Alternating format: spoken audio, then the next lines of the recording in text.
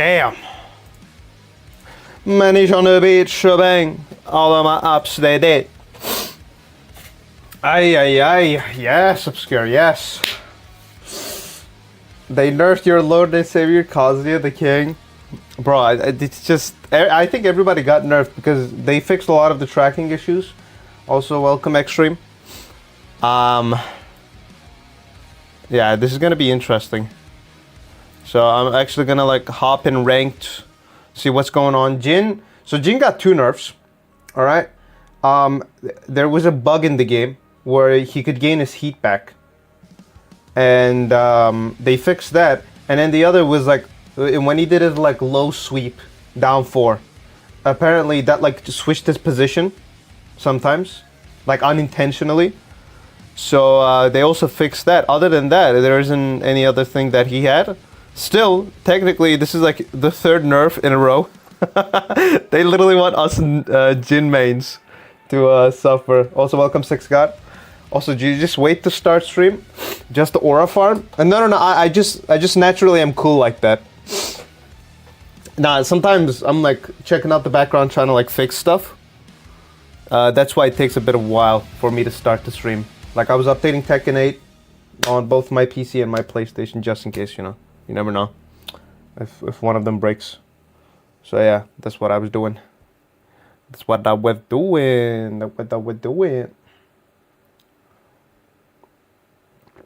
Aye. Also, Obscure, good news for you. I think around like 5-6 hours after the stream ends, the Outlast stream will go live. Not the Outlast stream, the Outlast video will go live for everybody. It's not gonna be just like we already got the bitch on the screen. We already got the bitch. The see-ho fam. See-ho fam. Manish on the beach, bang. All of my ups, they did. What? That's some BS. Oh, randomized side selection added. You can now randomize which side you play on with in side selection. Okay. New rematch feature added to online battles. Rematch with random stage. After finishing rank match, quick matches, group matches, or online girls battles.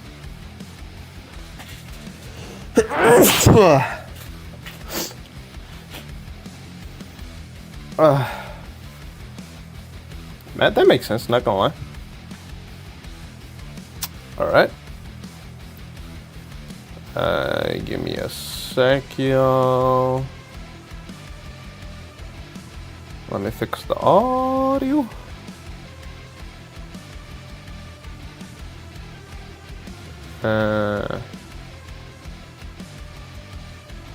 Manish on the beat, shebang.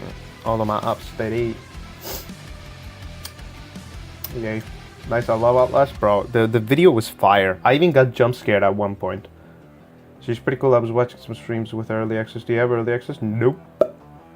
Quantasia, welcome, Quantasia.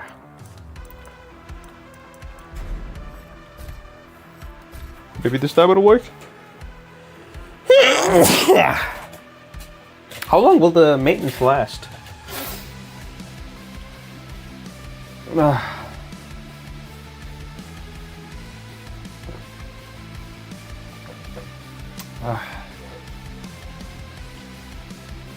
certain modes are playable. Alright. You know what? Let me go to practice a little bit then. I'll practice some combos while the maintenance is going on. They said 2-3 hours? Holy shit. Alright. Are you gonna buy this season? Nope. Manish on the beach, bang. All of my ups, steady.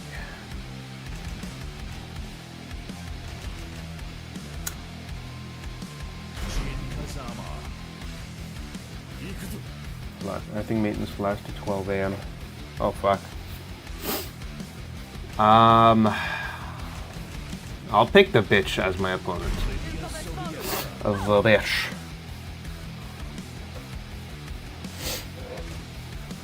You don't want Yujiro? I'm gonna be honest with you. I have a goal where, like, if they actually fix this game, I'll get the God of Destruction with every character. And with Jin, my goal is to get the God of Destruction Infinite with him. Because like even though now like even the best players in the world can't get to that rank, but obviously with all the rank inflation going on, there's gonna be a point where like a lot of the people who are like GOD 3s or GOD 4s right now, they're gonna be GOD infinites. So I don't know, maybe in the future, but right now he's not interesting me. Plus I haven't even seen the characters. So God of Destruction Infinite, yeah. So that's GOD 8. Are you sure? Well, if I'm not trying to become the best, then what's the point? That's the goal.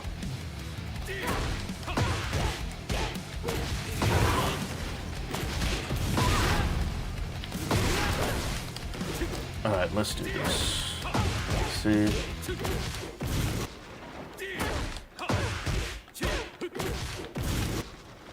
What if?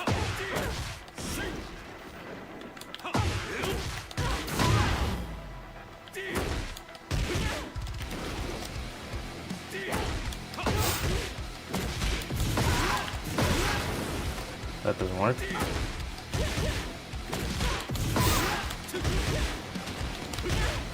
Nope. Nope. I thought only pros could get there. Oh, Haji, welcome. Well, I'm really talented in fighting games, so I'm as good as a lot of the pros out there. Even better than some.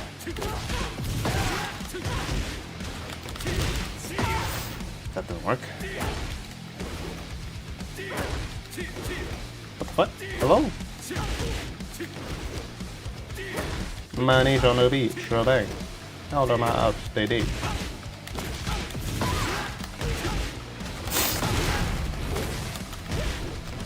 Nope.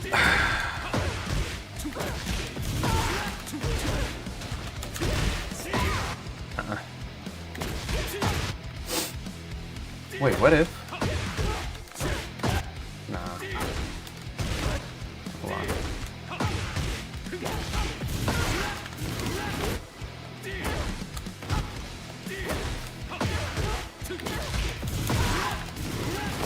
What the fuck? Okay, so that clearly the game is preventing me to do that, so I'm guessing that's not possible. Okay. Are you sick? Yep. Both. I'm sick. I'm sick, and I'm tired. I don't know. I'm pretty I'm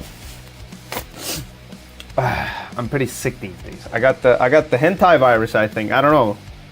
I got something.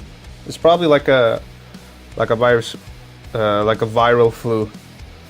Also, let me check. So, how much time do we have left? Some of you said like 2 hours. I hope not.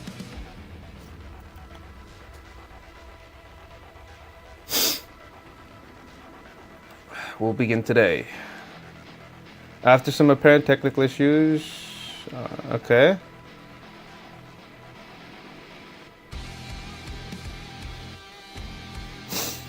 As such, patch 3.1 will soon be upon us. Okay.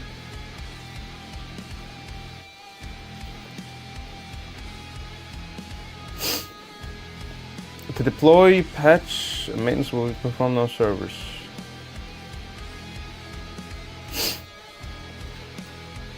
$23:30. 2:30 p.m. PDT.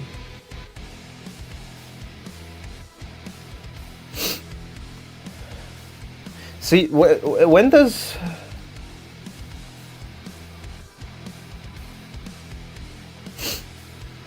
Hold on.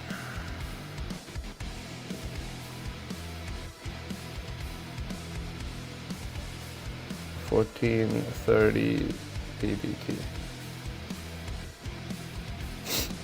PDT, time converter. Yeah, you're sick. I'm sick, bro. Oh my god. A lot of sick. I'm checking the maintenance time. All right. 2:30.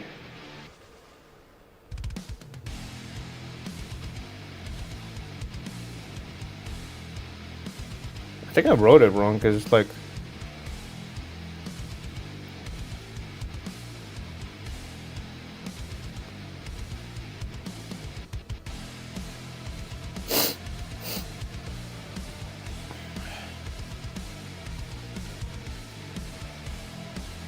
Tell me when maintenance ends. Yeah, I'm trying to figure it out. I mean, apparently it started.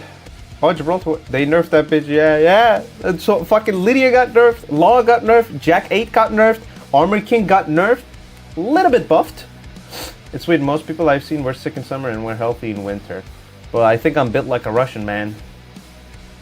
I think, like, I love winters. I don't even know if Russians like winters, but I'm a winter person. I don't like summer. I feel like summer is filthy. It's just a bunch of people walking around, basically almost naked, fucking spreading their germs everywhere. Alright. We'll begin at 2:30 p.m. PDT.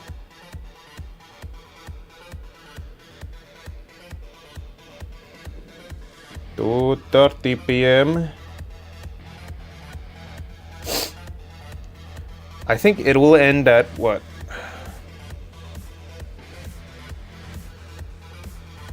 So I'm guessing it's gonna end. Oh, okay, 5:30 is gonna be the end. So we got. Oh, we got like 30 minutes. Yeah, we got 30 minutes before it ends. I wasn't sick in winter, nor summer last time I was sick was 2 years ago. Oh, they didn't touch my girl June, just a little bit balanced things, so I'm so happy. June kind of got the similar treatment. He had some issues with his heat and this move, low 4. Had a tracking issue, they also fixed that. Oh, he's alright, he's decent. They touch Kazuya, they love touching Kazuya. Manish on a beat, shebang. All on my ups, they did. Come on. That doesn't work. Wait, what if? Nope.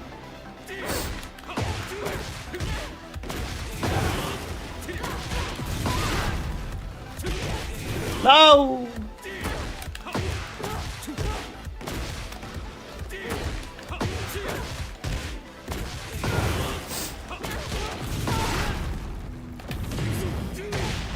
And then, nope.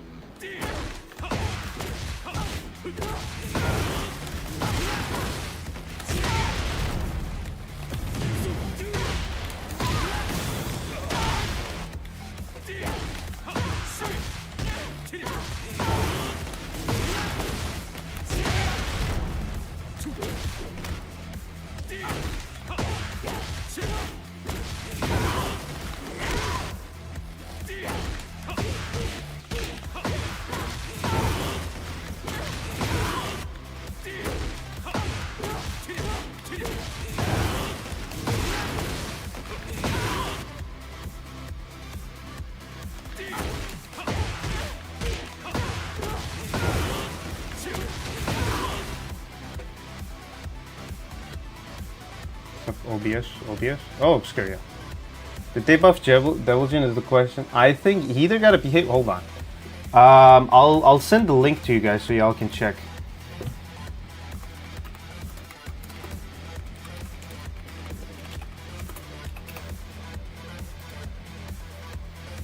Because they have the whole patch notes in one like neat little page. I'll actually pin it in the chat so y'all can, you know. Yeah, check it.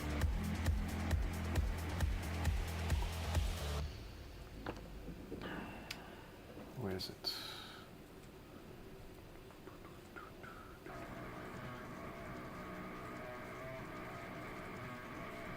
Manish on a beat, shebang. All of my ups did it.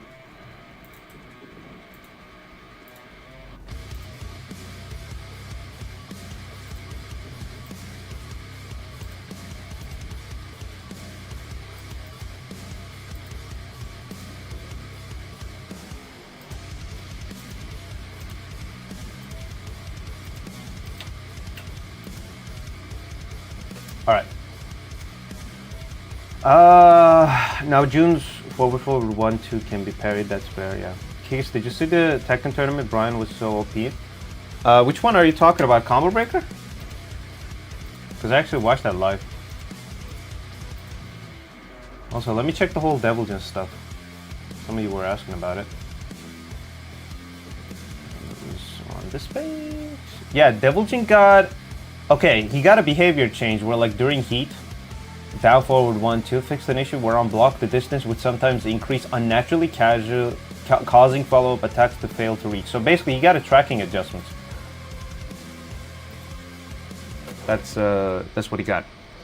Which is fair. Every character, if necessary, should get tracking adjustments. Your nudes? Exactly. How are you, black man? Manish on the beat, shebang. All of my ups, they did.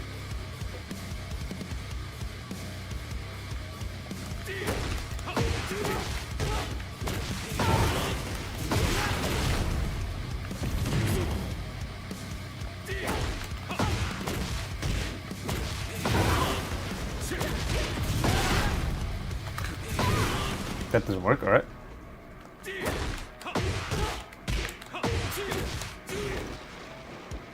I'm gonna be happy and cry when he reads patch Nerf Lidia and Nerf Kazuya. Oh yeah, the whole Kazuya stuff. He's really biased about Kazuya. He loves him.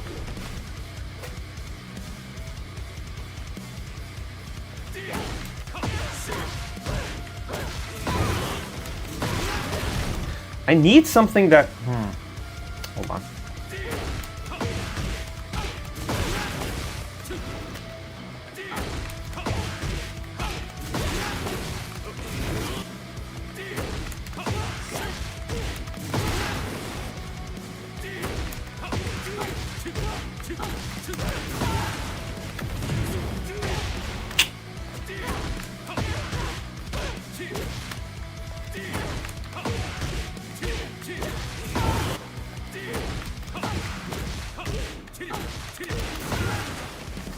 No!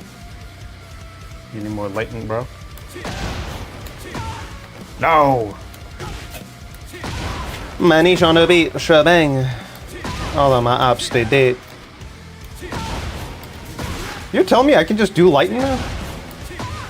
What the fuck? I struggle with this so much.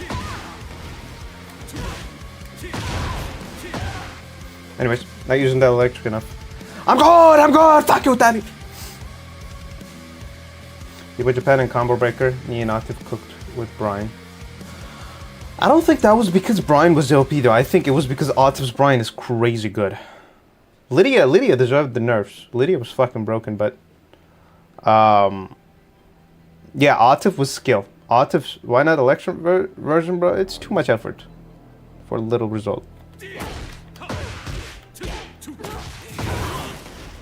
Manish on the beat, shebang. All of my ops, they did.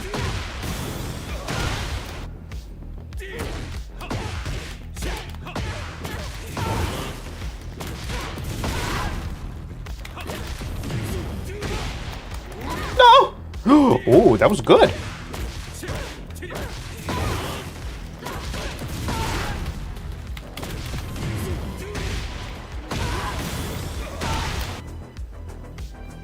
Flex points. But yeah, I mean, like, it's not just like in every tournament, Atif's just cooking with his Brian. By the way, 20 more minutes, guys, and then maintenance supposed to be over. Supposed to be over. Manish on the beat, shebang. All of my apps, they did. No. No! No! What if?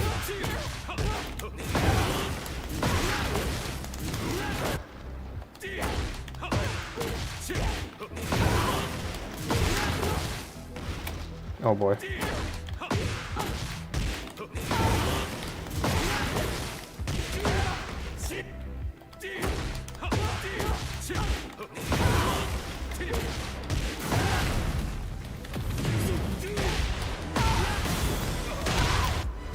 Need more damage.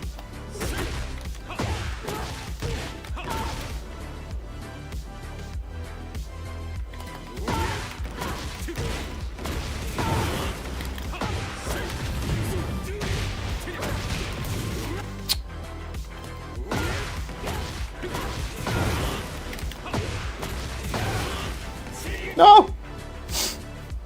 Last night you drew how much came in my dreams. Then I... What are you doing with your bucket set? Lemfao. Lemfao, is that a Chinese agent? Arslan just wasn't ready for the tournaments. I don't think Arslan really gives a fuck about Combo Breaker personally. I think if it was Evo, Arslan would have played a lot better. That was the... Personally, that's what I took from Combo Breaker.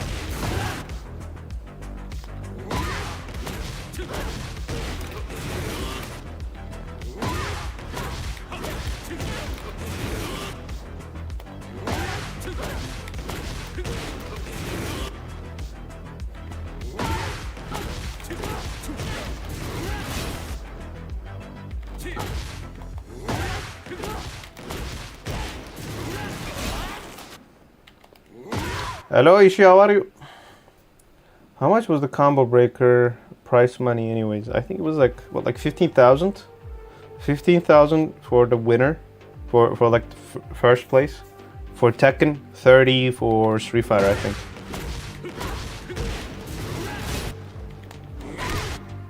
I mean, Arslan also makes content, so you know. I don't think it matters for him.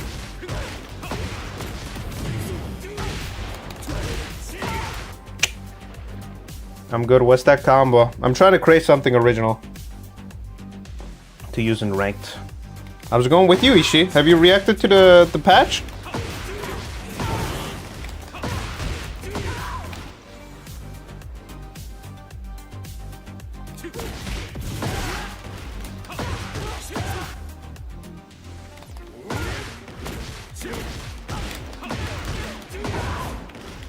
Oh shit, hold on.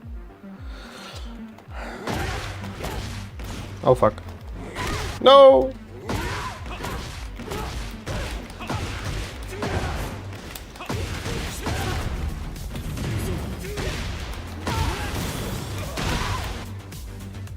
Yeah, I did. And it's kind of promising, to be honest. Still no King or Victor, at least in nerfs. But we'll see next patch, yeah. Armor King got some adjustments, mostly nerfs from what I can tell. An adjustment to his heat.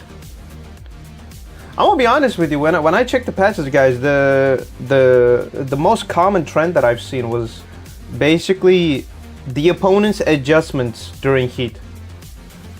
Like how the opponent reacts during heat. So the game should be easier to play, even when your opponent opens their, you know, heat. Heat. I'm saying heat a lot. Let me should have cared. Ah, for him, he streams. He makes videos on YouTube, so he's already rich. He doesn't need that much. Maybe he just want to do his best for the next Evos. I feel like he also wants to like elevate Pakistan as well. Like Nee also does a similar thing where it's like, I feel like Nee wasn't all that upset when Ikari won because he was also Korean. So like they're kind of like elevating their people. I don't think he was that upset because at the end of the day, I hate Farzin for how badly he played with Lidia. But I'm guessing Arslan was happy that Farzin won Combo Breaker, considering that he was also Pakistani. But yeah, during Evo, Arslan would turn into a fucking machine, I'm sure. The GOAT is Ikari. Ikari is nice. These are gonna be so broken, this man gonna sell game. Fucking come on, start knocked this in league in lately. I mean, he's coming early 2027, so I do believe that if they fix the majority of the roster, if they fix majority of the issues around the time that Yujiro launches, I don't think it would be that big of an issue.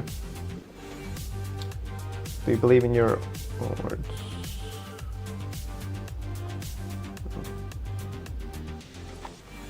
All my nerf for on heat on cash. If he's broken, it would be better. Who calls you?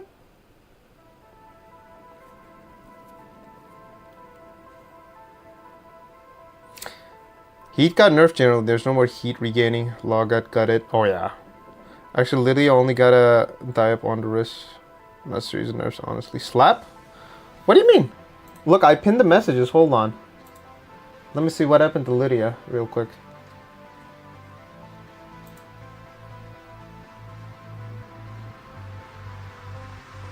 When I checked it, it seemed like it was okay nerfs for Lidia. Alright, for Lidia, during heat, holding 1-2, the opponent's recovery when blocking has been reduced by 4 frames, and the advantage on block has been changed from 10 frames to 6 frames. So like, the reaction for the opponents have been increased during heat, you know, while they're blocking. So it's the opponents get an easier chance to counter, which is nice. During heat, holding 1-2 max, the opponent's recovery when blocking has been reduced by 5 frames, and the advantage on block has been reduced from 15 to 10 frames. Look, it's like, so like another, you know, frame adjustments to make heat fair. During heat and stalking wolf stance 1, opponent's recovery when blocking has been reduced. So like faster reaction times for the opponents to counter Lidia easier. And another one, yeah. During Heaven and Earth, modify the opponent's behavior on block, increasing the advantage from 6 frames to 2 frames. Adjust the damage of the second hit as follows. Heaven and Earth level 0, 26 to 20. So nerf the damage. Heaven and Earth level 1, 26 to 20. Heaven and Earth level 2, 30 to 24. Heaven and Earth level 3, 34 to 28. It's weird that level 0 and level 1 are the same damage. But oh, in the original it was also like the same. It was both 26. So her Heaven and Earth got nerfs, which is nice. During Heaven and Earth, take a attack from opponent, remove heat timer recovery during heat. That's good. During Heaven and Earth, reduce attack hitboxes against opponent's position behind the character to mitigate unintended hits. So like tracking adjustments. So tracking adjustments nerf to Heaven and Earth, and also adjustments to the behavior of her heat stalking wolf, which is nice.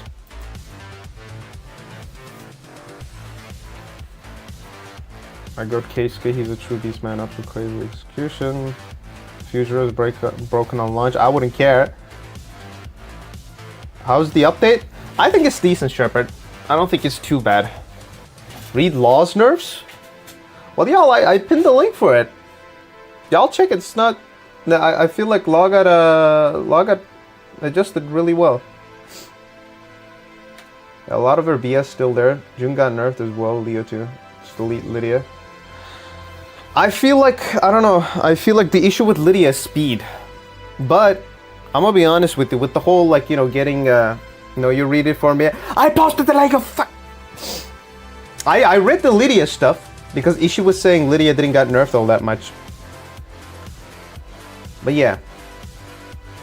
It's just, for me, overall, I don't want to just fucking make the stream all about the reading the nerfs. Just delete whole thing. I'll say this, alright? So overall, right now this is a good direction.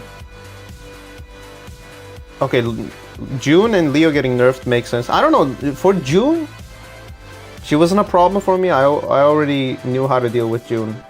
But maybe it's because of my character, because I was using Jin, but I don't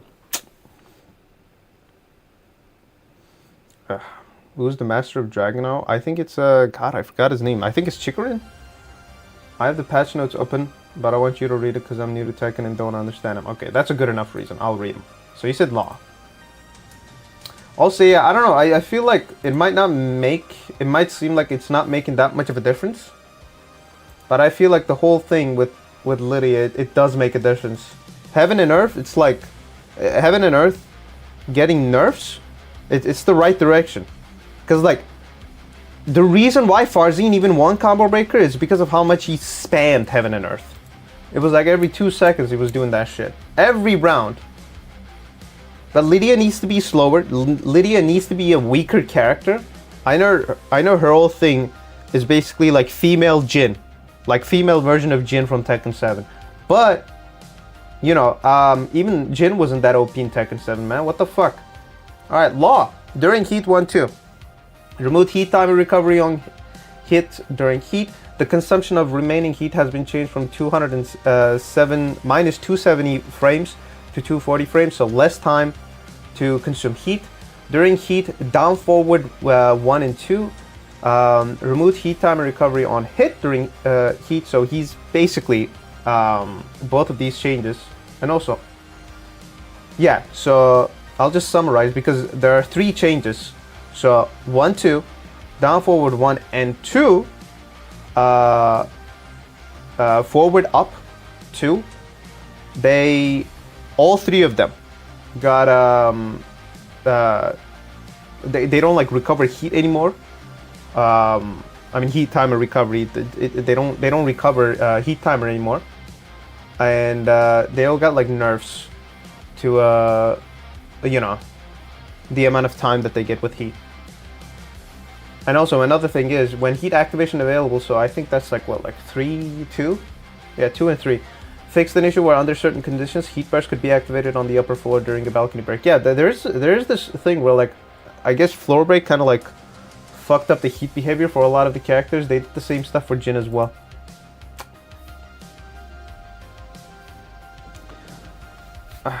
I forgot his nick. I watched his replays when I trained Dragon Honor Season 1. Oh yeah, Ulsan. It might be Ulsan. Yeah. It's not JDCR. I don't know. I think he's good as well. JDCR is I think his issue is that he drops combos a lot. Yeah. So basically Law is like it's a good patch, but we still need a lot more individual nerfs. They focused on heat this time, yeah. I mean, last time they're really working on making heat a fair mechanic. I feel like in the future patches they're gonna, you know, nerf a lot more stuff. I feel like that's coming, but I feel like they're trying to be as cautious as they can. There's no more heat regaining anymore. I think regaining heat was a stupid mechanic in the first place. Yeah. He was big in Tekken 7. But yeah, there's literally this whole meme going on in the community where like JDCR is like known for dropping his combos. Like he's basically a joke, you know, in the Korean Tekken community where like everybody's making fun of him because of how much he drops his combos. Yeah, exactly. Heat regaining was not supposed to be a thing in the first place to begin with. Yeah, I don't know. The more that I guess patches that we're gonna see. So this patch was a deal breaker for me, by the way. Either this was gonna be the patch that was gonna. By the way, I'm still gonna play Uncharted. I'm not gonna abandon that. I'm gonna play Tekken one day, and another day where I'm supposed to play like Tekken, I'm gonna play Uncharted. So like tomorrow it's gonna be Street Fighter, Uncharted, Street Fighter, Tekken. That's how it's gonna go. But yeah. This was the patch where I was like, okay, if it's shit, I might stop playing Tekken for a while, because it was not fun. I used to love Double Jin versus Double Jin tournaments on Tekken 7. Double Jin used to be really fun. I think he's fun in 8 as well. They need to lead heat stops wasting when you make combos, wasting slowly but not stopping. There's a lot of stuff they need to fix. I don't know, some characters I feel like they benefit too much from heat, some characters they don't benefit as much. It has to be a fair mechanic. I feel like it doesn't work the same for everybody, unfortunately. Next patch is in a month or something. I can deal with it. I can deal with this. I mean, for now I can get the God of Destruction with this patch. I'm okay with it. Unless Kunimitsu is broken. That might be a problem for me, but not everybody's gonna use Kunimitsu, so. Yeah, if you had a patch you could do right now in Tekken 8, what would you do? I would nerf Lidia's damage and her speed. Same thing as Law. Moves that would just like immediately snap. Like Kazuya's like down forward 2, for example. Even if I'm keeping them the same speed, the same amount of frames, I'm reducing the damage. Because of how like their speed gives them an advantage. So that's what I would work on first. And another thing is that I don't like how fast the characters walk in this game, and how much distance that they travel while they're doing their moves. In Tekken 7, if a person was playing bad, If a person was like playing bad and they were just like spamming a bunch of moves, you could predict that from a distance. Now in this game, a character could be like at a distance like this. Immediately they could be right in front of you. So I would adjust the walk speed or like the amount of distance that they travel while they're doing some of their moves. Like King, Armor King, this for example, hold on. This move. Let me see how much health. What the fuck? Watch. So like, at least the damage is not too much, so that's okay. Plus, with Jin, a lot of the times, it's predictable while he's doing this shit. He's either gonna do this, which always try to go for this, alright? I'm telling you, the only time that you do a standing block, because if he does this shit, hold on. Hold on. You see, he does an extra step. When he does an extra step, that means that he's gonna launch you.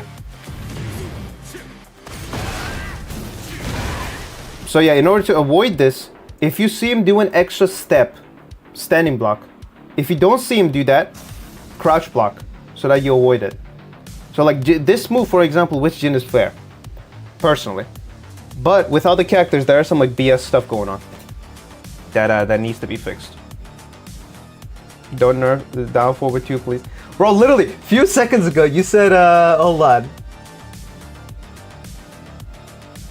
I'm new to Tekken and I don't understand him. I'm telling you, Kazuya doesn't have a lot of moves that needs to be adjusted, yes. But that down forward 2, bro, it's too fast. Look at this shit, hold on. Let me quick select. Let me show you that shit. What the fuck? What the hell? I'm telling you, it's you're using Kazuya, so maybe you don't notice it as much, but like that move, it just pops out of nowhere. Plus, that's not your only useful tool anyways. You can always, you know. Hold on. Why can't I? Yeah. Yeah. See, this shit. It's too fast, bro. It just comes out of nowhere. I think the damage is like, you don't even have to do all that much adjustments. Maybe like 15% nerf to the damage, and then it's fine. Cause like this, look at this. Right now, you might not notice it, but hold on. Let me set it to counter. Cause this is why this move needs to be nerfed. And Ikari used this move to an advantage. Watch. Hold on. Was it this?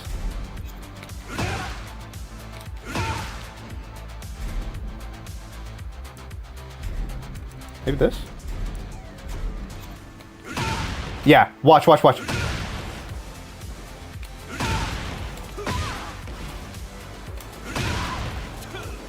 Like it just immediately. If you counter an opponent with this, you see how fast? So that shit needs to be nerfed, if you ask me. Other than that, I don't think Kazuya needs a lot of nerfs. But like there are characters with like some shitty stuff with them, like this, that needs to be adjusted.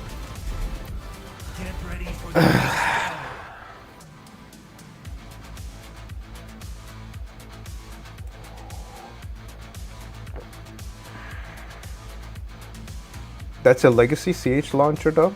So there should be no exception. Absolutely no exception. Any move that will like reduce the game's quality, reduce like the flow of the gameplay, should be adjusted.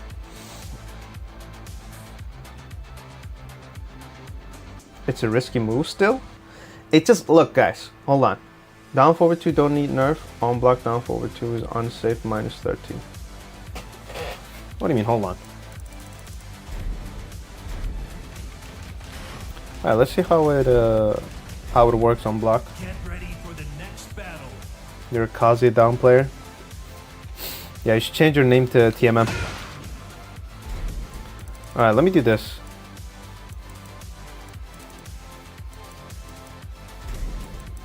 Let's see.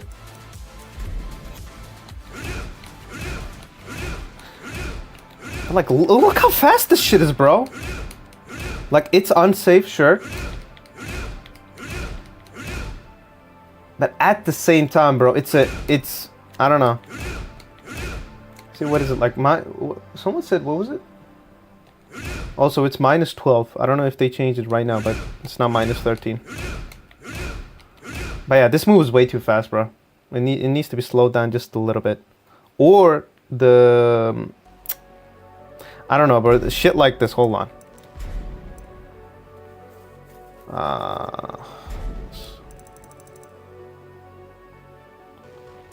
Where is it? Bro, this is a huge advantage, man.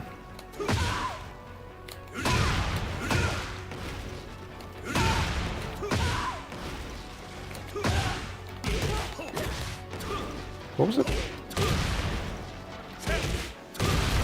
Why can't I do it? Oh yeah.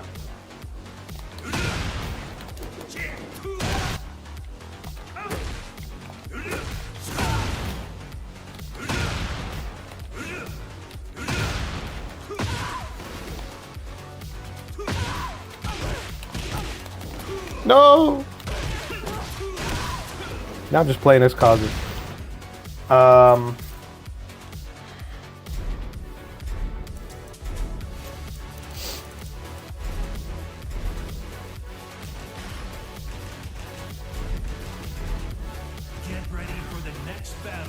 It's now 14 frames is perfect. After down forward 2. Are you talking about the down forward 2 still? You have to do crouch dash 1 2 after down forward 2.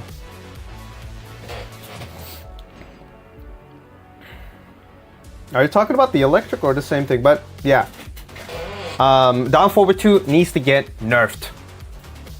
Either speed adjustment, because it just snaps out of nowhere. I don't like moves that just immediately snap out of nowhere without a proper disadvantage. It being unsafe on block doesn't mean anything if you always like find a moment where like you immediately catch your opponents. And that move is just with that move it's way too easy. So yeah, down forward 2 needs nerfs. Other than that, I mean, I think his electrics are a bit of an issue, but I mean, if you're not skillful, you're fucked. So electrics, they do require skill. In Mishima's, Heihachis might be a little bit too fast. Heihachis are like crazy fast. But with Kazuya and Reina, it's okay.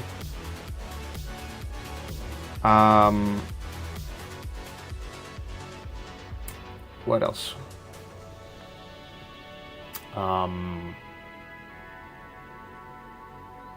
Yeah.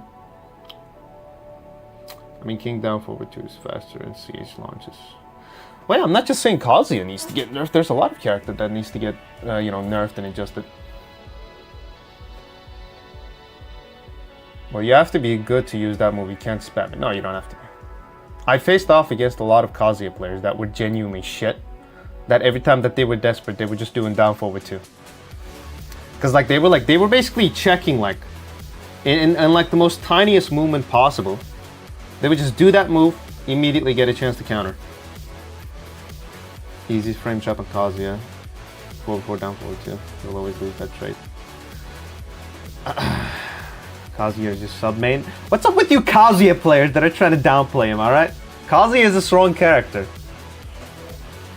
The reason why he seems weak right now is the rest of the roster is way too strong. And like in the future patches, you're gonna see what I mean, all right, y'all. It's too early for you guys to understand me right now. Wait a little bit.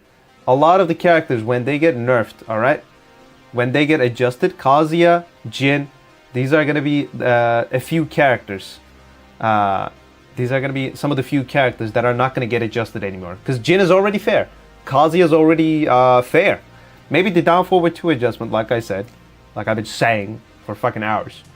Maybe that could be adjusted, but like I said, Kazuya is not gonna get a lot more adjustments done. There isn't a lot to do with Kazuya. Meaning Kaz in June is crazy. Bro's playing with the family. I wouldn't be shocked if his next character is Jin.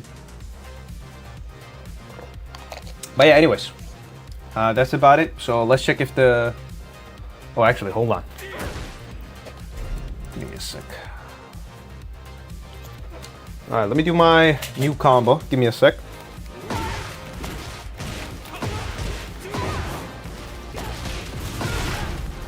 Money on the beat, shebang. No, all of my ops they did.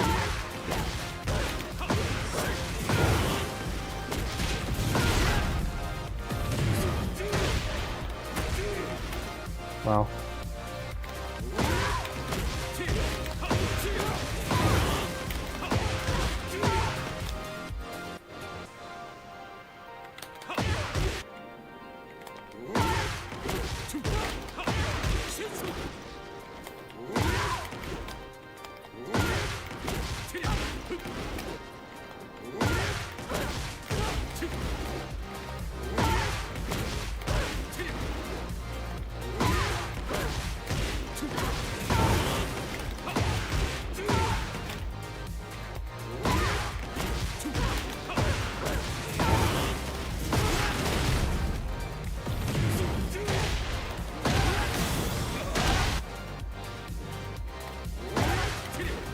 The fuck?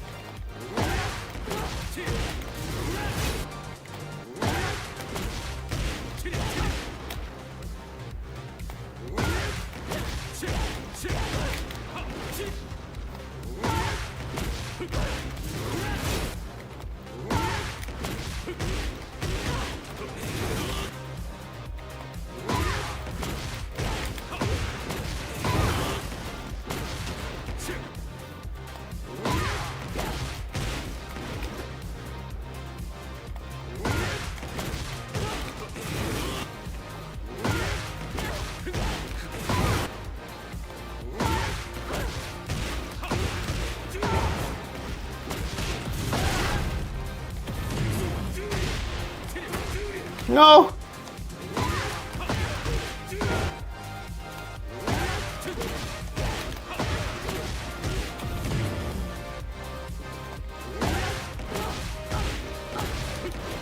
What the fuck? Well, you can go for Omen mix up instead of break the wall. Just wait right away.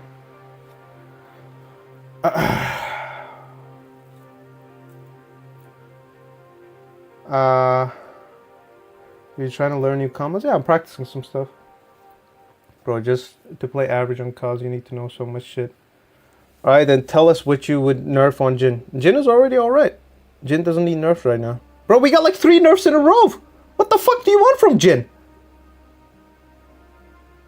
Wave dash, OK frame trap, perfect whiff punish it, and for all that cause still hit high risk jar, he's unsafe as fuck.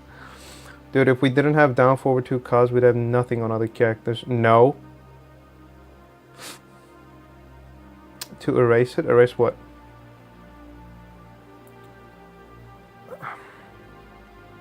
Remove John? Why you want to remove John?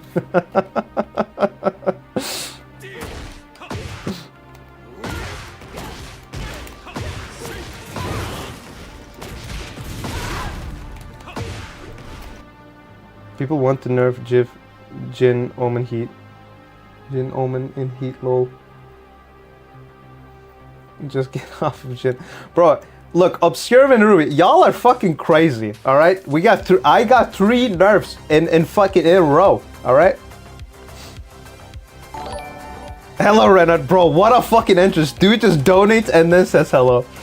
Welcome. Jin is fair now, I think. Not easy, not hard. Average damage. Yeah, he's a fair character. Not every character has to be like weak as fuck to be fair. By the way, one of the characters that I can like highly beat, one of the characters that I can easily beat is Kazuya. So I understand Kazuya. Obviously with Jin, I use Jin. And let me tell you something. You keep Kazuya like that, I can whoop his ass left and right a lot of the times. But like I said, the whole down forward stuff, that's the only thing that's like really, you know, really seems like problematic. They fixed that, and like the thing that I'm saying, 15% damage reduction, or you know, adding some more frames, or making the move like a little bit slower, or the damage nerf. It's not gonna make it that unfair, because like you guys are focusing on the damage and the speed. At the end of the day, it should take skill to play any character. All right. Right now, we have an issue in Tekken where, like, even in higher ranks, people who actually are fucking dog shit can go up the ranks like Tekken God or like fucking Tekken Emperor. I've seen terrible players in God of Destruction that just mash. Yeah, that's a huge issue. And there's no exceptions. Jin already got fucked in the ass, alright? So don't touch my Jin, alright? We already got like fucking 3 nerfs in a row. At this point, it should be fucking, unless they add new moves. If they don't add any new moves, Jin is fine the way that he is. Now it's time to move to the other characters, alright? Like I said, with Kazi, the only thing that I can think of is like adjustment to down forward 2. Other than that, I feel like Kazi is already fine. For me, even if he doesn't get nerfed, I'll be fine, so I'm not just saying this to benefit. But like Lidia, for example, or like Law, which I guess Law got adjusted pretty well, or like King, like there are a lot of characters that need to be adjusted, that are just like picked to win right now. That's a huge problem. Jun got 4 nerfs in a row in season 1. Feel my pain. I was literally about to stop playing the game. They need to do these nerfs a lot more. My main was King, but I'm shit at the game, Law. Bro, it's like, I don't want to, I'm gonna be honest with you, man. Tekken 8 has completely changed my perspective on, yeah, basically Tekken 8. Like Tekken 7, 6, 5, like any of the Tekken games other than 8, I was fine with whatever character that people were picking. But 8 is just like, it was so broken for so long. And it still is, in a way, with certain characters. Plus, we're gonna get more characters with Yujiro, with Kuni. So like, it's like so broken in certain senses that like I struggle to like this game. The one I follow for a long time is Lil Majin. He's a beast with his King. Oh, I fucking hate Lil Majin. Oh my god. All sweaty guys at GOD 4 and 5. Yeah, those guys are crazy. You were fine with people picking Akuma? Well, Akuma was broken, yes, but it was really rare to match against an Akuma player, so I didn't have a lot of problem with him. Like, sure, I was upset and everything like that, but on top of that, not a lot of people for some reason knew how to use Akuma. Plus, I used Akuma myself sometimes. It's just that a lot of the Tekken players were not used to playing Tekken, and on top of that, you add a character from a completely different game with completely different mechanics, you know, with the whole circular inputs and stuff like that. Obviously, a lot of people struggled heavily.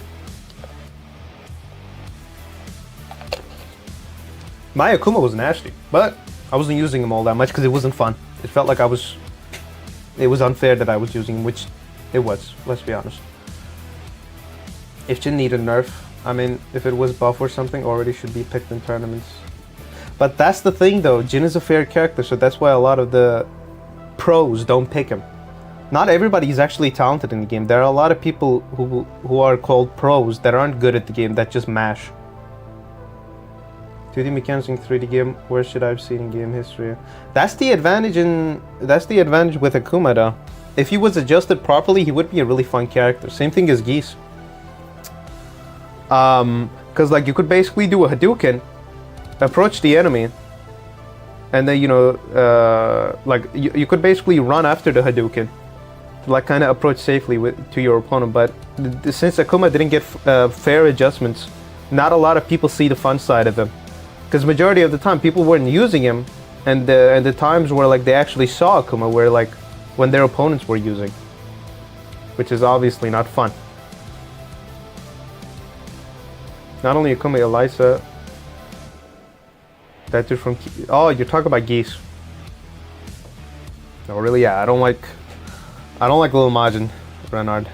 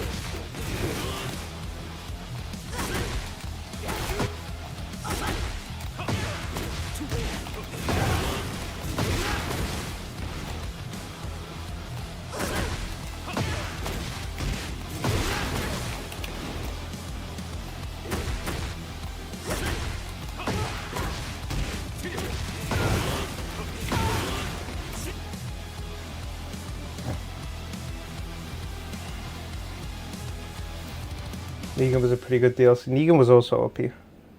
Also, why don't you like Lil Majin? Because he plays King. He's a masher. He's not actually good with King. He just mashes a lot. I not hate Lil Majin. I hate King. So stupid ass character. Grab hop kick. Well, I hated Lil Majin in Tekken 7 Days as well.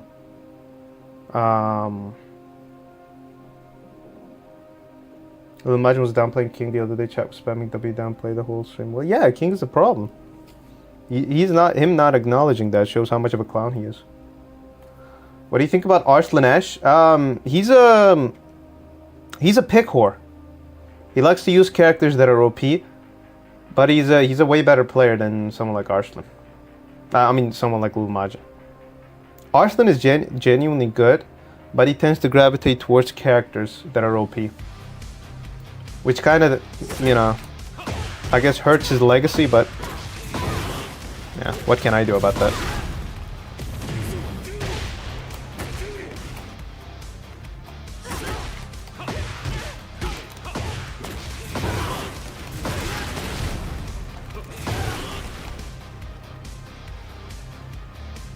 Isn't Arslan an Nina main? Yeah.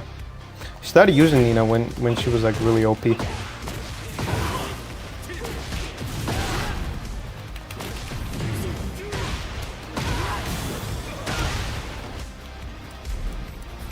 Let's see. Arslan still go to Tekken Esport? Yep. I would say he's still the greatest. Now the maintenance should be over. Let's see.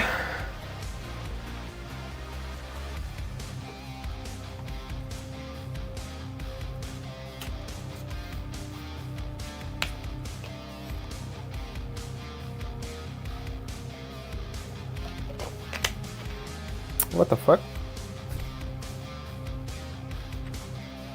Alright.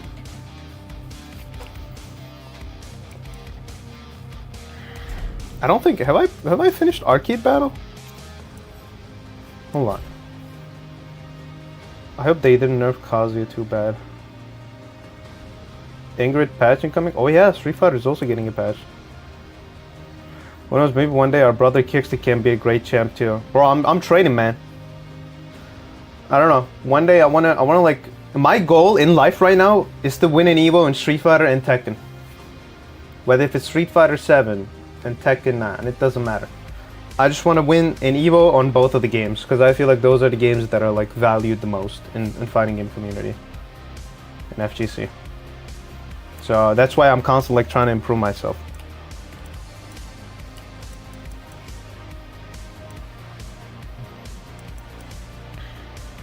You got our support now. Does UFC not have an Evo? Nope. UFC does not, but I'm actually really good in UFC. Hold on. Let me show you all something. While the maintenance is going on. Oh. Kazuya always will be good. Maybe risky, but high risk, high reward. Kazuya is, I don't know. I feel like he doesn't have a lot to fix. And the fixes, the nerfs, or like the behavior adjustments, you know, it wouldn't affect like good Kazuya players all that much. If you can play with Kazuya, if you're good with Kazuya, that means that you're a good player. If you can't, then that means that you're a shitty player. That's it. It's not even about playstyles, because like that character, it rewards a good playstyle. That's why I'm like openly talking about all these like nerfs and stuff like that. Because I know at the end of the day, if you're a good Kazuya player anyways, you'll adapt if the nerfs are made fairly. Alright, so in Stand and Bang, I've been actually playing for a few days.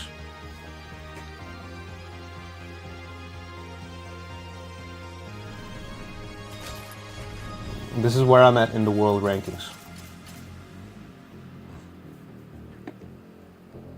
Guys, a freaking face full Tekken. Of course, he will not be nerfed so much. No, he should be. If he deserves to get nerfed, he should be. It doesn't matter if a character is a cover star. If they deserve to get nerfed, they should be.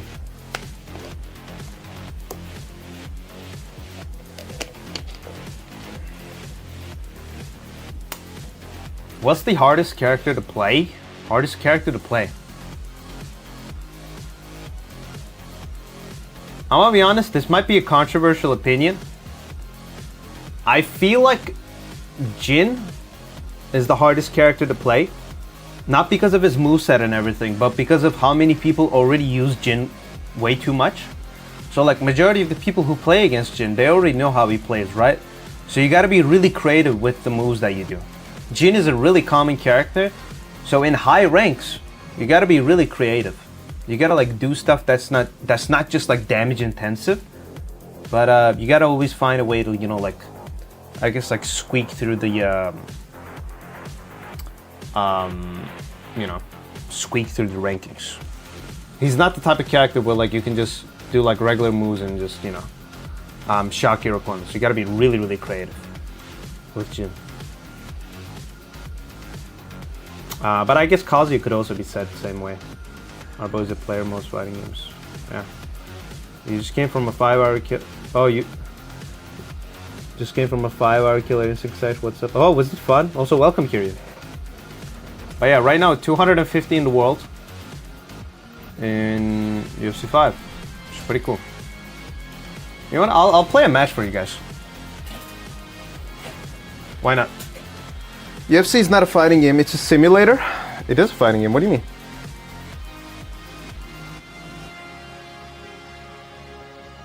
Poatan is cool. I don't even know. What division do we have? Holy internet, what the fuck? Dude had like 300 ping, holy shit. Manish on the day, shabang. All of my apps, they did.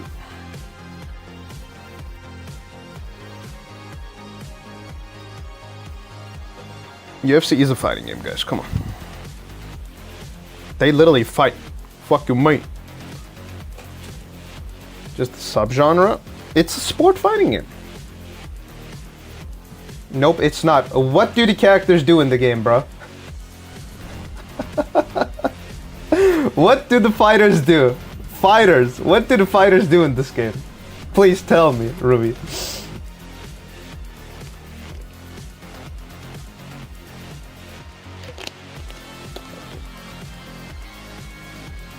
Bro, it's in the name. Ultimate Fighting Championship. It is a fighting game.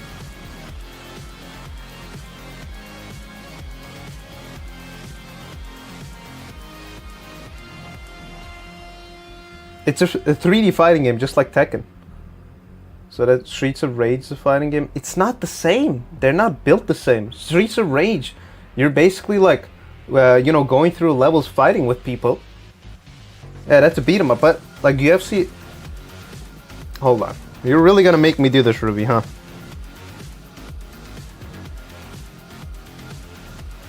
Hey Google. Is UFC 5 a fighting game? No. UFC is a real-world mixed martial arts organization, though it has an official video game series developed by EA. Fucking... I didn't ask you the organization. Is UFC 5 fighting game? A fighting game?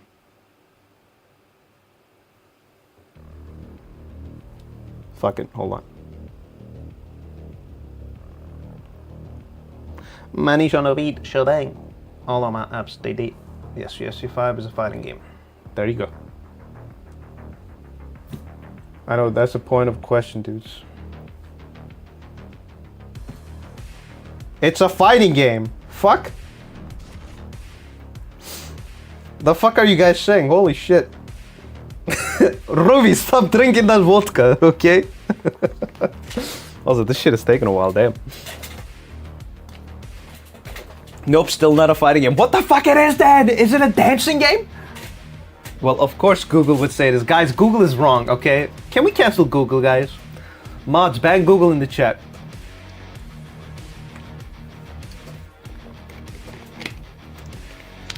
You don't believe bots? It's a hugging game? Oh yeah, my bad. Yeah, it's a hugging game, guys. It's not even UFC, by the way. It's actually UHC. It's Ultimate Hugging Championship. Mods, find Google's location. Yeah, let's do that. Xbox, suck my dick.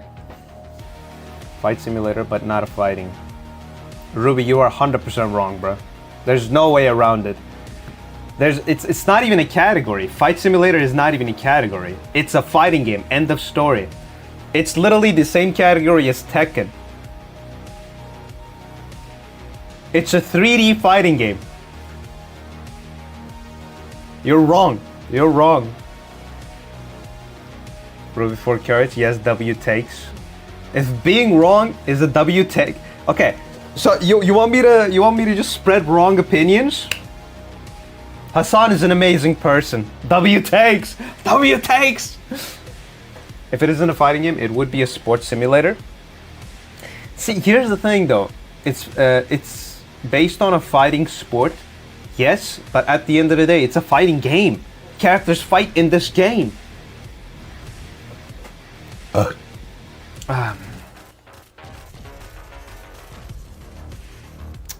Guys, obscure. I have a question then. I have a question, alright? I want you to answer this. What do they do in this sport? It's a makeup girl. No. Wii Boxing is a dancing game, guys. You don't know? Wii Boxing is a dancing game. Come on.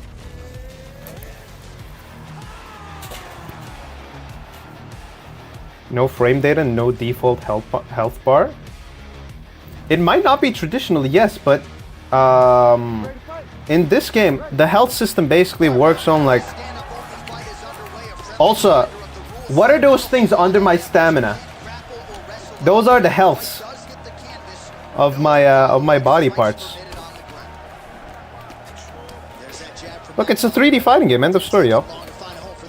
I mean, Max Holloway constantly fights behind the jab, and you would expect it at the start of every single fight. The jab leads to everything else that he does inside the eye. Jab snaps the head back. Fast pace here in the early going. Manish on the beat, sure thing. Kick there to the bottom. All of my ops, the beat. His head still attached to his body. The last time I saw an uppercut like that, it was Overeem versus Lidia, and you know he still haven't come out of Overeem yet. He loaded up there on that high kick.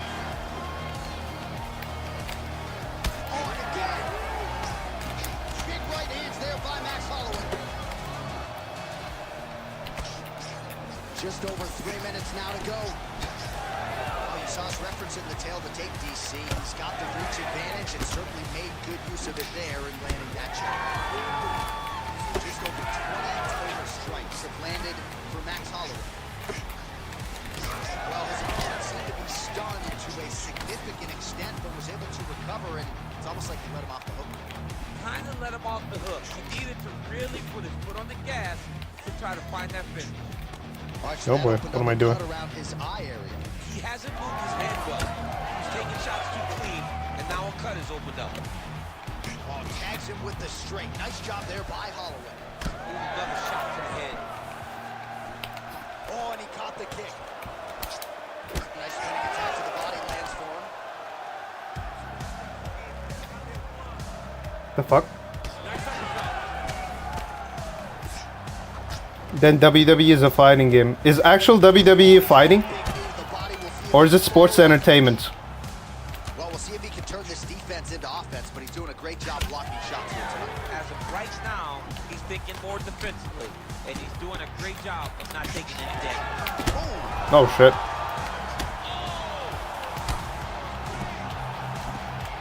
Both guys landing at a pretty decent clip. Oh my God.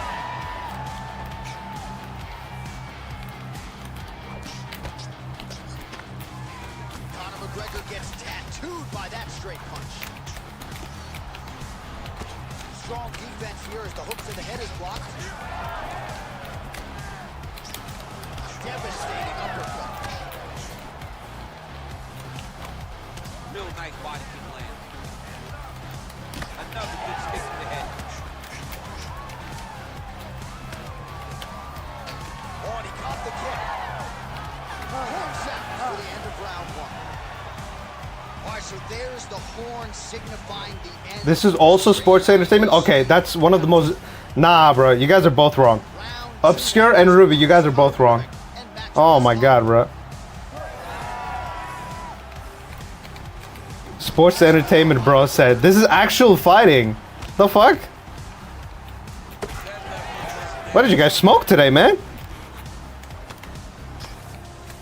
Oh, he just continues. Oh, he's following now.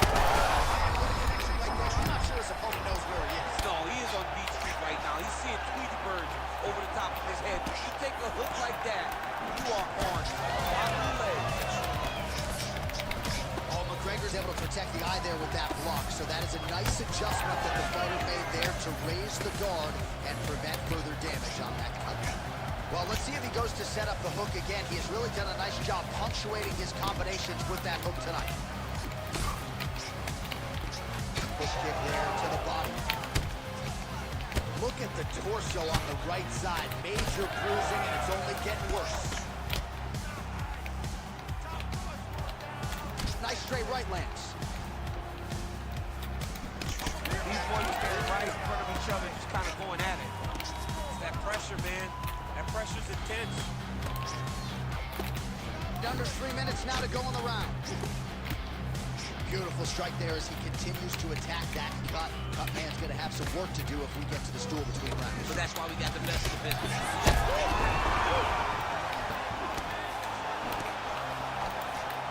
Oh, big left.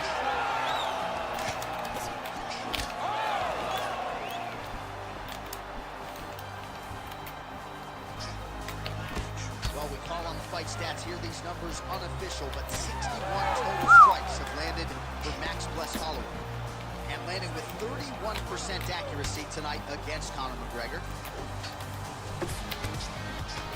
So a much different approach from him here in round two. Took him a while to find the range, get in his striking rhythm. He has found it here, and as a result, has really picked up the pace in round two. Oh fuck. Strike right to the midsection. Try to do a head kick, but since I was close, it defaulted to a knee. Unable to connect with the right. Nice job by the fighter.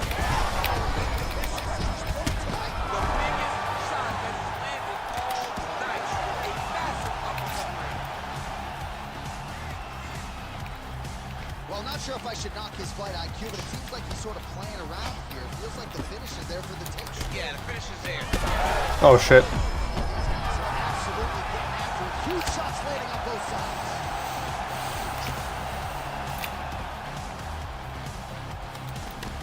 Well, this fight's been pretty crazy thus far. Both guys doling out a lot of damage, and neither seems too bothered by it, but clearly both parties are hurt. Both guys are hurt. Both guys are fighting beautifully. Both are showing a lot of heart right now in this fight. They're both doing an amazing job. Let's see who gets the job done at the end of this fight. Let's gamble on this one. Is there no consider? Surprised to see that eye continue to be.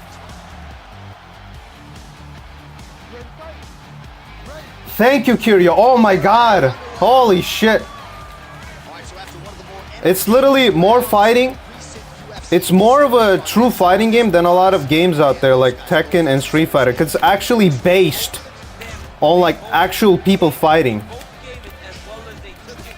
Let's see. Like all these things that people do, it's all realistic and everything. so wisely he continues to attack. Massive good play. And his opponent seems to be on his way out of the fight. Manish on the beat, shebang. All of my ups, they deep. Nice block there.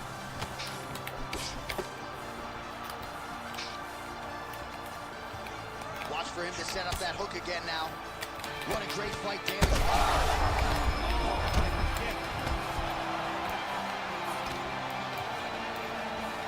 Down the stretch they come. We're going down to the wire. It has been all action all the time. Oh!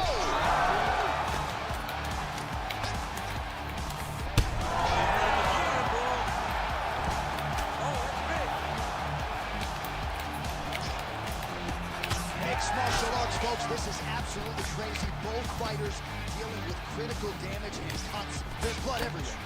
Fans, stand up and give applause to these two men who are landing all out of the Whoa! big strike lands. Now he looks to try to chase down that finish. And now a left. total strikes here in the latter stages of this fight. He's really picked up the pace and landing far more strikes than he did in previous rounds. Just out of range with the big right hand. Oh, we can't drop the back to the feet. Oh, landed a flying knee there.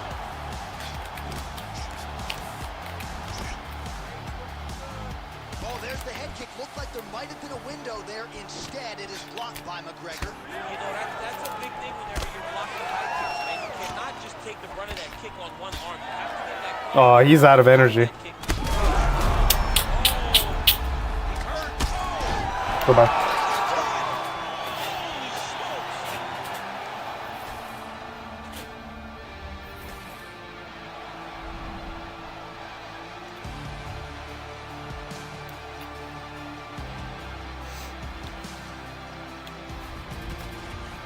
GG's. Fighting games is not about realism, bro. Simulators trying to be realistic.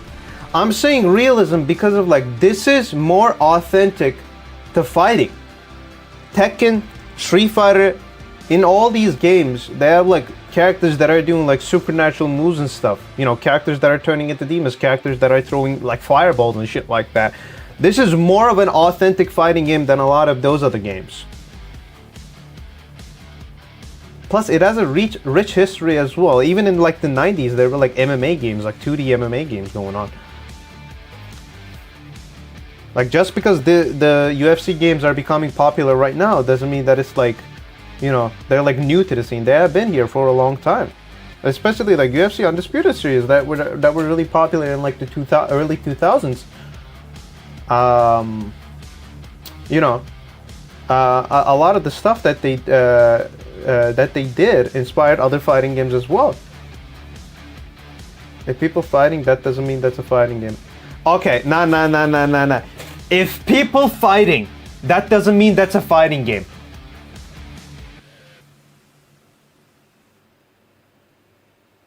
Kiri, am I exaggerating my react? Am I like this sounds ridiculous, guys. Guys, what are you saying? It's a fighting game. It's more of a fighting game than Tekken and Street Fighter. Because they're doing nothing supernatural going on. He might be trolling, yes. I think they're rage baiting, both of them. Both Obscure and Ruby.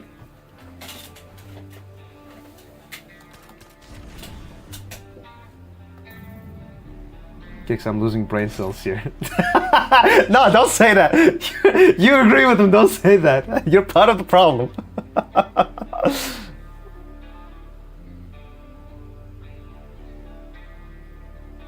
Like, yeah, okay, you know what? Haji actually brought up an amazing point. It could be a fighting game that simulates real life. Yes, let's call it a sports fighting game, alright? At the end of the day, it's still a fighting game. Isn't Tekken also different? Because Street Fighter is a 2D fighting game. Tekken is a 3D fighting game. Does that mean that Tekken is not a fighting game? It is a fighting game. UFC is a 3D fighting game. It is based on sport. It is based on athletes. It's based on actual fighters, like real fighters. If we go into technicality, this is more of a fighting game. Yes, see? Yeah. This is like really close to Tekken. But Tekken is not a sport. It doesn't make a difference! It doesn't make a difference, they still fight! In the same way that this is a fighting game, also those boxing games, Undisputed, Fight Night, those are also fighting games. What about this? Soul Calibur, isn't it a battle game? Soul Calibur is also a fighting game, but there's a lot of characters that have weapons, in the same way that Yoshimitsu has like weapons in Tekken, or Clive, or in Street Fighter, God, what was his name? The dude with the mask and the claw on one hand. I give you arguments, you just saying that's a fighting game. No, I'm literally explaining it.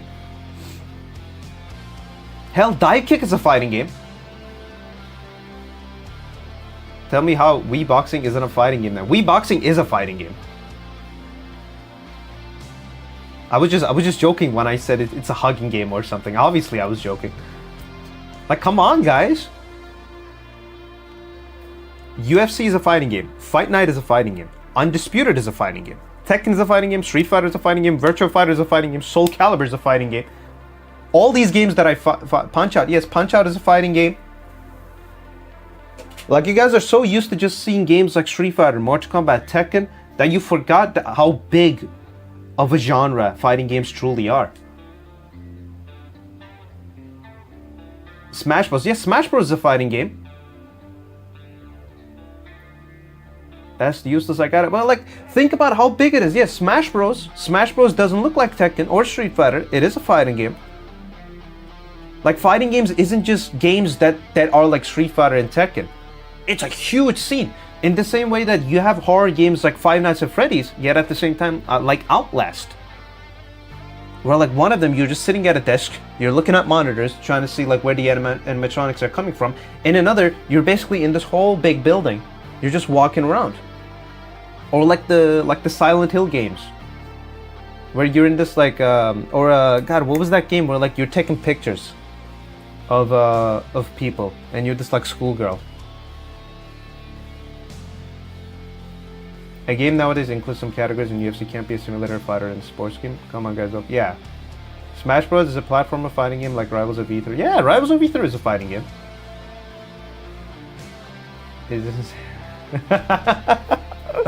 But yeah, it's like it is a bit different. Yes, but at the end of the day, it's still a fighting game. Next, he's gonna say Forge is not a racing game, but an Uber driving game. Hold on, I'm gonna get some tea, guys. Don't fight. I'm just trying to tell you, it fits in the category. That's all I'm trying to say here.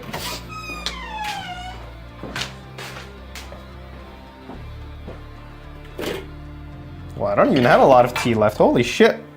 Haram, brother, haram. Let me fix this.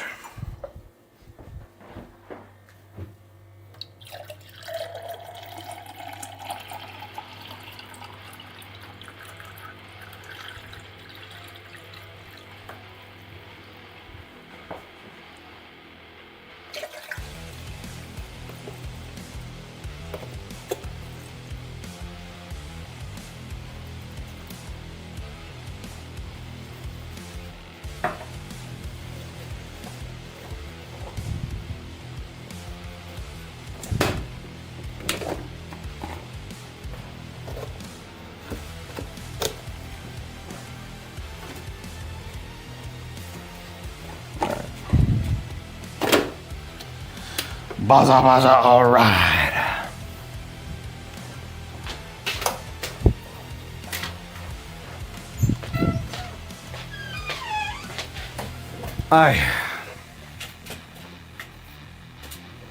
A sports game that simulated the fight of real fighters. Yeah. If we fight here, it counts as a fighting game. Or fighting. Oh, sir, the insult simulator is a fighter, and you build sentences for Kite's sake. I'm gonna be honest, Oser is like one of the most fun fighting games as well. I would consider it into the genre of 2K, FIFA, and all the other sports games. I don't care, can't change my opinion. Obscure, I'm gonna be honest with you, that's a bad opinion, man. That's a bad opinion. So you're saying just because it is based on a sport, it cannot be considered a fighting game. It's just a sports game. Google says it's a fighting game. You're saying that you know better than Google.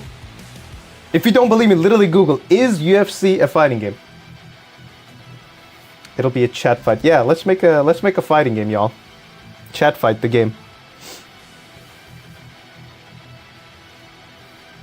It's generally considered both a sports game and a fighting game, but if you have to pick one category, it's usually classified as a fighting game, as a sports game.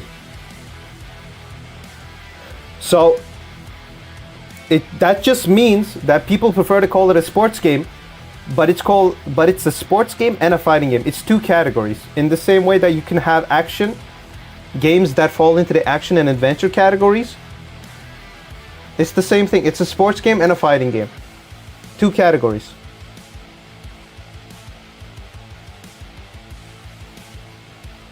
Two categories.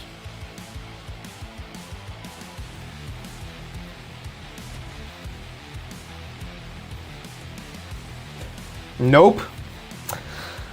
Bro's just not even listening. Bro's not even listening. All right.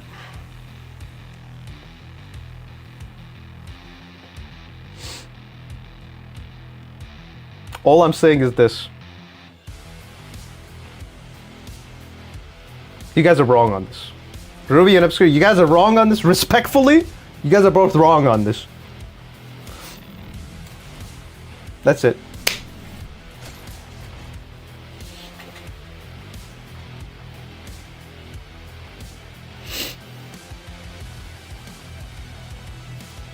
Ay. You don't want to hear us out? We don't want to hear you, that's fair.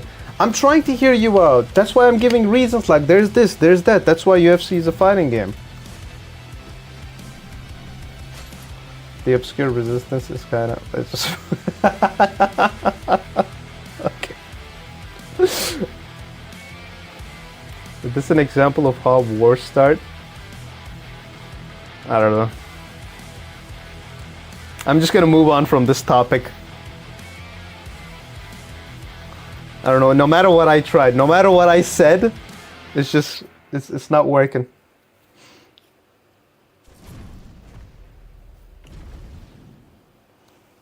Alright, let's go. You pick Grasso, huh? You know what then? Here's what I'm gonna do. 94... 90. Where's my girl? Where's my girl? Come on. What is Call of Duty?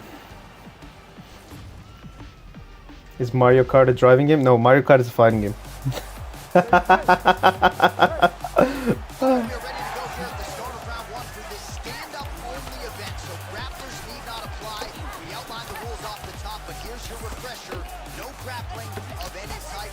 We also point out fighters cannot do follow-up strikes on the ground. Let's see if the combatants play by the rules here. Bar! Baza baza, alright. Action as expected so far.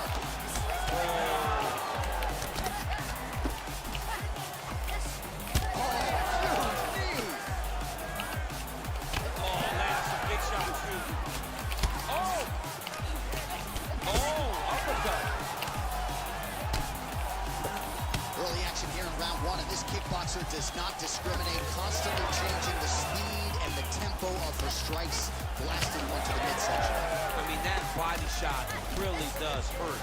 Whether it's a punch, it's a kick, but you do generate more power when you're throwing your entire bottom half into an attack. She's got to start looking to finish here. Oh, big knee. She's getting up, yep. Big head kick. Oh, my goodness.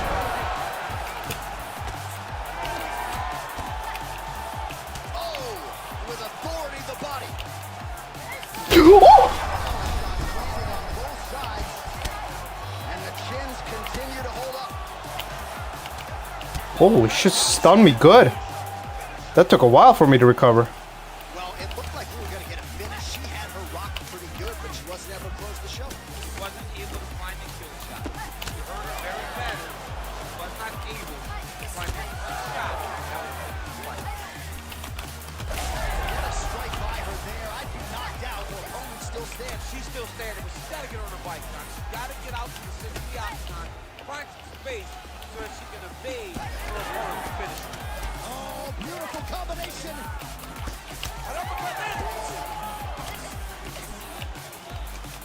Nice jab by Pure. Looked like that body kick got home. There it is again. Look at that. Nice job by her there to block those shots. When you first go to a boxing class, the first thing they say is glue your guard to your face. Her guard's high tonight. Her guard's high and she keeps the elbow down. She does a great job of blocking from top and down low. Grasso's lower jaw very swollen now. Time to bite down on the mouthpiece and move forward. Kind of think she's going to go hard in the paint and go for a finish here. I'm just not sure why she is backing off the pedal a little bit. I don't know why she isn't committing herself to finishing this fight. She has done a great job of setting up the attack. I feel like this whole fighting game stuff is still going on in the chat. I don't know. Out of the corner of my eye, I see some messages flowing in. That horn sounds means we have reached the end of round one. All right, right, champ, I'm not a doctor, but she has absorbed so much damage to that facial region. If Messi said UFC is a fighting game, I believe him. Okay, Obscure, you're out of the discussion. Don't swell that much unless something really bad has happened in the fight. She's been beat up thoroughly. Genuine question, are those two guys fighting or girls? They're girls. Chicks. Just beautiful striking. No. NHL is actually a rhythm game. Yeah. If you want to be precise, UFC is a simulator fighting game based on real life, but it's still a fighting game. Mario Kart is an RPG game. Yeah, exactly right. Great job blocking that shot. Oh, she caught the kick. Staying busy in the clinch, lands a nice punch there. Throws the tee. Oh, she's really starting to put together some significant body shots here, attacking both sides now. No shit. Well, she's got a good jab, missed with it there. And she did not miss there. This could be the end, DC. I mean, she hurt her so bad with that big head kick. I don't know how she stands. Now we gotta clean. Oh, bye. Oh, big elbow. That didn't work.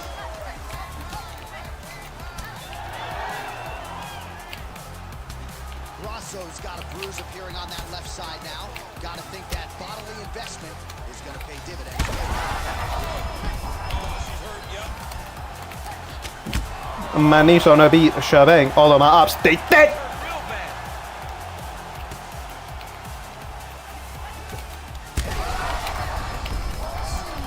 Another one. Missed on the right hand. Well, she hasn't held back, right? I mean, she took a look at the referee and Woo! to land the flying knee. That has her opponent on the ropes. She threw her entire body into that massive uppercut, and she is seeing the reward of her hard work.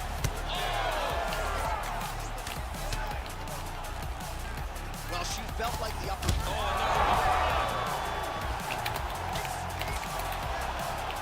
Under.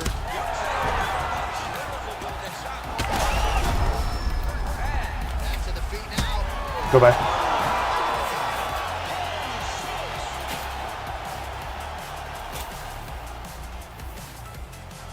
Kicks more jabs. Don't worry, Haji, I got it. Don't worry. Let's just all agree UFC is a fighting simulator game. Why can't you just say it's a fight? Okay. You know what? I'm out of this discussion.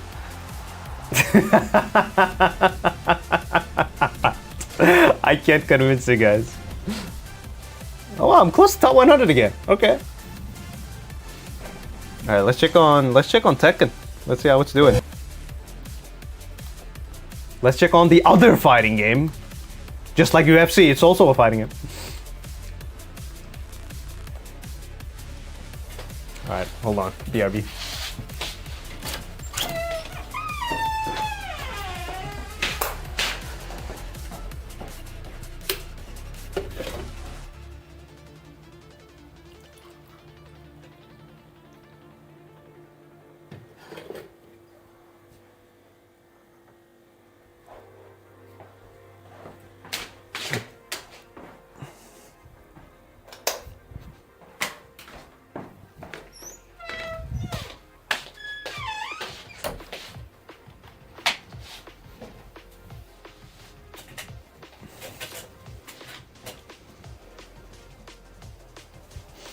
If we squint, this might be a fighting game.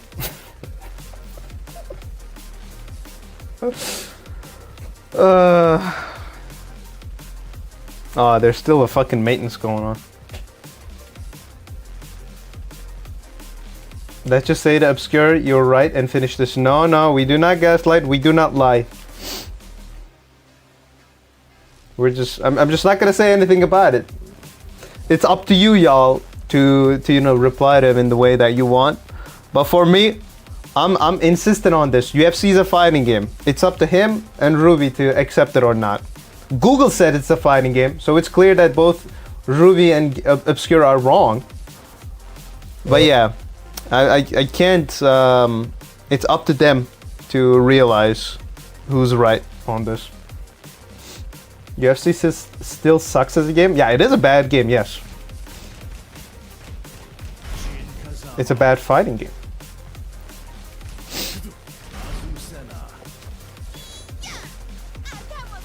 Hey, Gordon.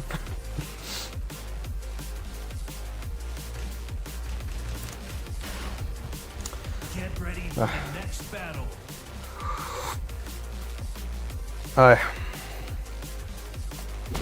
Alright. Since the maintenance is still going on, I'm just gonna practice some combo, y'all. One fighting game to the other. One fighting game to the other. God, we just love fighting games in this channel, guys. Many should beat shutting. All of my apps, they did. Hey, Kiryu, don't write shit like that. What the fuck? You gay?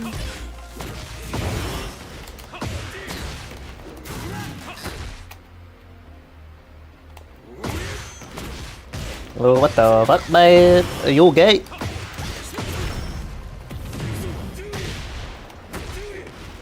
See, that's weird. That okay.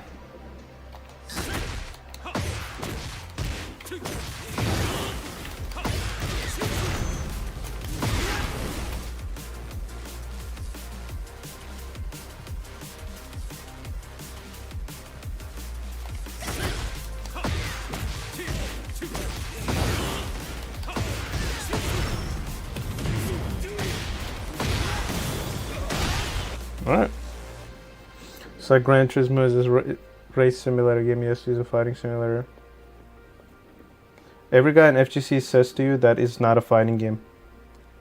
It doesn't matter. It genuinely doesn't matter. Your hour has passed, so the argument is gone. Yeah, guys, I'm not gonna add any more stuff into it. All right, both Ruby.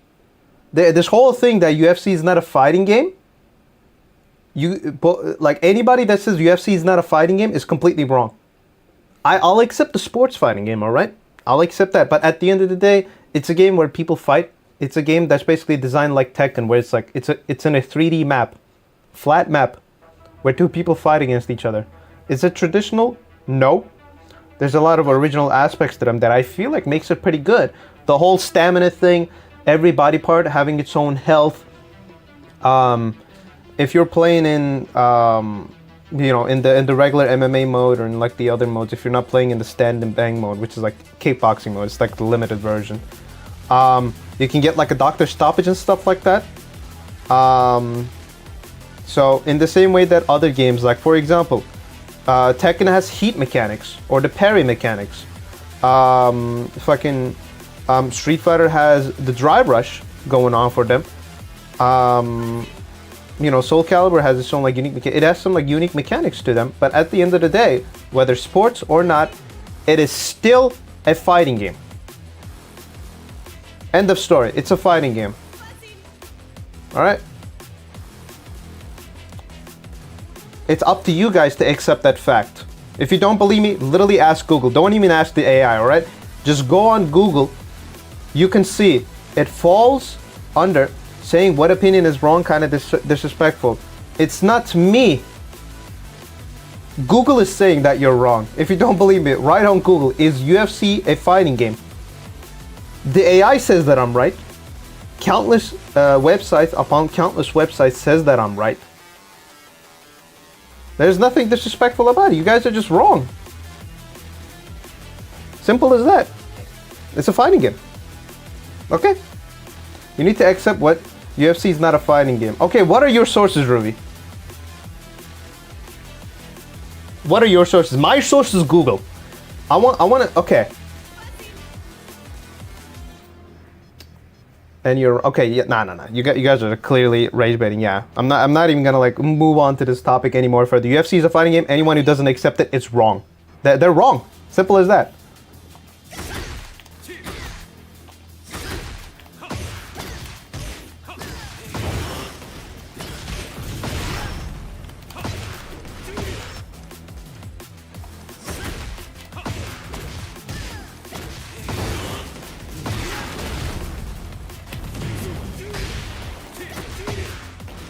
That was weird.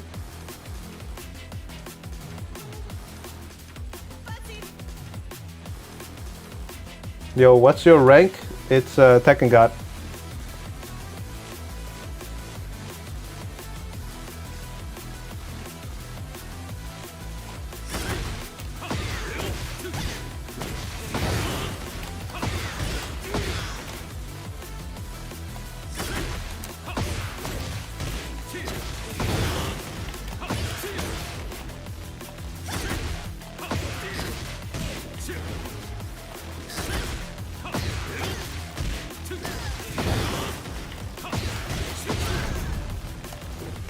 Oh shit, what am I doing?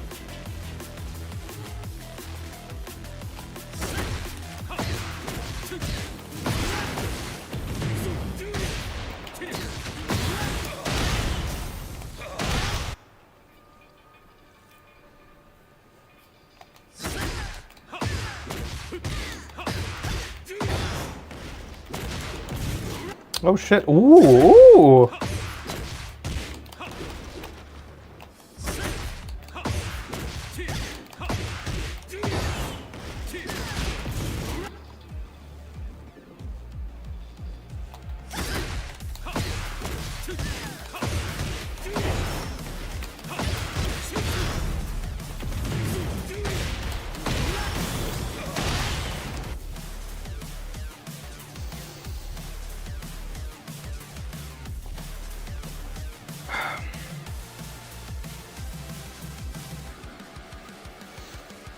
Yeah, Capcom and Bandai outlawed fighting games, only they have access, literally. Yeah, guys, so no other company can make fighting games.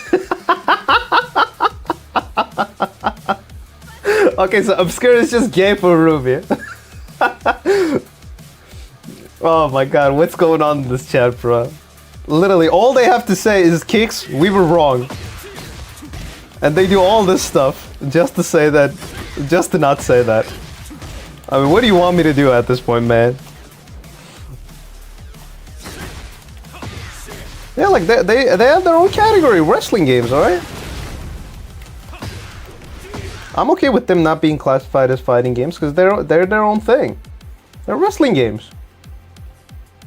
If I know, it's clear. It's really easy to see that UFC games are fighting games. I don't know why they're going on about it this much.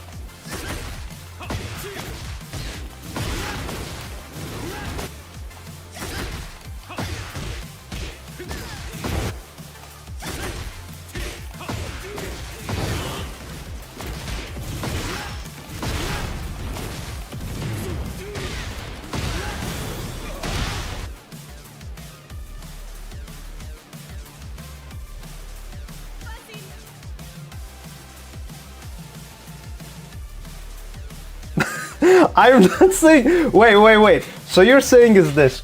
Because UFC games are bad, that means that they don't deserve to be called a fighting game. I'm not even gonna respond to that.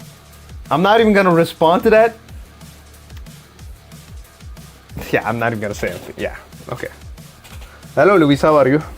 Oh, by the way, since I joined your strategy, sir, I can make some small clips to help your combo game going further. Yeah, sure, go for it. Rui, we might have lost on that argument. Obscure nose. Hitting someone with the chair isn't a fight, you're just out. Oh my god. Yeah, I saw that, Kiri. I responded to you. Yeah, check Stoat.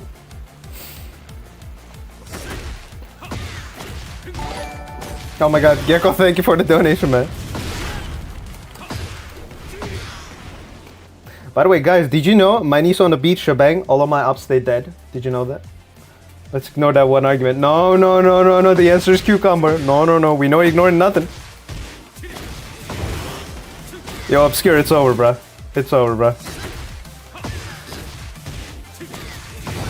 I think all of your niche shebang, all of your up shebang, I forgot the lyrics.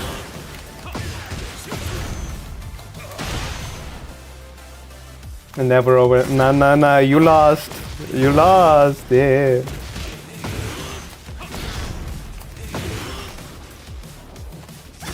I don't even know what I'm doing at this point, y'all.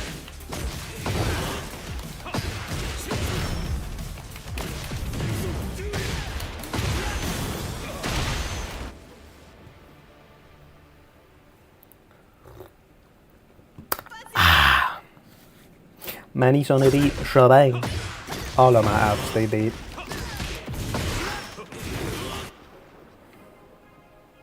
Alright, let's see.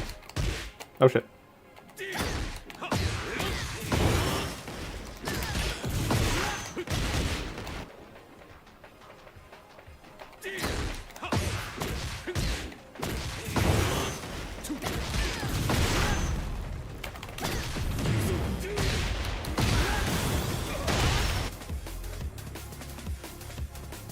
The real reason we should count the poor guys. Maybe we don't like them. What? You can still drowning in your total wrong opinion. Think you win, but we know. Oh. Y'all, oh, wait, don't talk, y'all. Don't fight, y'all. Don't fight in the chat.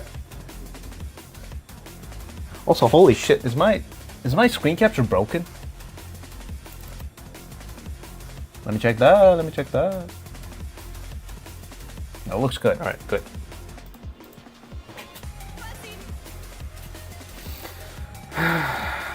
But yeah, I don't know what this whole, like, sure, it's not a good one, but it's still a fighting game, y'all.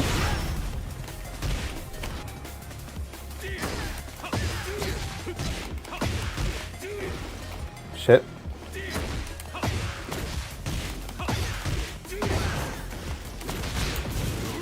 Damn it.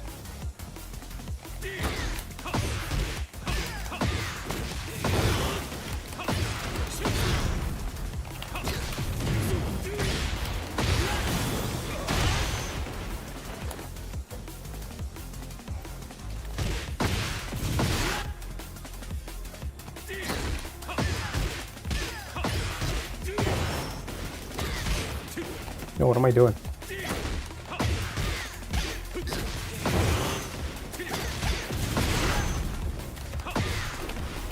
No. Actually, I used to do this combo. Fucking, what was that shit? I think it was something like. Yep. No. Hold on.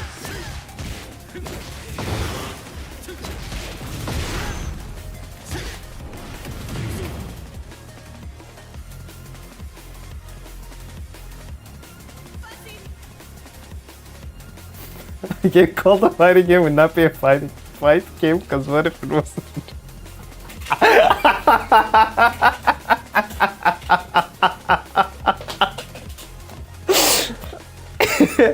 What the fuck is going on in the chat right now? What the fuck?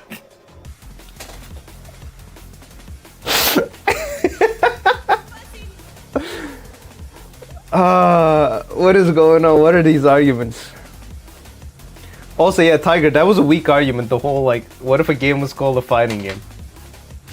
But, hey, Kix, when I came to your streams, I've seen funny things happen or cover. Yeah, that's so fuck it, I'm gonna deposit in casino. Bro lost the argument so badly that he fucking reverted to gambling.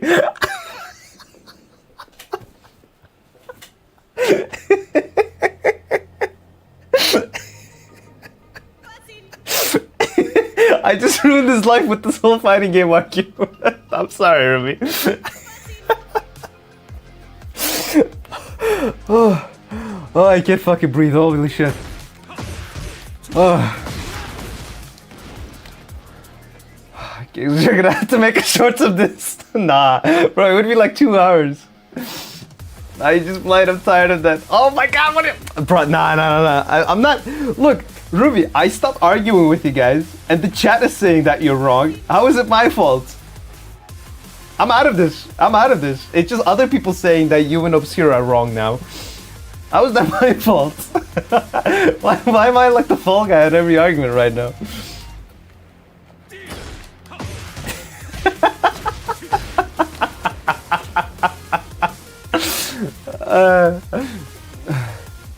There's a weekend accuracy.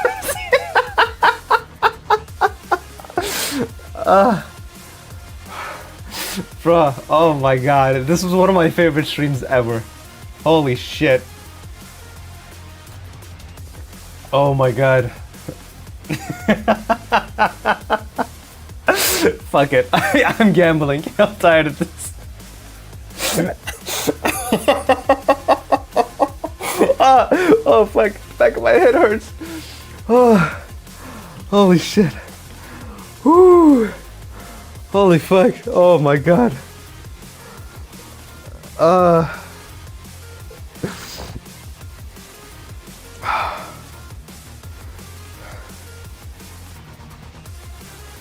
Whew. Whew. All right. Wait, what if? Ooh.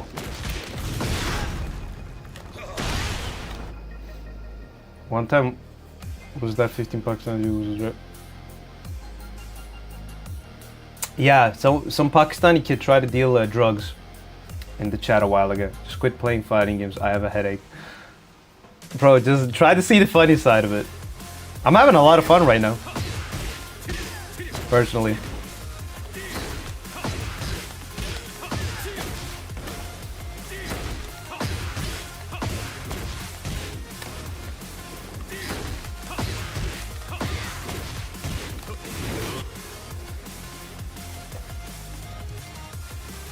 Right now, I buying free spins if I lose a CFC. How do you feel about the new changes?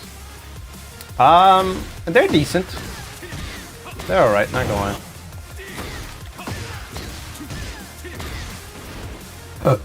I call my game free up with sexually fighting it. Bruh. Manish on the beat, Shrubang. All of my ops, they dead.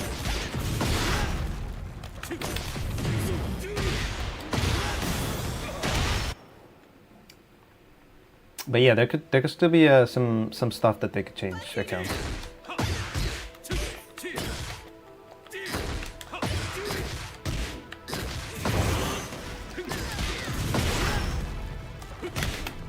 Oh fuck.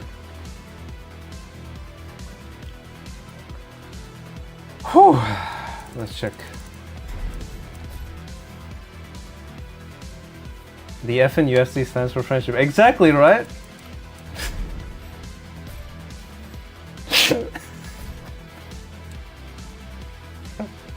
I can't look at the chat. Hold on, I can't drink this while looking at the chat.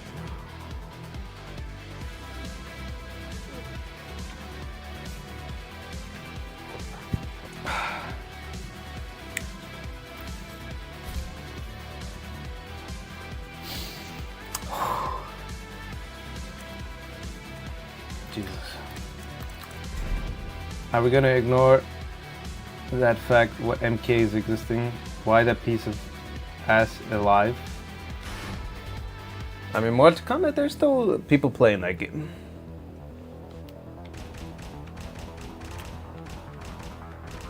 They still love that shit. Jin Kazama. Let's get this over with.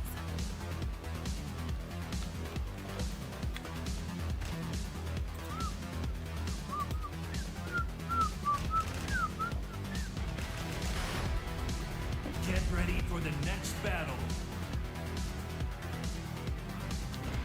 Hold on, chose the wrong stage.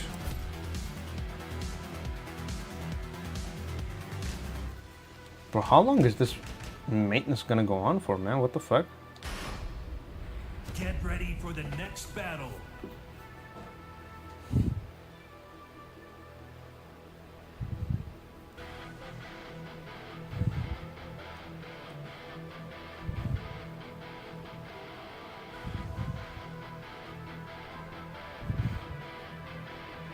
Tekken 8 maintenance.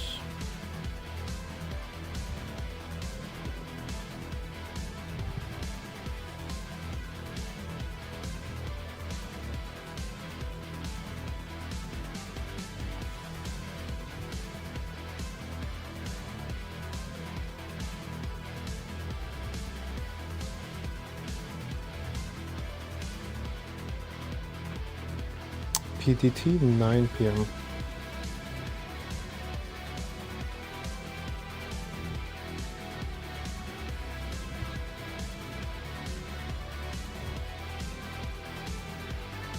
Oh fuck, there's like 3 hours.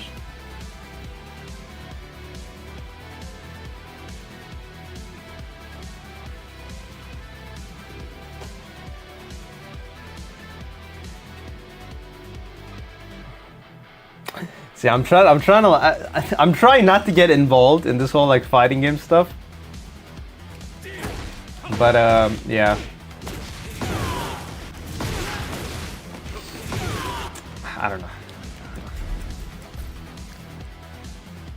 Manish on the beat, shebang. All of my apps they date. Let's see. You know what we should do?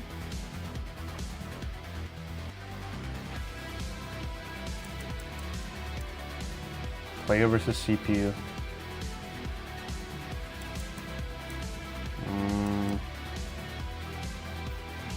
Let's actually finish those character episodes. How about that?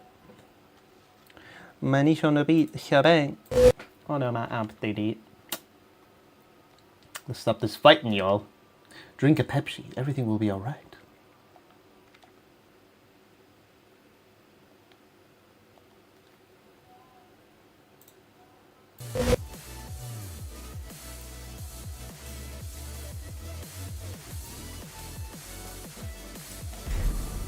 Let's play the character episodes. Alright, let's start with let's actually continue with the easiest one. Why you don't play online? There's maintenance. Wrestling champion ran an orphanage that rescues children from all over the world. However, due to the war between G Corporation and the Mishima Zaibatsu, the orphanage was already well beyond capacity. The troubled wrestler then remembered the recently announced the King of Iron Fist tournament and came up with a plan. In order to find collaborators for his project, King put his name forward for the tournament.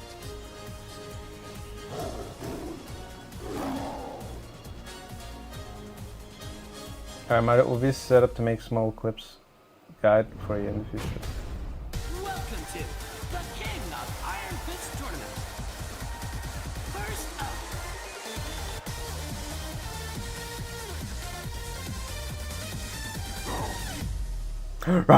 Get ready for the next battle.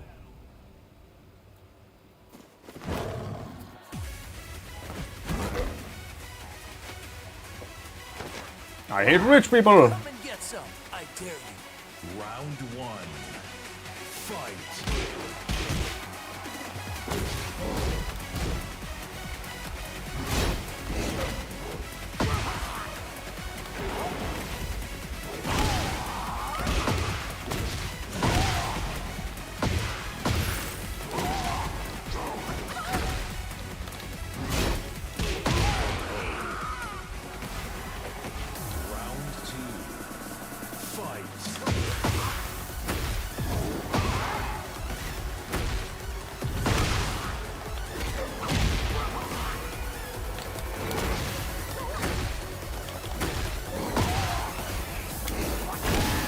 Oh boy.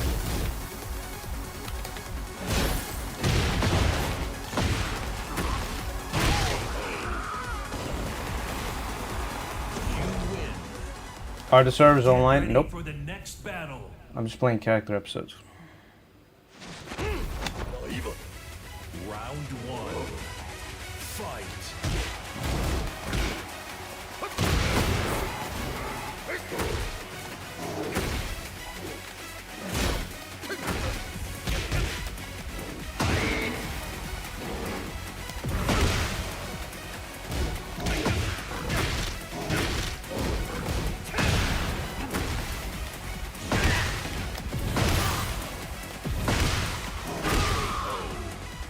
Go back to playing that simulator game. It looked fun. We haven't played in a simulator game. What do you mean? Oh, are you talking about that, like, fighting game, UFC? No, let's play some character episodes, bro. Let's actually play Tekken today.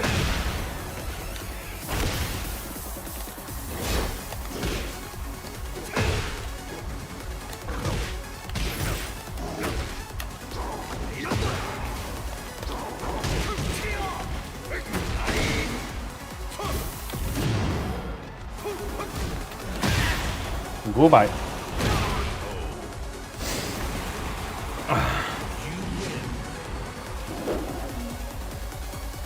Get ready for the next battle.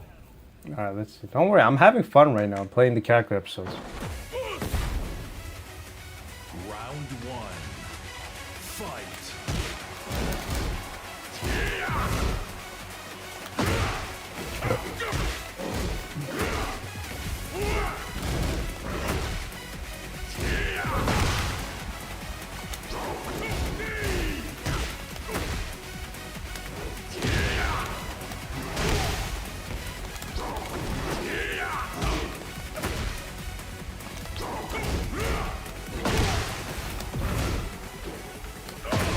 Oh boy.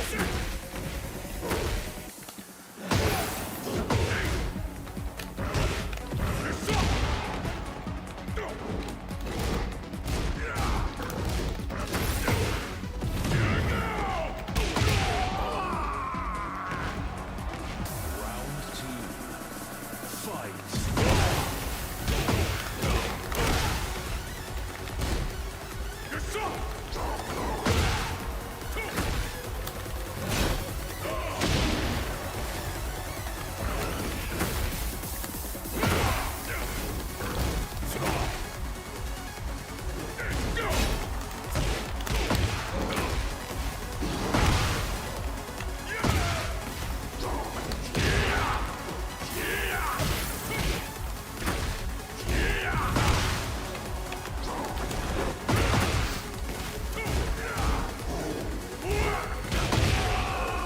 Alright.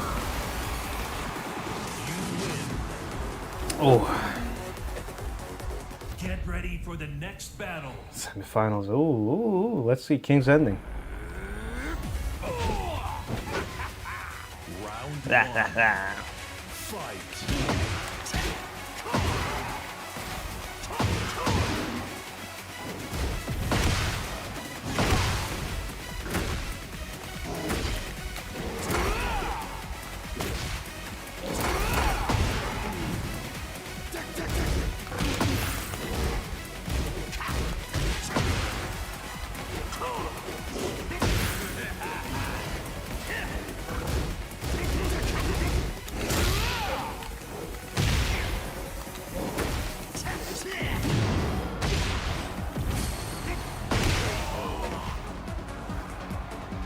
Round two.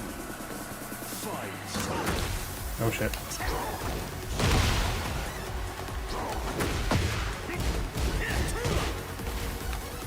Whoa!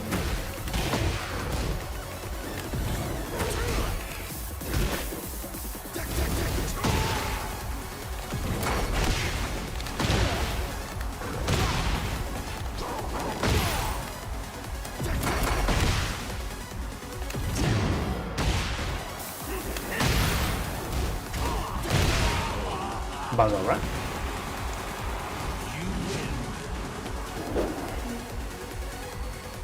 Dispatch, he first can kill. Also, Get ready yeah. for the next So battle. this is season 1 rules. That wall of muscle can't stop me. Round one. Come on. Fight. I fuck you, Steve!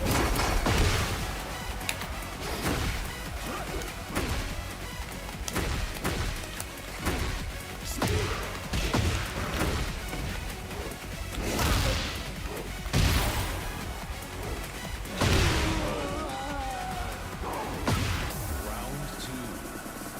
Fight.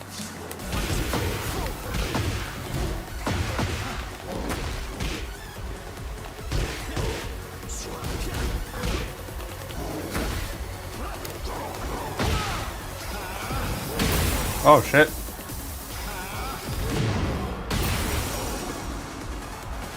Bruh. Final round. Fight.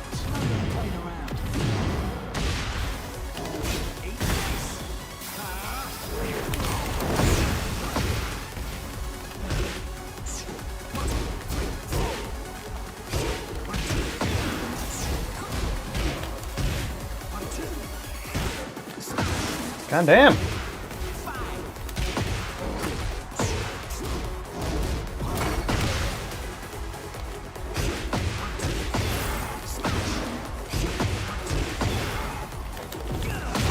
God, I hate this fucking blonde bitch. Retry. Round one. Fight.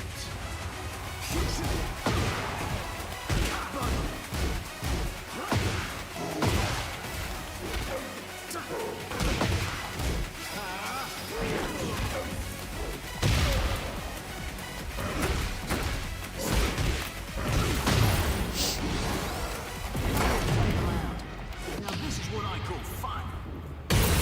No! That's a knockout. That's a knockout. Bazara.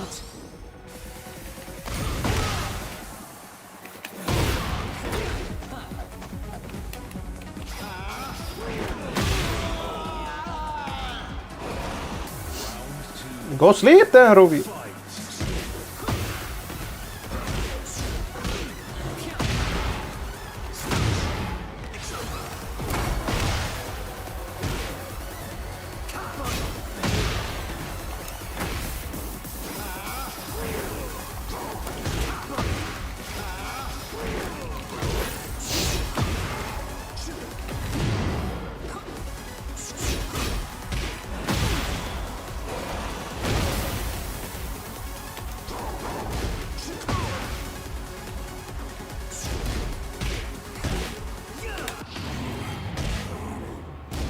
Oh no. Ruben? You don't like Ruby? Oh fuck.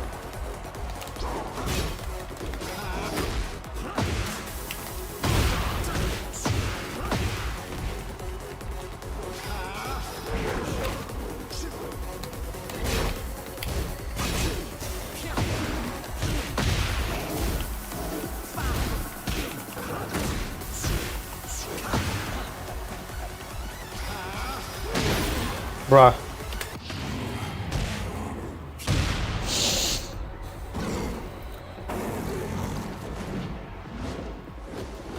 It's cuter.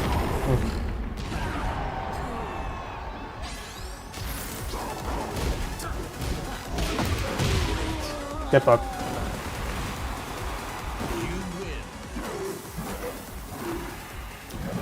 Alright, let's see his ending. Champion!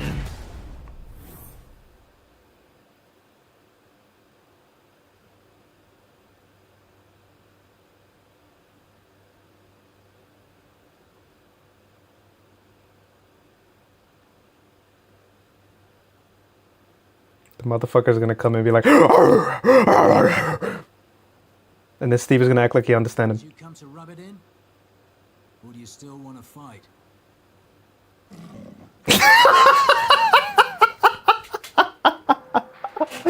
Bruh. The mixed martial arts special charity match is about to begin. There's the bell to start the match. Ooh, Steve rushes in right off the bat. King acts instinctively, but here comes the snake charmer. This feels more like a real fight than a charity match. Get ready to fly. A flurry of combos from Steve. King shows off some clever footwork though. And it's a round-out body press. A roar from King. Have the table turned. But Steve counters. Ooh, he intercepts it with an arm whip. King is about to finish it. Hey, come on. What? Steve back on his feet. There it is. Ooh. The tomahawk.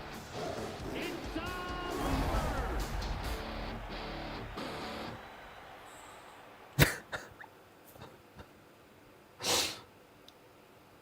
That bro eating all the buggles.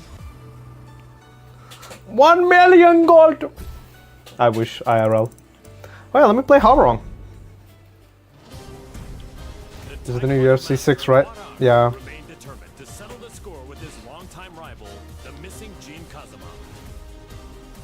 went to the Middle East in search of Jin, where he found and fought him in his devil form. But UN interference caused Hwarang to lose sight of him. He returned home and resumed training, only to hear of the Mishima Zaibatsu announcing the next entry in the King of Iron Fist tournament. Jin was still nowhere to be found, but Hwarang joined the tournament without a hint of hesitation. 나와라 가자마친. 이제 좀 적당히 도망치라고. Oh yeah, Lisa is fucking broken. Welcome to the King of Iron Fist tournament. First up.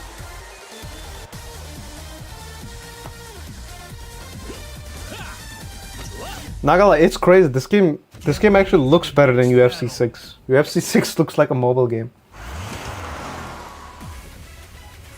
짓밟아주겠어. La mezcla de Azucena es genial. Tú también lo crees, ¿no? Oh boy. Cancer versus AIDS time. Let's go.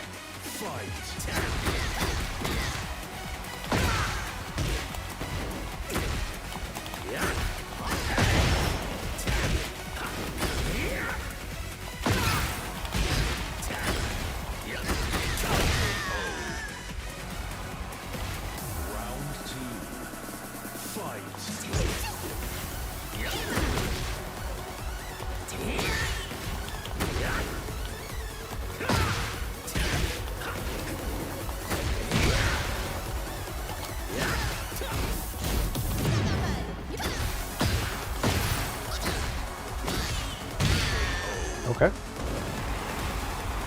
You win. Get ready for the next battle.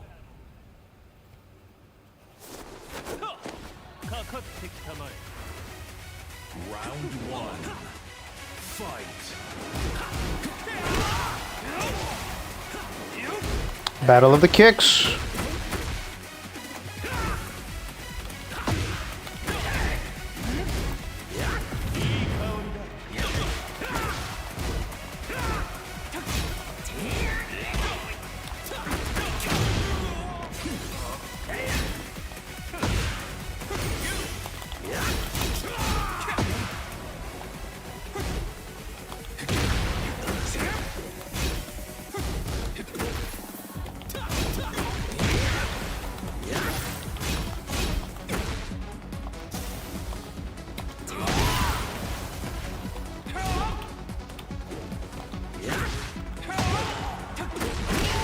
Damn it.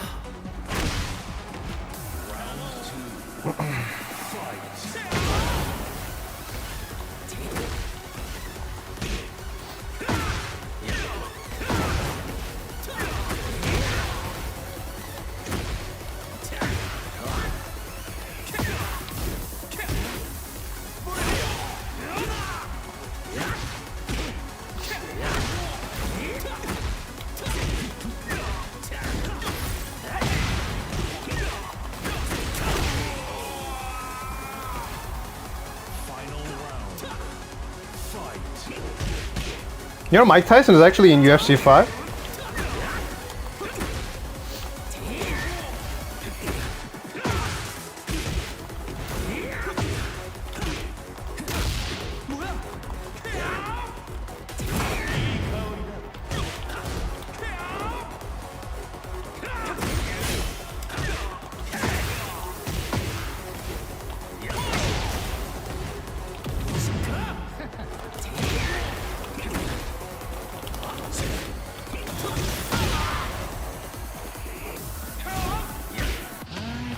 Oh no. Oh yeah. Why aren't you in UFC 5? I actually talked to the developers. They said if they added me to the game, that I would be too powerful. Put Jake Paul in it. Oh, he's in a boxing game called Undisputed, actually. Round one. Fight.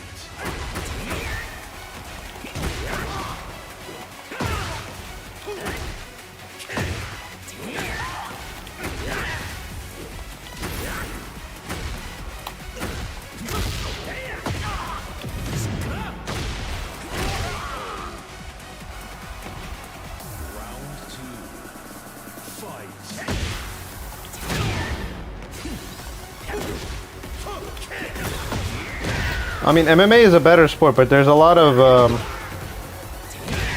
boxers that could beat some, you know, high-level MMA fighters.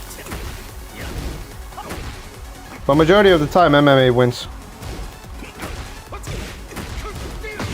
I agree on that.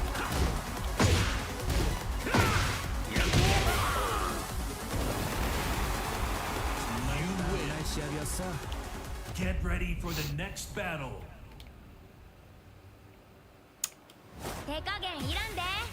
All right. Round one. Fight.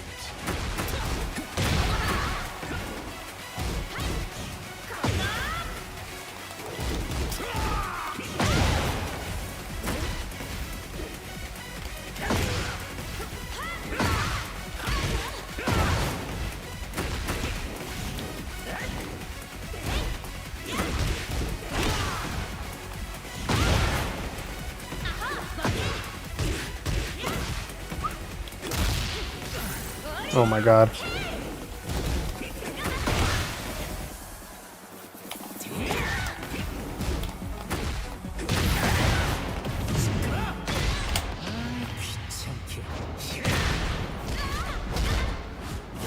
No boxer is winning a street fight is a ridiculous take.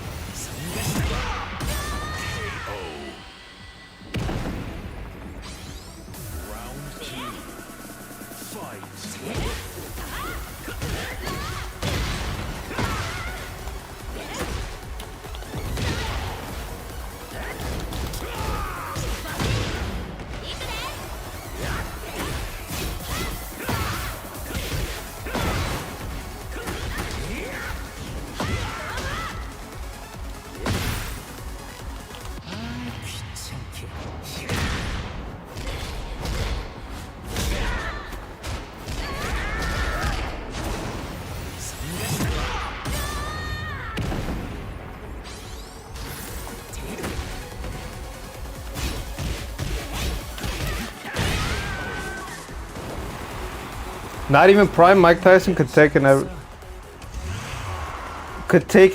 MMA fighter. Obscure, that's one of the worst takes ever. Ever. There's a lot of kickboxers out there. There's a lot of kickboxing like MMA fighters out there.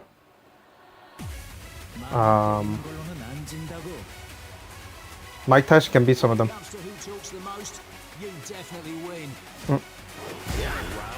Obscure is a bit delusional, yeah. I noticed that tonight.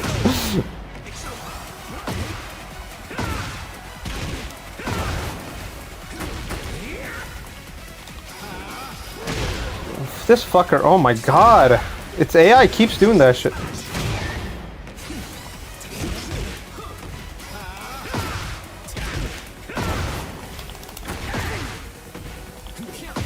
Like, I watch UFC as well. There's a lot of like boxers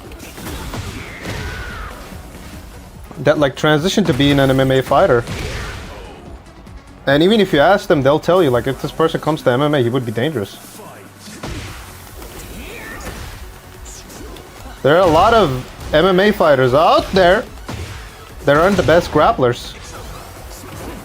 So not every boxer is gonna have a bad time. The top guys, yes. But there are a lot of boxers out there that can beat like an average MMA fighter.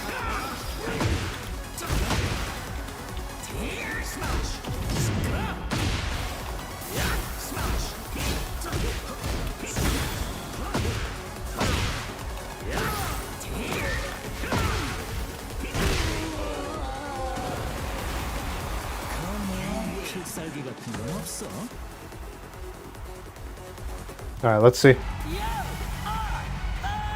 Champion! I think he's gonna face off against Jin. But let's see. Korea, maybe?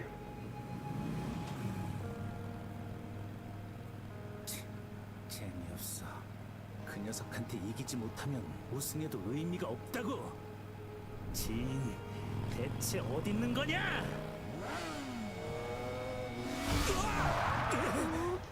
Bro's even beating him in a race. 너무 늦었잖아. 진! Holy shit! Jin's zooming!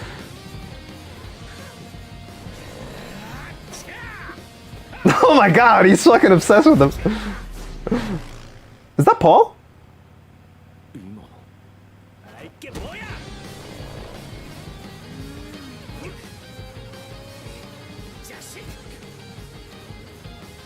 Yeah, they're like kids, but oh my god.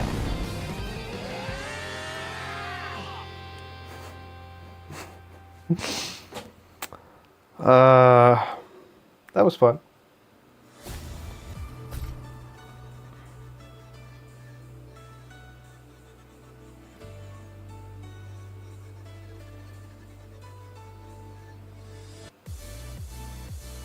You think Mike Tyson could outbeat a grappler? Not every UFC fighter is a grappler, though. There's a lot of them that like fight. They fight against a lot of just kickboxers in their career. That's why they're really famous. They have like good takedown defense, but you know, a boxer could also have a good takedown defense. They're also fighters. They train to fight. I'm not saying they could be every UFC fighter. Obviously, there are levels, but you can't just outright say that no boxer can beat an MMA fighter. When they're talking about, like, I know what you mean as well. I've seen a lot of people, I've seen a lot of like MMA fighters talk about like how a boxer coming into the UFC would be a different story, and that like they would, you know, they usually talk about like the really, really tough guys. So they're not saying every boxer. They're just saying like against someone like John Jones, they don't have a chance. Against someone like Conor, they don't have a chance. Conor, John Jones, as much as I hate him, Khabib, these are the top guys. Like an average MMA fighter, they have a chance of beating them. Some of them actually could beat an MMA fighter. Also, I think prime Mike Tyson could beat some MMA fighters out there. Yes. Do you even think Mike Tyson knows how to get out of a grappler? Well, like I said, not every MMA fighter is a great grappler. Most frustrating characters to me is Claudio. I don't give a fuck what the guy is doing. I don't want to learn matchup against him. Claudio is simple when you learn him. He's kind of like Kazuya. Grappling, he loses stand-up, bro. It's fucking Mike Tyson. Like Mike Tyson has a chance. An average MMA fighter knows a lot of grappling way more than a fighter. That's not every. That's not every, bro. That's why they say, oh, this person is a wrestler. This person is a jiu-jitsu artist. This person is a kickboxer. This person is a boxer. There are boxers in the UFC. Their fighting style, they just fight like a boxer. They don't even kick all that much. I do give MMA fighters a lot of respect, but there's behind-the-scenes reasons why a lot of well-known people never appear in UFC. Yeah, I knew we got arguments. What is the better, bike gin or kicking dude? I don't even know. Yeah, that was an interesting cutscene. Do you know why Haorong wants to beat Jin's ass? Why? Of course, they would be good. But if they train without training, no way. Obviously, they're going to train. Every fighter who's going to fight in the UFC is going to train. We're also talking about the fighters that are already in the UFC. Boxers are going to train grappling and, you know, kickboxing, every aspect. Every person is going to train. The boxers, they don't go into a fight and be like, you know, I don't have to train. Every person and every athlete trains for a competition. Max Holloway is fully a boxer, by the way, but he's ex-UFC champ. Yeah. But they all know how to grapple better than a boxer. See, that's the thing. You're wrong. You're clearly wrong. God, what was his name? There was this boxer that was really good. Something Crawford. Terrence Crawford. Terrence Crawford could beat a lot of boxers out there. Because he literally trains MMA. And he's actually thinking about switching to MMA as well. He's a boxer, but he trains grappling. Who wins, the entire American army or taxes? Taxes. I am not... Okay, Obscure, you're 100% wrong. I have never said without training. You're twisting my words. I'm saying... in the same way that an MMA fighter would train for a fight, no matter who they're fighting, obviously they're gonna train some grappling. I'm saying a traditional boxer. Of course they're gonna train grappling. Why wouldn't they? They're getting ready for an MMA fight. They're gonna train for every aspect of the fight. Come on, don't be ridiculous. Bro, oh my god, Obscure, you have like the worst takes today, man. What the fuck? Alright. Let's see, who else?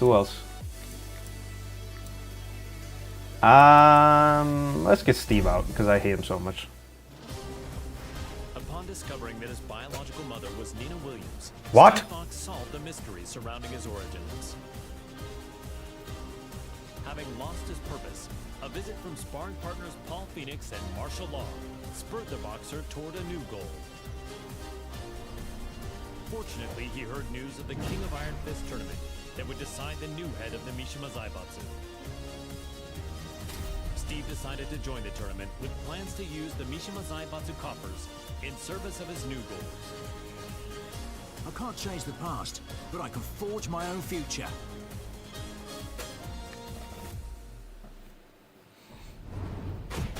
Welcome to the King of Iron Fist tournament. First up.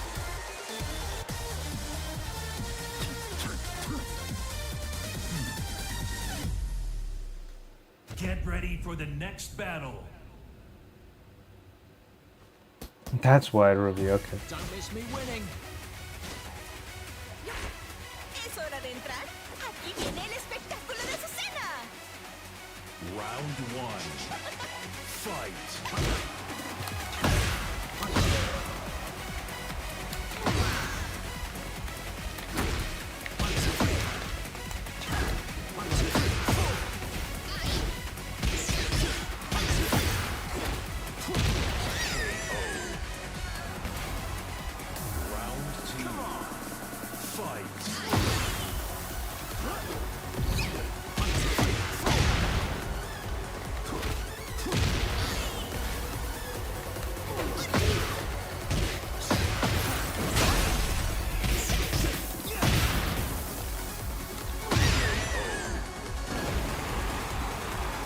Well, you used to box. Get ready for the next battle.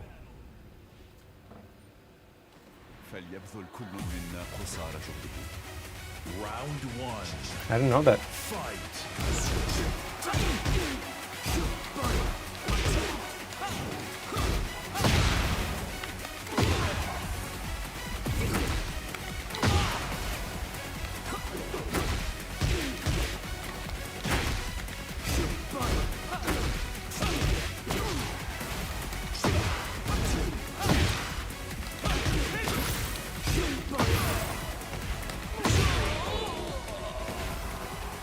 Hello, Barry. Damn.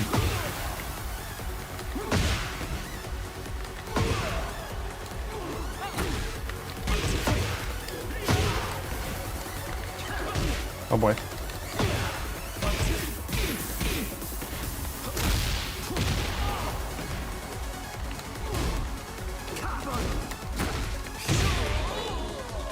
I wish there was an amazing moment, but I have to go 2 hours away if I join one. Get ready for the next battle. MMA is a really intensive sport. Round 1. Fight. My left and back for workouts, damn.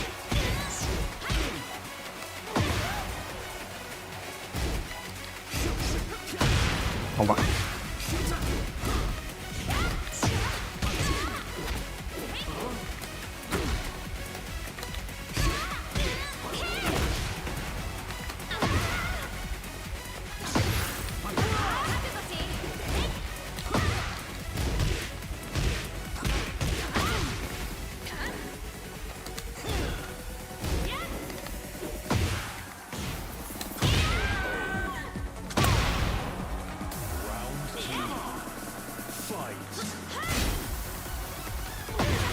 He wasn't allowed to get in, why?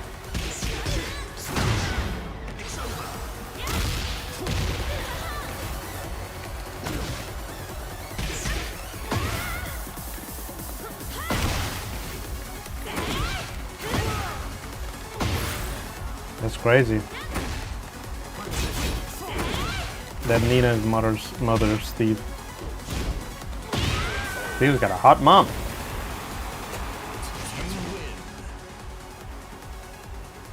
Get ready for the next battle.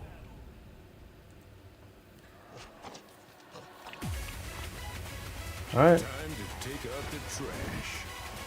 Round one. Buzz alright. Fight. And back. Last resort.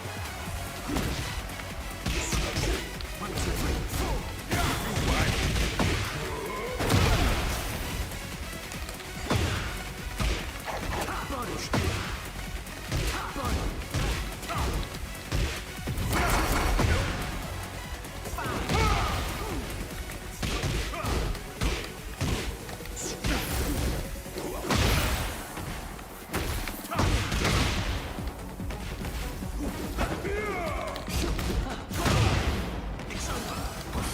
Bye bye.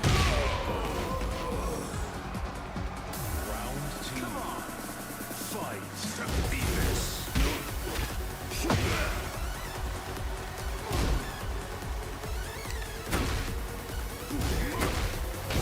So he was too dangerous for UFC, is that it?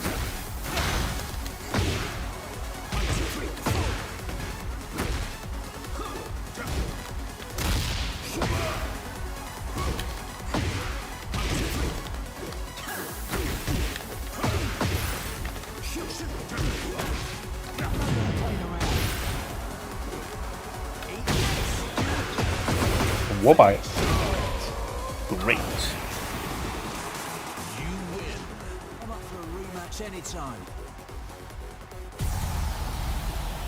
And now, the final match.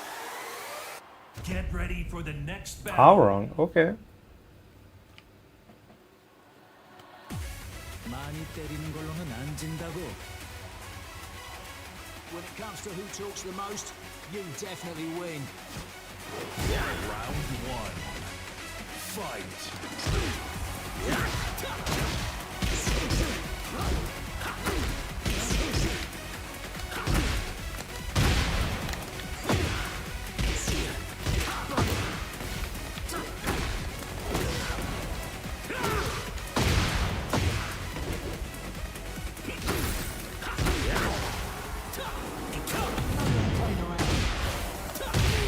Wait.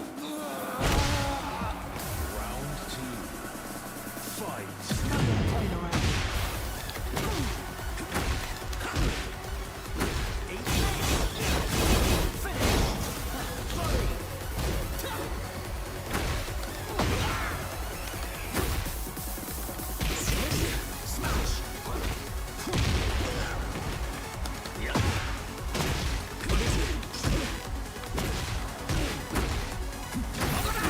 Now this is what I call fun.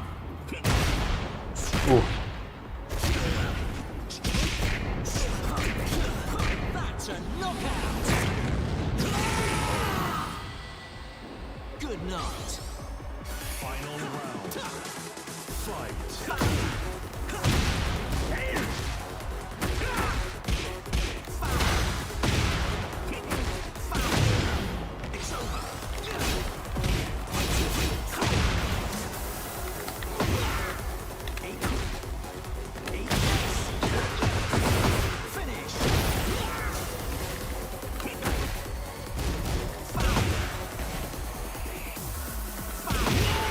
Nice. Oh, finally. I don't have to use the shitty character. Gonna see a brand new Steve. The world's gonna see a brand new Steve. Steve kick? Yeah, you can kick with Steve. You didn't know?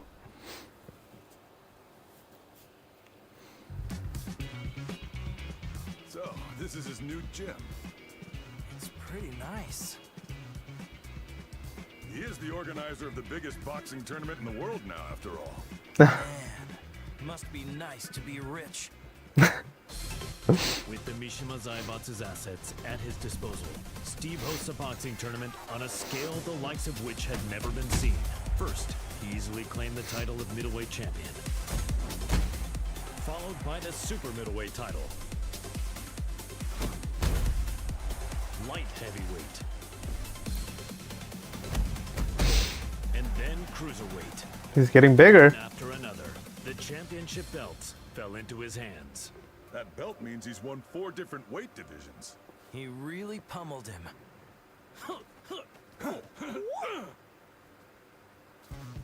He's Heavyweight. ready for the heavyweight champion next.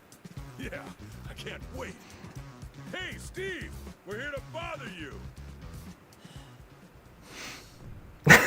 Holy shit. Hey, is Steve here?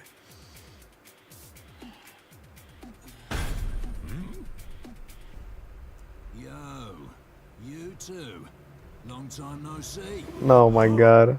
It's me. I'm totally ready.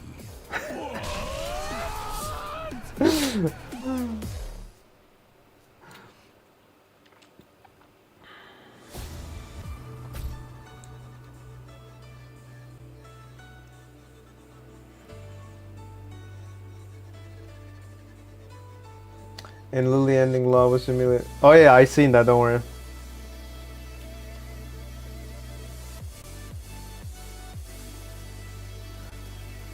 A lot of people don't know that the UFC has a lot of rules and ban moves. Bro, Shinobi, I think you're lying about the whole master stuff, man. There isn't anybody in the world that's like too dangerous for UFC. That totally did not happen, bro. Your master not being allowed in UFC, come on. Let's not get ridiculous. Dragunov ending a speech. Oh yeah, I heard that Dragunov has some cool ending. Bro, you know what? Oh, I haven't checked the Devil Jin ending. Jin Kazama, once consumed by Devil's blood, declared war on the world as head of the Mishima Zaibatsu. Deeming Jin to be a high-risk target, the UN forces moved to annihilate Lars Alexandersson's rebel army that was providing him with shelter. An orbital strike launched from a satellite annihilated the rebel army hideout, and his protectors fell one after another. The UN's actions enraged Jin, causing him to lose control and set the devil loose in pursuit of vengeance. Need to sleep, alright. Why have we never seen well-known martial artists in the ring? We have seen many well-known martial artists in the ring. I don't know what you're talking about. Oh, custom stage! Wow! I don't think you know much about MMA, Shinobi. I'm gonna be honest.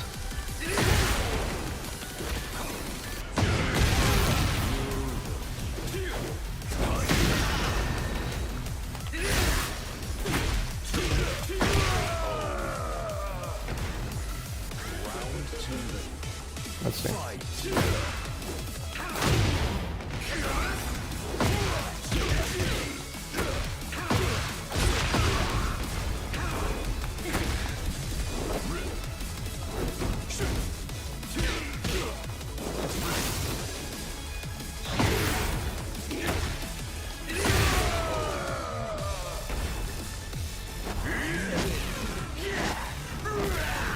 I don't know if I'll be playing Tekken in the 30th. For the next battle.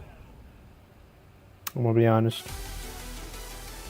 Nous éliminerons toutes les menaces de ce monde. Alright. Round 1. Fight.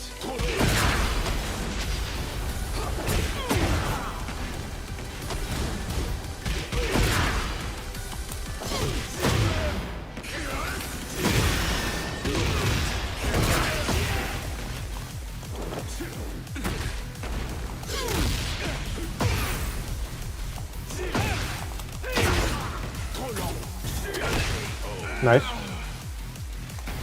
Bro, this move is way too easy. What the fuck? It's back 3-4?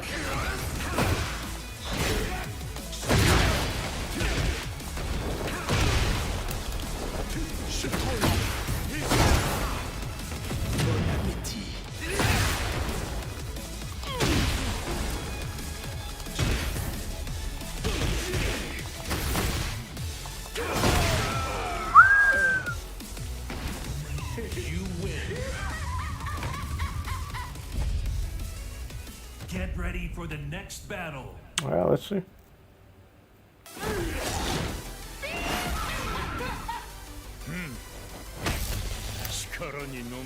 Well, it being unsafe doesn't matter because the issue is it being hard to react. Like you see, it's like that move Kazuya that I was talking about. It just pops out of nowhere, you don't expect it.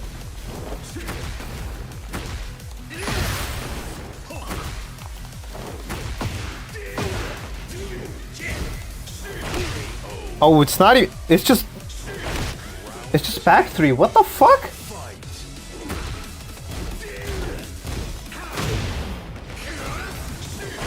Yeah, that's stupid.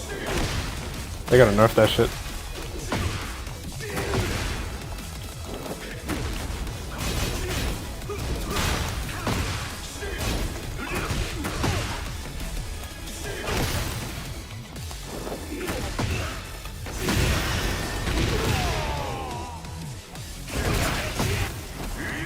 One more.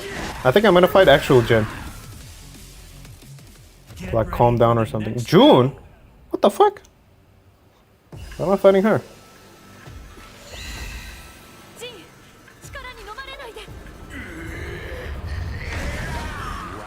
Oh boy. There we go, Queen of Cancer.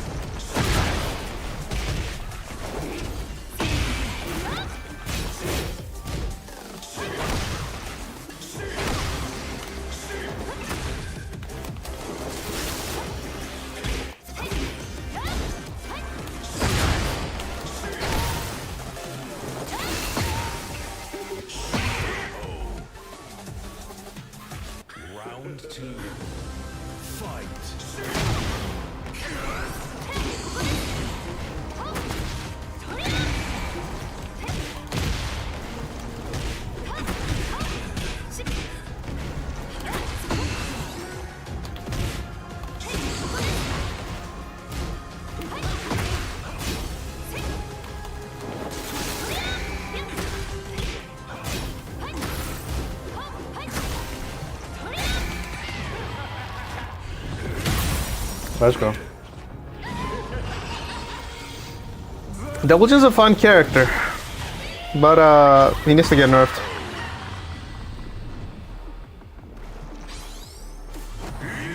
Back three is way too powerful. Get ready for the next battle. Oh boy. You'll actually need to be balanced, not just nerfed. Because you could get buffed in certain ways and nerfed in some others.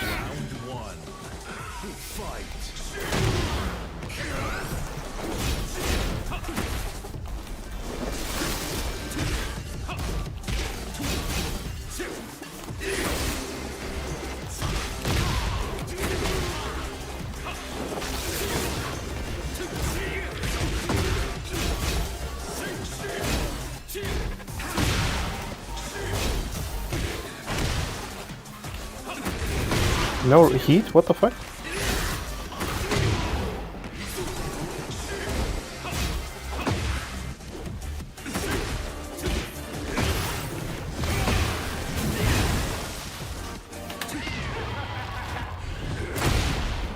The Origin is literally the weakest character in the game. Still doesn't matter. Like I said, he could get buffed and nerfed at the same time.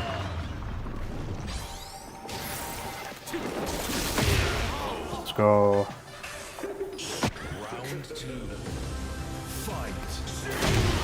You don't have to just nerf the character.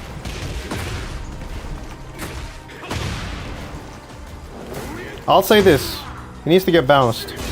This shit is way too OP. This back three stuff.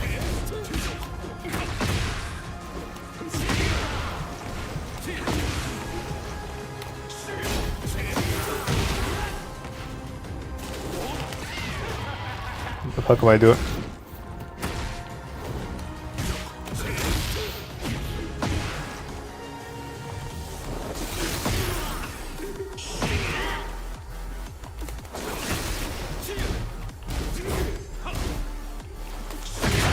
Nice.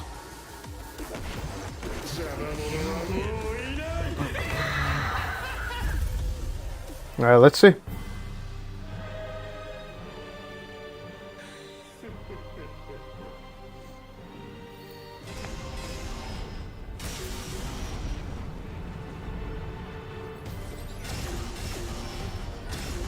Oh, that's Kazuya.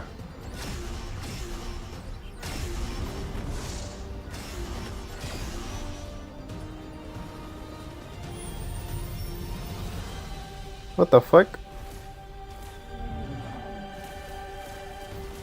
Oh no.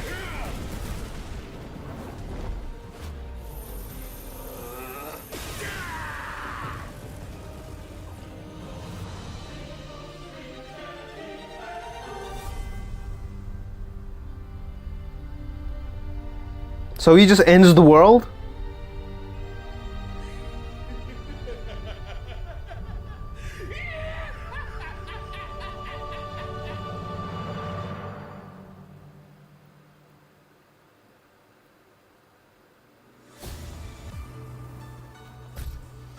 People don't understand that UFC is a sport fighting with athletes in a ring with rules and a ref to protect the athletes from an injury. High skill level martial art is not allowed to end there. They are. Tiger, stop lying. They are. You're just pulling shit out of your ass, bruh. Holy shit. A lot of bad takes in the chat tonight. What the fuck? First Ruben and Obscure, now you? What the fuck? Alright. Let me see, who should I play? So we don't have the DLC characters for the character episodes because I don't think they were planned. Let's check out Oz's ending. It's probably going to be related to Lily anyways. Milagros Ortiz Castillo manages Ortiz Farm, a producer of quality coffee beans in Peru. Believing a PR campaign would revive her flagging business, the young proprietor slammed into the American MMA scene like a comet falling to Earth. After her debut, Azucena saw the King of Iron Fist tournament as a means to maintain her trajectory of success. Given the countless products she'd come up with during her bouts, she decided to join the tournament and further Ortiz Farm's global expansion. Nada mejor que luchar para inspirar el desarrollo de nuevos productos. Wait, I thought UFC allowed all but groin attacks. There are some stuff that's not allowed to make the fight fair, but Shinobi is 100% wrong. Best fighters in the world join UFC. Grappler, kickboxer. For the next battle. All kinds of people. Qué relajante. Oye, ¿cuál es tu bebida favorita? Round one. Fight.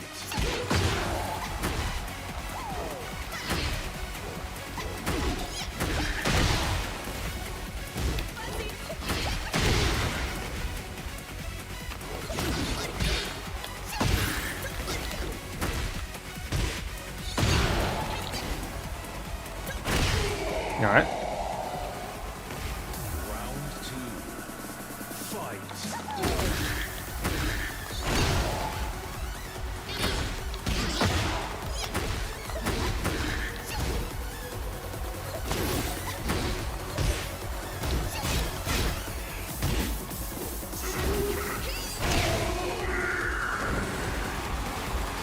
You win. Get ready for Okay. the next battle. Shinobi, let's do this, okay? I'm gonna pause this.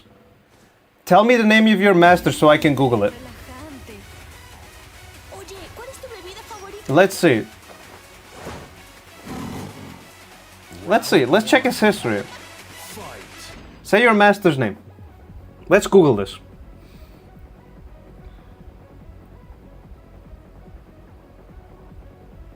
Also, a lot of the Kung Fu fighters are like one of the weakest groups in UFC. Because they get their asses kicked in China, and they can't even make it up to UFC.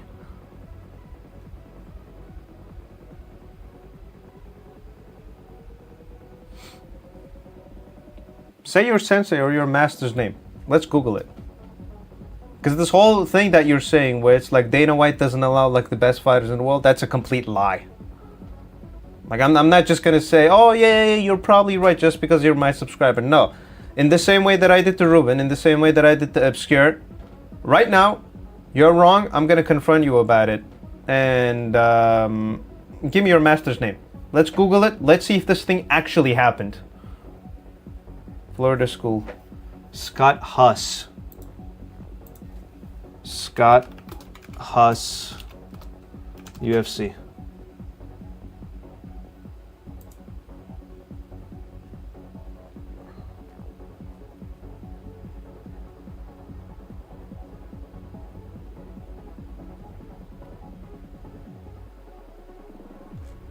The fuck? Where is he?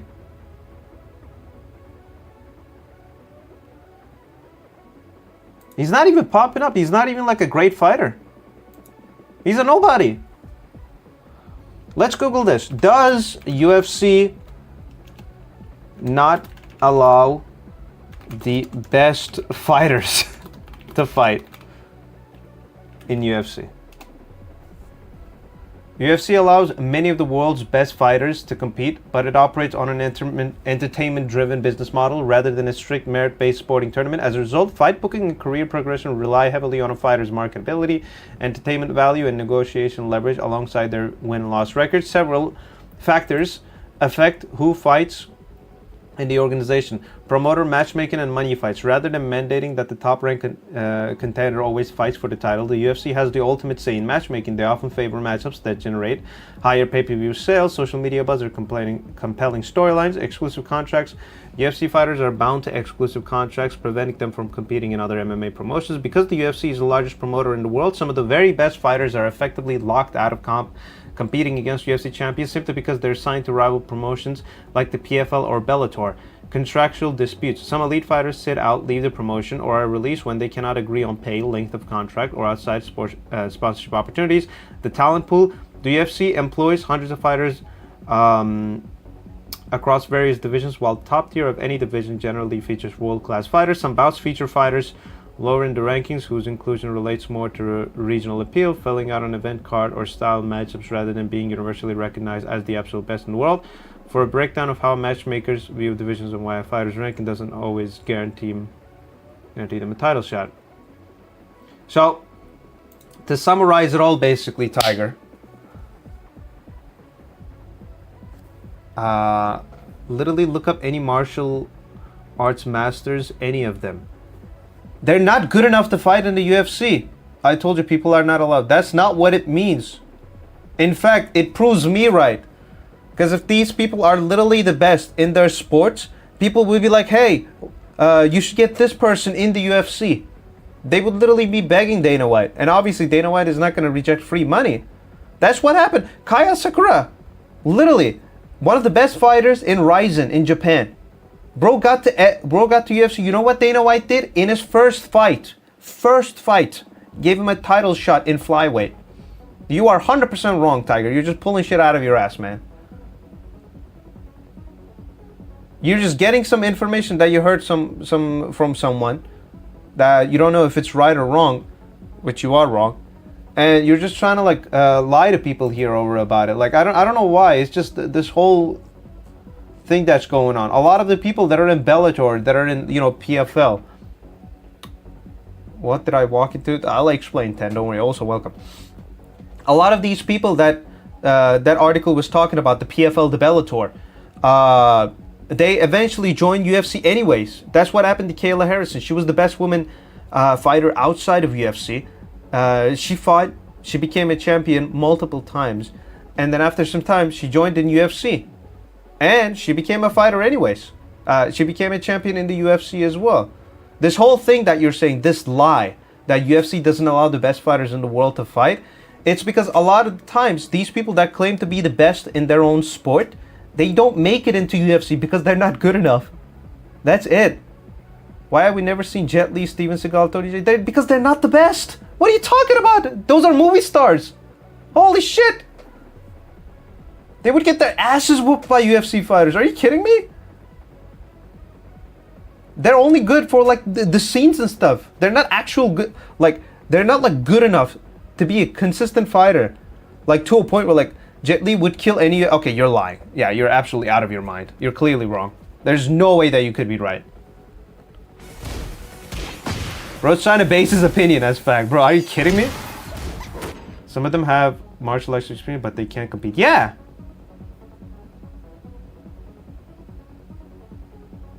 They also be asking for too high of a pay for Dana to sign them. Bro, even if Dana signs them, they would get their asses kicked. You're telling me Jet Li could compete in UFC? Get the fuck out of here. What can you say about new character Hanma? Probably gonna be extremely OP. What will his fighting style? Why are you shouting at me? I don't know. Maybe grappler? Kickboxer? Look up Jet Li's history and stats. Jet Li fighting history. He fought in Wushu in China. He won men's all-around national Wushu champion titles in China, 1974, 1979. He won his first national title in while he was 11. He became a 5-time all-around national champion. He even performed at the White House for President Richard Nixon. Lee specialized in forms, routines, acrobatics, and weaponry, mastering styles like Chengguan, Hanjiguan. His focus was never on cage fighting or combat, but rather on martial arts as demonstration and performance art. See? He was a performance artist. He didn't focus on fighting. It's like Van Damme was a martial artist, but not UFC. Yes, they're not UFC material. They are martial artists, yes, but not good enough to be a UFC fighter. I'm talking about those who claim they are the best, and sometimes why Dana doesn't sign. One of the biggest reasons is because some of these people ask for too high of a pay. But see, that's the difference though. If they were the best, they would be willing to join UFC, to, like, you know, get the championships anyways. Dana doesn't sign them because they're the best. It's not that. Dana doesn't sign them because of the whole pay issue that they have. Plus, a lot of the times, a lot of these people that Dana White has an issue with, that he doesn't sign, there's a lot more underlying. Like, Dana had an issue with Tito Ortiz back in the day because Tito was a genuine asshole. Dana White had an issue with someone like Nate Diaz because dude was literally a no-show to, like, press conferences and stuff like that. Dude was literally not working in the company that it was contractually signed to. Jackie Chan would destroy UFC. You're out of your...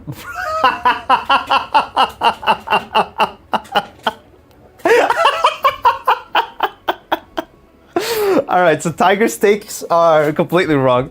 Jet Li won't stand the chance in MMA because there's some restricted moves and fatality. What do you mean fatality? Yeah, he lost. Yeah, I don't know what Tiger's talking about, but yeah, he's completely wrong. Anyways, yeah, the reason why Dana doesn't sign them is usually because of the pay issue. There isn't, obviously, if there is like someone that's like the best in the world, Dana will try his best to sign them. Because if they go to another promotion, they can easily say, hey, you think UFC has the best competition? See, like, Dana White didn't sign this guy because he was afraid. He doesn't want that to happen. There are a lot of people that Dana White overpaid. Conor, for example. Don't you think Dana paid him like a lot more because he was Conor McGregor? Or the same thing with like Ronda Rousey or John Jones. John Jones was constantly causing trouble, yet Dana White constantly signed him back. It's because everybody knew John Jones as the best. So, you know, Dana White didn't want to lose him with all this bullshit.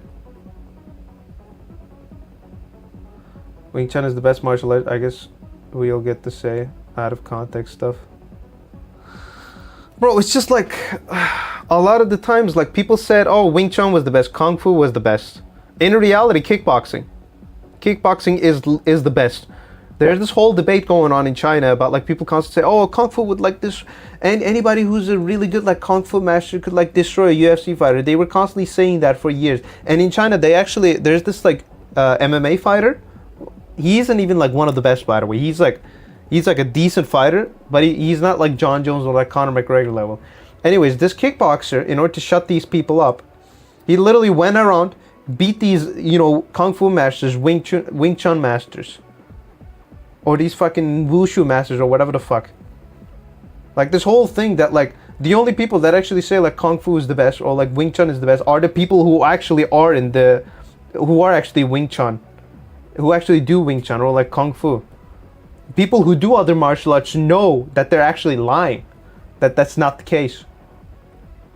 Like Chuck Norris, Jackie Chan, Jet Li. These people have no chance of beating a UFC fighter. They're not good enough. Bruce Lee was a really great fighter, yes, but he wasn't UFC material. He was amazing. He was an amazing martial artist, but he can't beat people in UFC.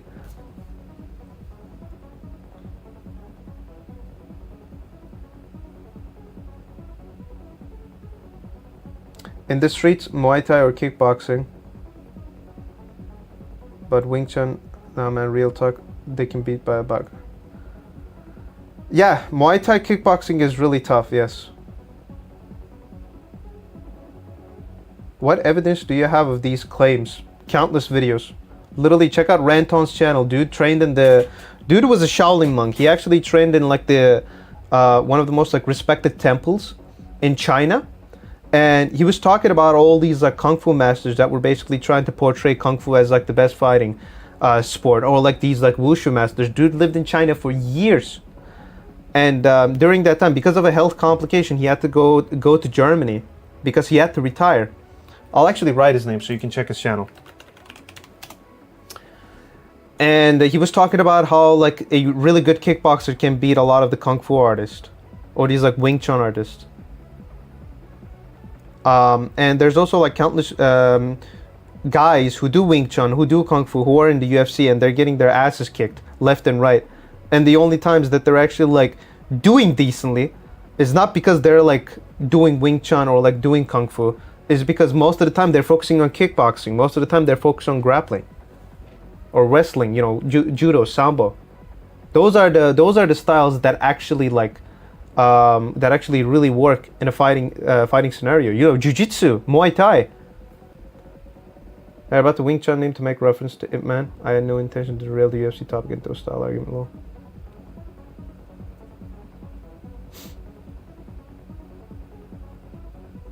Oh yeah, the Ip Man, that dude, he was also, you know, he's also a great martial artist, but not UFC material. Now, Bruce Lee can definitely beat tons of people in the UFC in his weight class. Not everyone in the UFC are good. Bro, see, this is the thing. You guys don't watch UFC if that's what you think. Bruce Lee was good, yes, but he wasn't UFC material. He wasn't that good. Like, he was a legit martial artist in the same way that it was, you know, Jackie Chan or like Jet Li was, or Steven Seagal. Steven Seagal is a really big name in Aikido. Or Michael Jai White, for example. These guys are like actual martial artists that turn into acting later on. But they're like, a lot of the times they just work to perform. If they were genuinely that good, they would have joined MMA competitions. They would have joined like they would have became like a boxer or like a kickboxer. And you know, obviously Bruce Lee couldn't, because like the UFC was like way after his time. But like, how can I say, majority of these, like, not even majority, I think, now that I think about it, all of these people, even though Steven Seagal, I think, is like one of the few people that, I think he's still doing Aikido. These people focus on the performative part.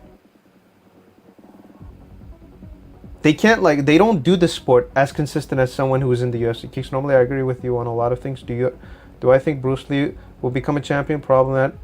But that don't mean you wouldn't beat people in the UFC in his weight class. Okay, let's do this. Bruce Lee fighting history.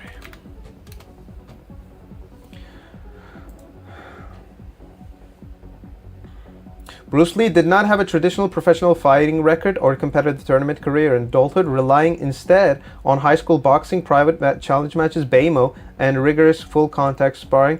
His fighting history is defined by his transition from Wing Chun to creating Jeet Kune Do, a philosophy of martial arts emphasizing speed, directness, and cross-training, documented in challenge matches. Inter-school boxing. As a teenager in Hong Kong, Lee entered the tournament and won the Crown Colony Cha-Cha Championship, as well as a competitive amateur boxing match against three-time reigning champion Gary Elms. Seattle Challenge, this was in 1960. Lee fought Yoichi Nakachi, a visiting Japanese karate black belt. According to eyewitness accounts, the sparring match ended via knockout in roughly 11 seconds. The Wong Jackman encounter. In Oakland, California, Lee was challenged by Kung Fu practitioner Wong Jackman. The fight was repeatedly unorganized and grueling, lasting anywhere from 1 to 3 minutes, and ended after Wong yielded, leading Lee to reevaluate traditional martial arts methodologies, martial arts evolution. Following the Wong Jackman fight, Lee realized that traditional rigid martial arts styles were not equipped with chaotic combat. He began incorporating concepts from Western boxing, fencing, and wrestling, ultimately developing Jeet Kune Do, the way of the intercepting fist. But yeah, it says here, Bruce Lee literally realized that traditional fighting styles weren't as strong as a lot of the Western styles. That's why a lot of people said, like, even Bruce Lee literally had to change his fighting style.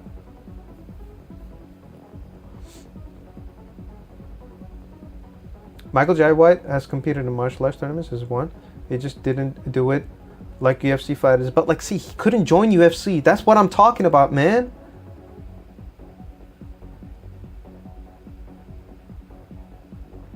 You guys are acting like just because they're, like, good at one thing that they're gonna be, like, good enough to join UFC. Like, I literally checked Bruce Lee. Bruce Lee is a better fighter than Michael Jai White. Let's be honest, Bruce Lee is a way better fighter. Dude literally invented his own fighting style. Like, there's a reason why these people weren't known for their fighting. There's a reason why they're known for their acting. Performative acting.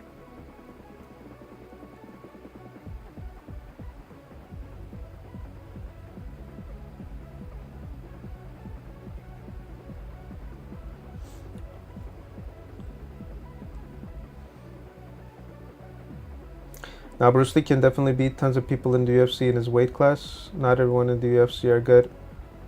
Let's see. Remember, Ip Man was a master of Bruce Lee, and Bruce Lee kicked ass by a Filipino fighter.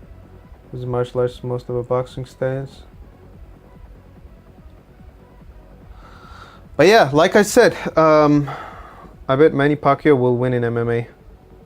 There are some people that Manny could beat, but not a lot. He could beat some people in UFC, but like I said, not a lot. A few people.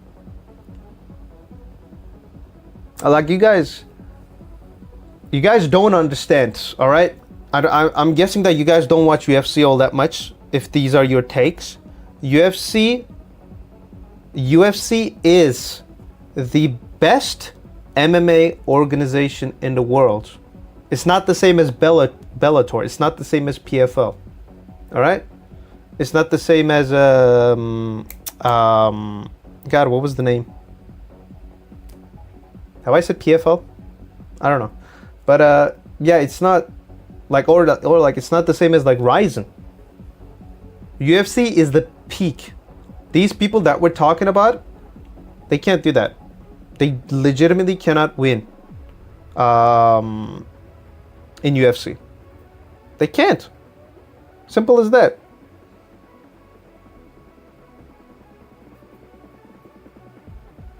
Like I said, there's a reason why a lot of these people transition to acting.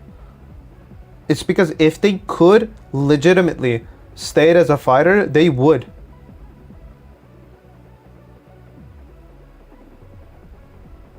Simple as that. Legitimately. These people, they're not good enough to be a UFC fighter. That doesn't mean that they're bad, but they're not UFC level.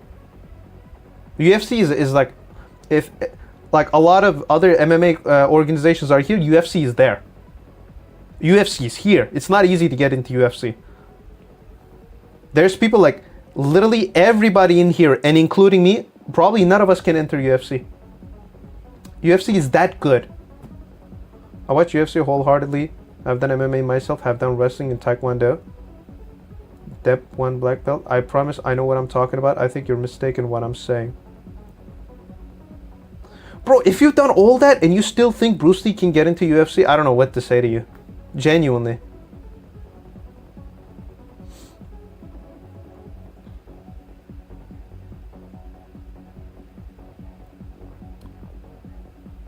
Like, you've done all the sports and you're still saying all the stuff? Come on, 10.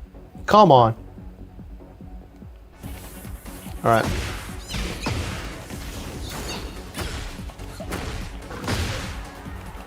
There's so many people you got in just because Dana was You got in just because Dana was feeling nice.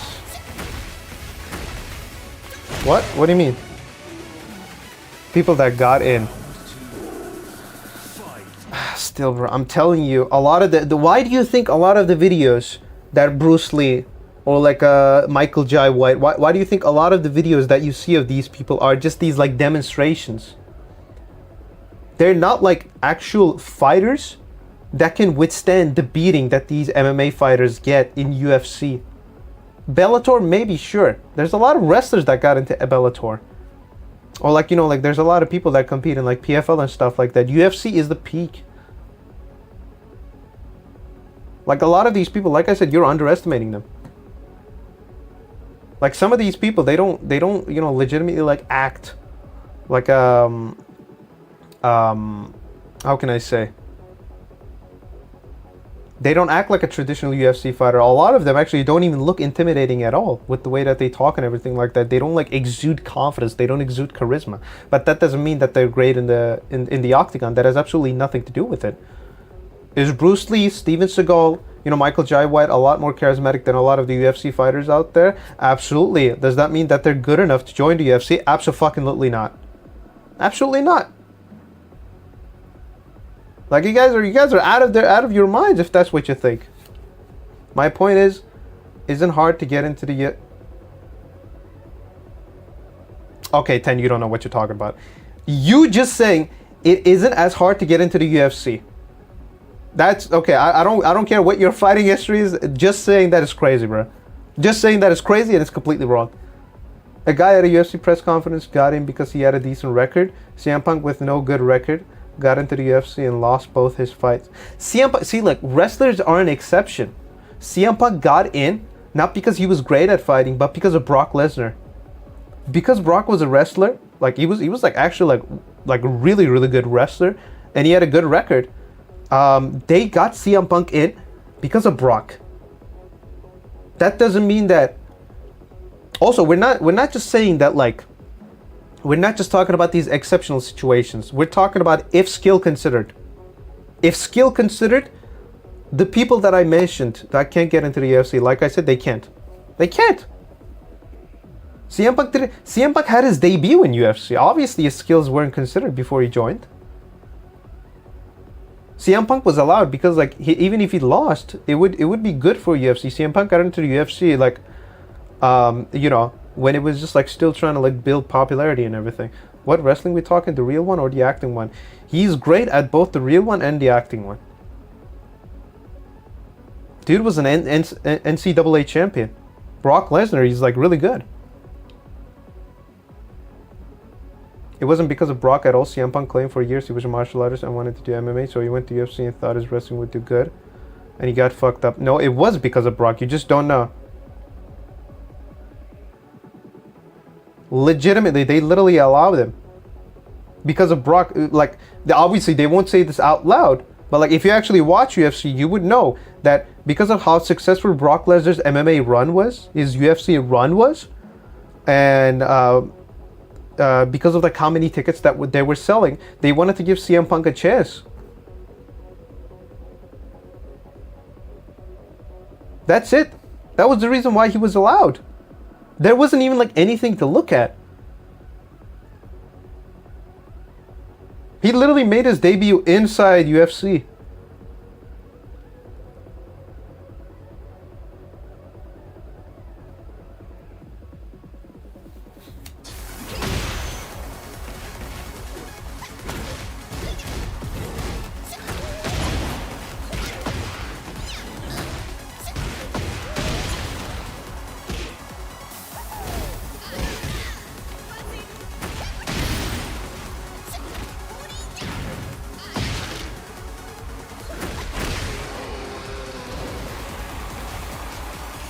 Get ready for the next battle.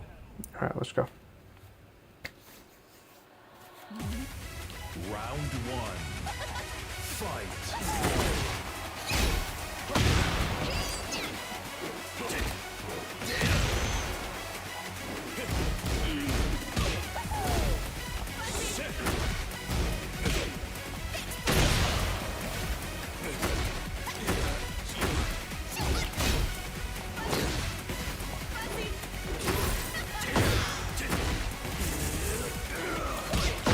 Ooh.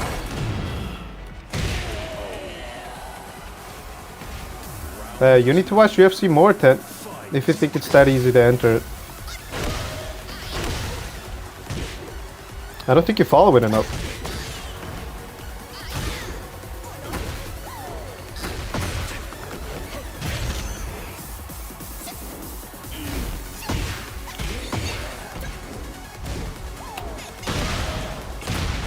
Pendejo.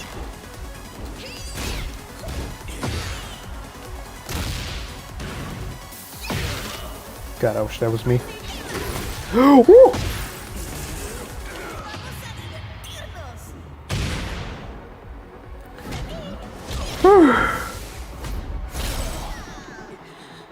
¿Tienes café?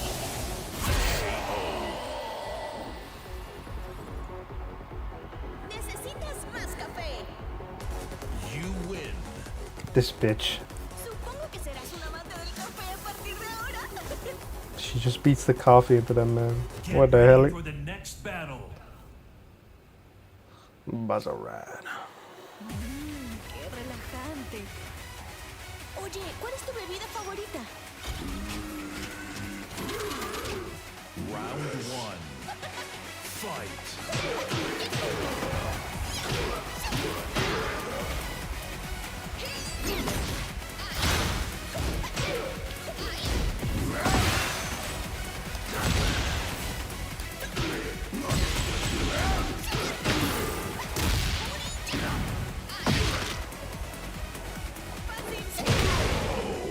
Agree to disagree. I giving two of the best examples of people getting in randomly.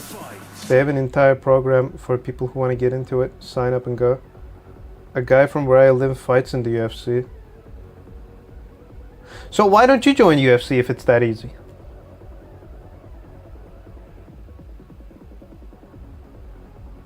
You said that you have all those like accomplishments. What did you say? You said like something Black Pants. Yeah, you've done wrestling and taekwondo. Why don't you join if it's that easy?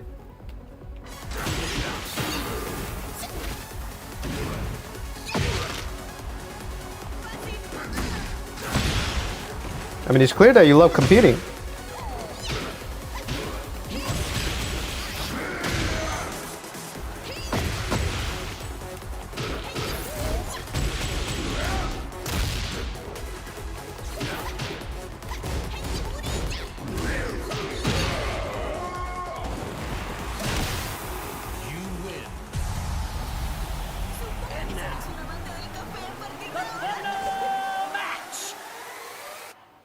Get ready for the next battle. Oh boy, here we go. Qué relajante. Oye, ¿cuál es tu bebida favorita? Le thé est la meilleure boisson. Round one. Fight. I don't want to fight for a living. Giant wear and tear on your body. Plus, I'm a single father raising my kid alone. No time, unfortunately. All right. You said that that a guy in your area joined UFC. Can you tell me his name so I can Google him?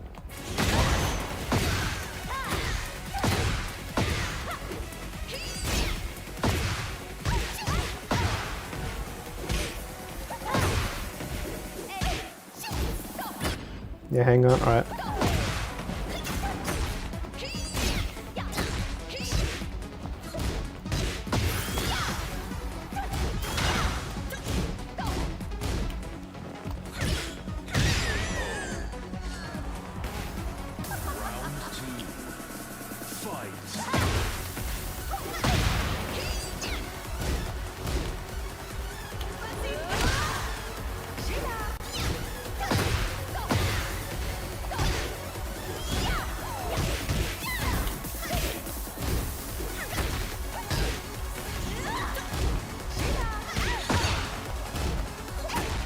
Nate Train Landwehr. Nate Landwehr is a legend. What are you talking about? I know this dude. I watched him. Bro, no, you can't use Nate as an example. What the fuck? Just because he's in your area doesn't mean that he's a bad fighter. I watched him live. He wasn't just on like a normal card as well. He was literally the fucking, he was in like a UFC, like a huge UFC event. I have a question. Since you don't think Nate joining UFC is all that impressive, okay? Can you beat Nate in the fight? If him joining UFC is that not impressive, can you beat Nate in the fight? Because obviously he's not that good of a fighter. If you using him as an argument, can you just beat Nate in a fight? Genuinely, I'm asking.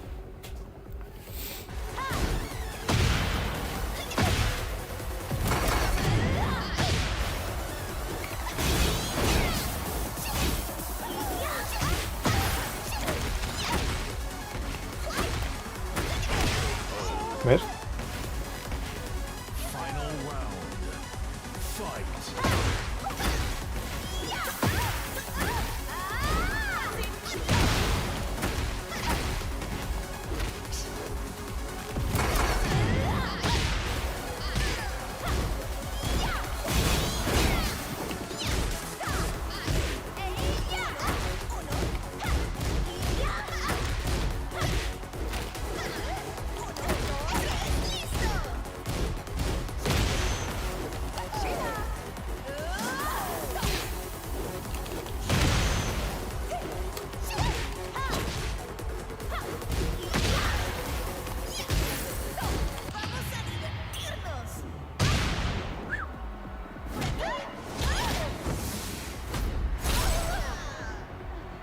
¿Tienes café?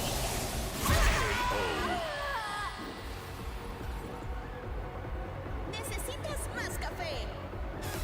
You win. I didn't say he was a bad fighter, low, or that he's not impressive. Hold on, after this cutscene, I'll reply to you. During the tournament, Azucena met the tea-loving socialite, Lily. Even after the tournament concluded, the pair would continue to clash in heated debate, a feud between coffee and tea. Il faut du thé pour clore un repas. Ce thé Rochefort rose cultivé sur nos terres est absolument divin. ¿De qué hablas? Es obvio que es café. Nuestra mezcla de azucena es la mejor. They actually gotta sell this coffee, bro. Oye, ¿cuál crees que es el mejor? Oh.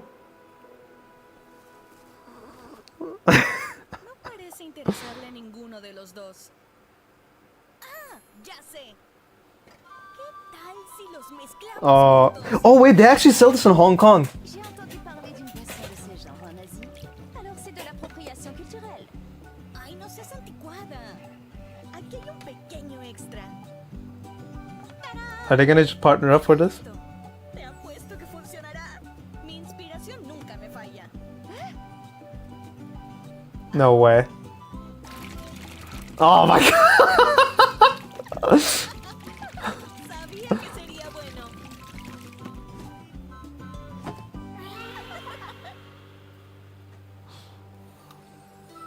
Azucena would go on to sell this drink to global acclaim. That's a good ending. I didn't say it was a bad fight lol or that he's not impressive. I said anyone can get it. I used him as an example because he's from my town standing on Prawley. Alright. Also, I already have max dog combos with Kuni. Oh no, oh no. But like, that's not what I mean. When you say anyone, you mean like someone like me with no training. That's the issue. I can't get into the UFC 10.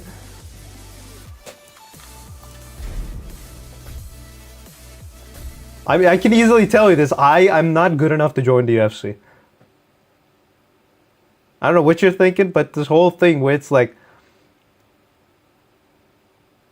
Yeah, it's like... Yeah. I don't know if you mean it as in like... You don't have to be like a big name as in like popularity-wise. Do you mean like popularity-wise? What do you mean? Expand it a little bit more. Oh shit. Let me just... Give me a sec. While you write that, I'll just adjust the audio. Yeah, because it's clear that we can't test out the patch today. I'll try it another time.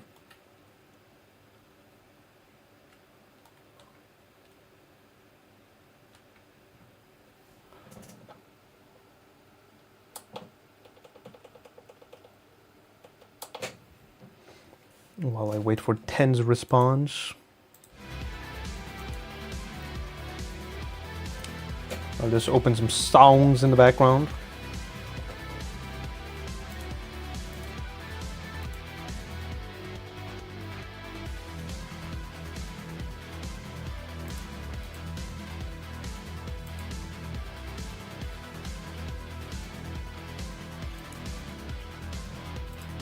Holy shit.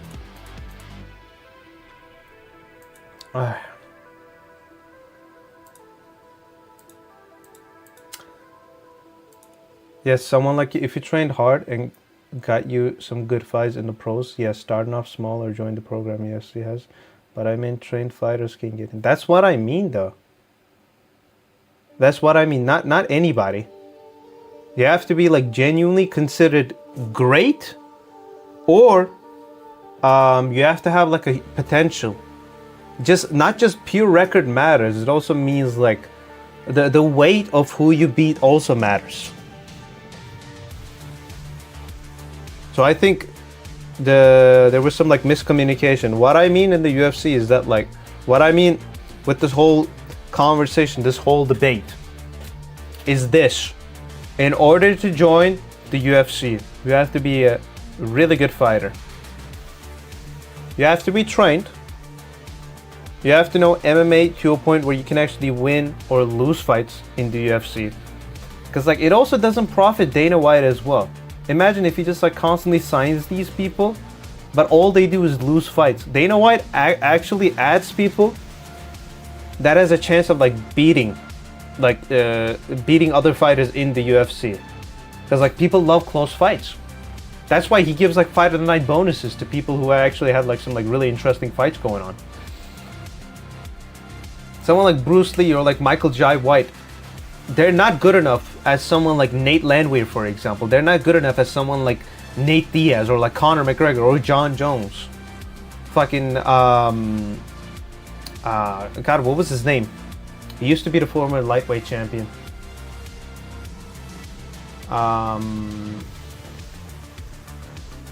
He had like a cool haircut. I think he was like one of the prominent fighters in the first UFC games. Anyways, I can't remember his name, but like they're not like these people, these actors, like even including Michael Jai White.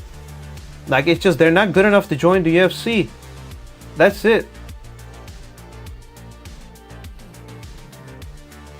You're right there, because you can beat a bunch of nobodies with the 0-0 record. That don't mean shit at all. A good fighter with a decent record or a famous person with martial arts can get in. That's been proven so many times.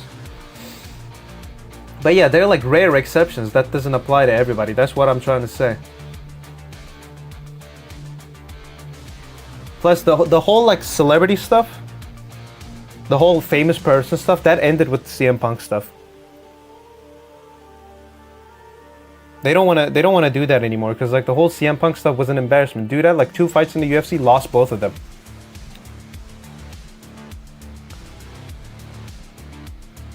He didn't even win one fight. I think he lost one to Mickey Gall. The second one was against someone like, I think Michael Jackson or something. Dude's name was like literally Michael Jackson. Hold on. CM Punk UFC record. Oh, so like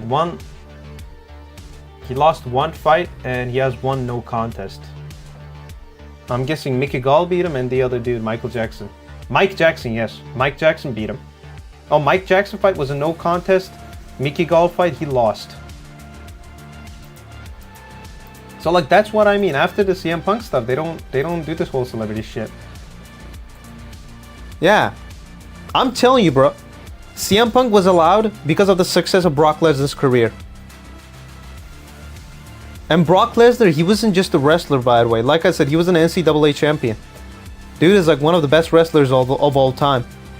He's really good.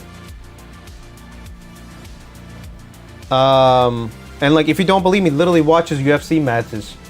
Dude's like twice my size. I'm 5'11", by the way. 86, 80, 84 kgs. Dude's twice my size. Moves faster than I do. Way faster. I know there's like some like steroid stuff going on, but like at the end of the day, there are also a lot more people in the UFC, especially at his time. Majority of the roster was on steroids and it wasn't working the same way that it was working on Lesnar. I don't know what the fuck he was shooting up his ass. It was like fucking horse semen or something. But like, this is what I mean though, 10. It's like I said, if Brock wasn't so successful, Punk wouldn't have been involved in it. Punk was really popular. And because of his good relationships with Brock, that's why he was probably allowed in. That's why they haven't done anything like that after that. Like, tell me one celebrity that they allowed into UFC in the same way that they allowed CM Punk. Give me one name. I'm not talking about fighter, by the way. I'm talking about like celebrity like Punk. That actually came from another, I guess, competition. I don't know how to label WWE, but yes, sports entertainment sounds a bit off.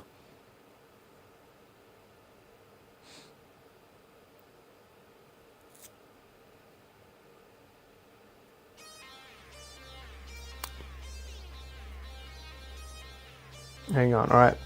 Because I don't remember anybody else after Punk.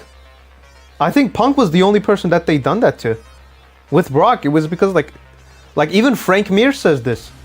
Whereas like Brock is allowed in the UFC because of his amazing wrestling like career. I'm talking about like actual wrestling, not WWE. Like his actual wrestling career actually helped him a lot in getting in. And Punk got in it because of the good reputation that Brock had. Because they genuinely thought Punk would be a good fighter.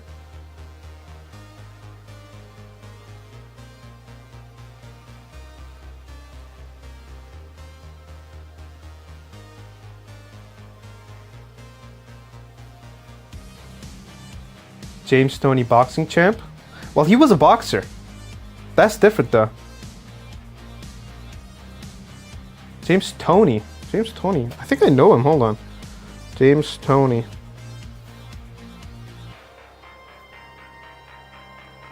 UFC.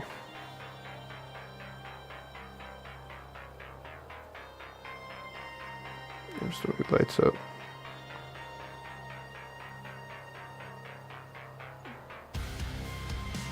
Is this the same person? He fought Randy Couture.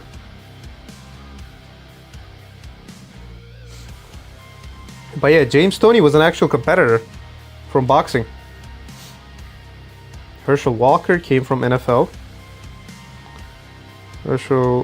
Hold on. James Toney MMA record.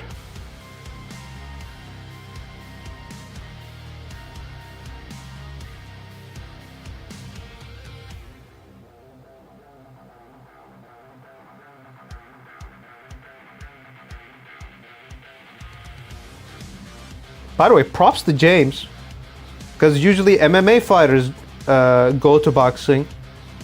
I don't see a lot of boxers that actually go to MMA, so props to them. What a legend. But yeah, James Toney was a boxer already, so he doesn't necessarily count there. He was already a fighter in a different sport, yes, but he already had an amazing record. He was a legend in boxing. Herschel Walker?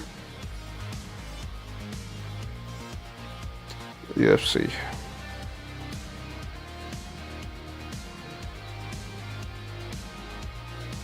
Record 2-0. MMA stats. Let's see Sherdog. Okay, here's the thing. Clarissa Shields came from boxing to MMA. I thought she wasn't fighting in UFC. Okay. By the way, 10. Herschel Walker doesn't count because I'm checking Sherdog right now. And it's saying that he fought Scott Carson in the Diaz versus Cyborg card in Strikeforce. And Greg Nagy in the Strikeforce Miami card. And here's the thing. It's not that the UFC signed him. It's that UFC bought out Strikeforce, so he automatically became a part of UFC. So it's not that he was signed indirectly. When they bought Strikeforce, obviously the fighters that were in Strikeforce came to UFC. Clarissa Shields, let's see. Clarissa Shields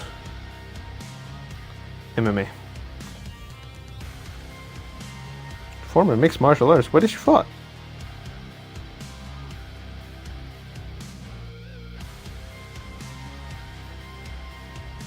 Let's see. Also, I'm talking UFC. Because like there's a lot of MMA companies.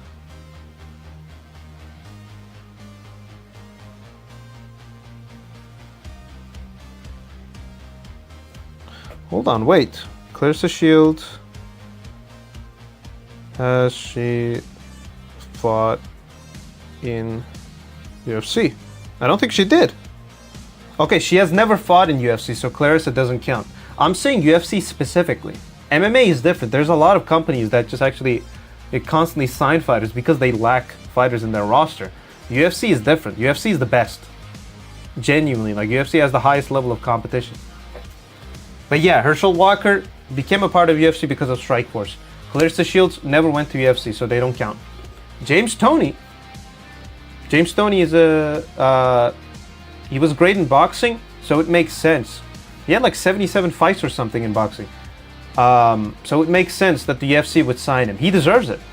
Genuinely, it's a different fight. Plus, these types of stuff constantly happen. He wasn't allowed in UFC because he was popular. He was allowed in UFC because he was a competitor. From another sport, yes, but they do these super fights occasionally. Really popular one, Floyd Mayweather versus McGregor.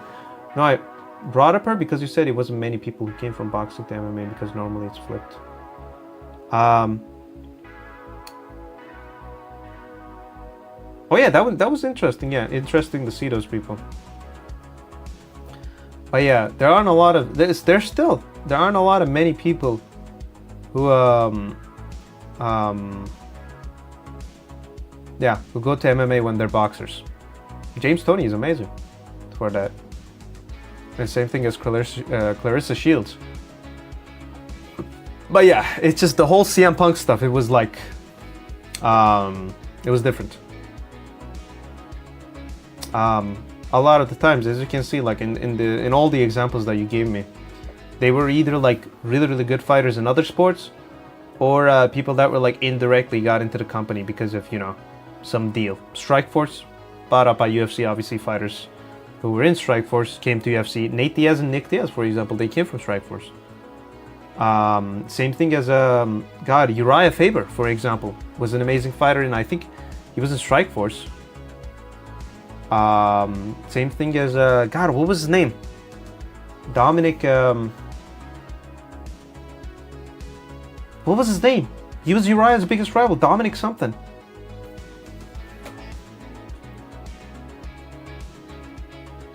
Hold on. Uriah Faber.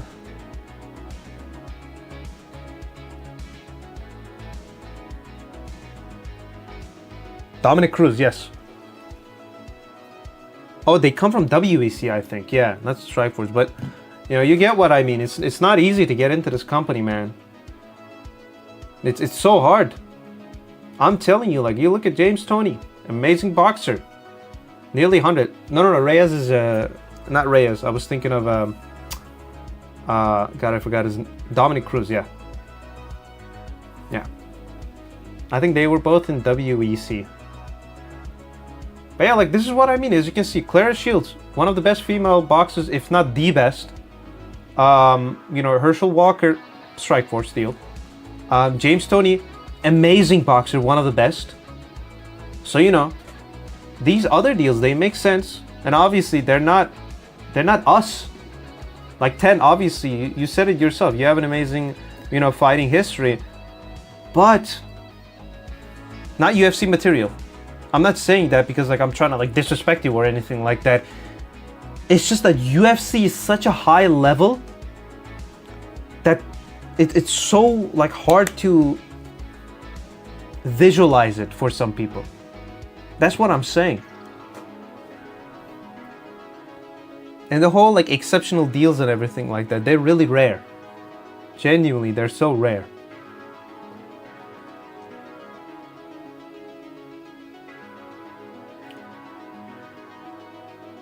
Like, I forgot which fight I saw Nate fighting, Nate Landwehr. But like in that fight, for example, I remember that dude was like fighting like a machine.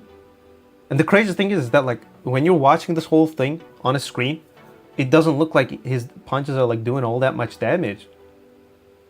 But I remember he was getting like punched like crazy. Dude wasn't going down. And like, you remember how, look, I gotta show you something. I hope he doesn't like copyright strike me for this.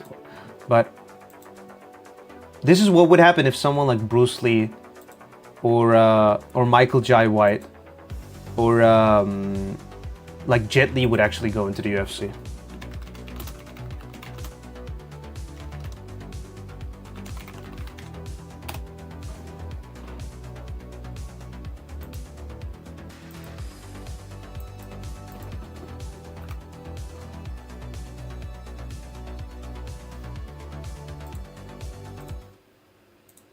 This is the harsh reality of the situation. Hold on. Estudios.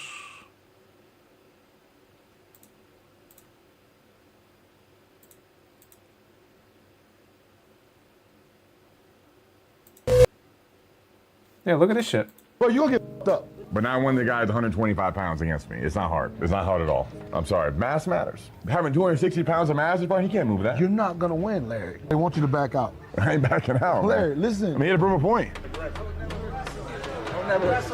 Wait, get away from him. Oh, shit, that's over. 10 seconds. Damn, like that. God damn, Larry.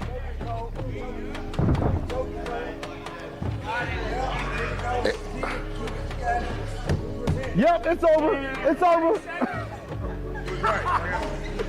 It was right. By the way, they say amateur MMA fighter, but Manel Kopp actually trains in this gym. I think this is Couture MMA as well.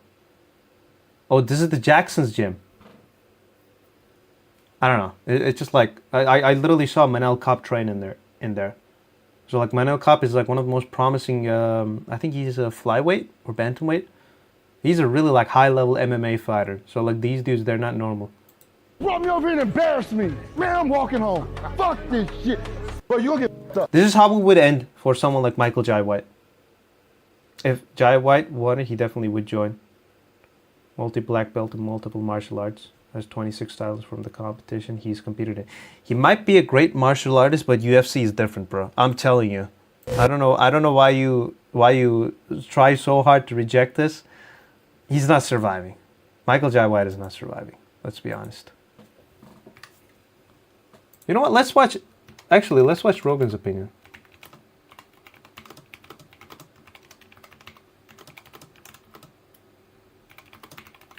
Let's see what Joe Rogan thinks.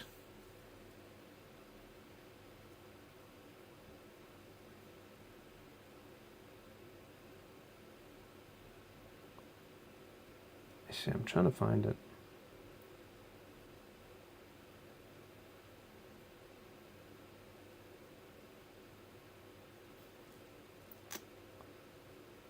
See, like I'm trying to find a video that would like talk about our topic, but most of the time they're talking about, oh, Michael Jai White has an amazing kick.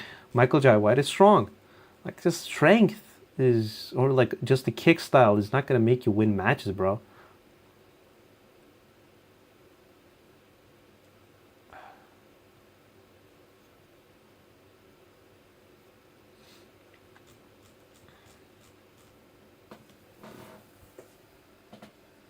You don't like Joe? Okay, I don't think.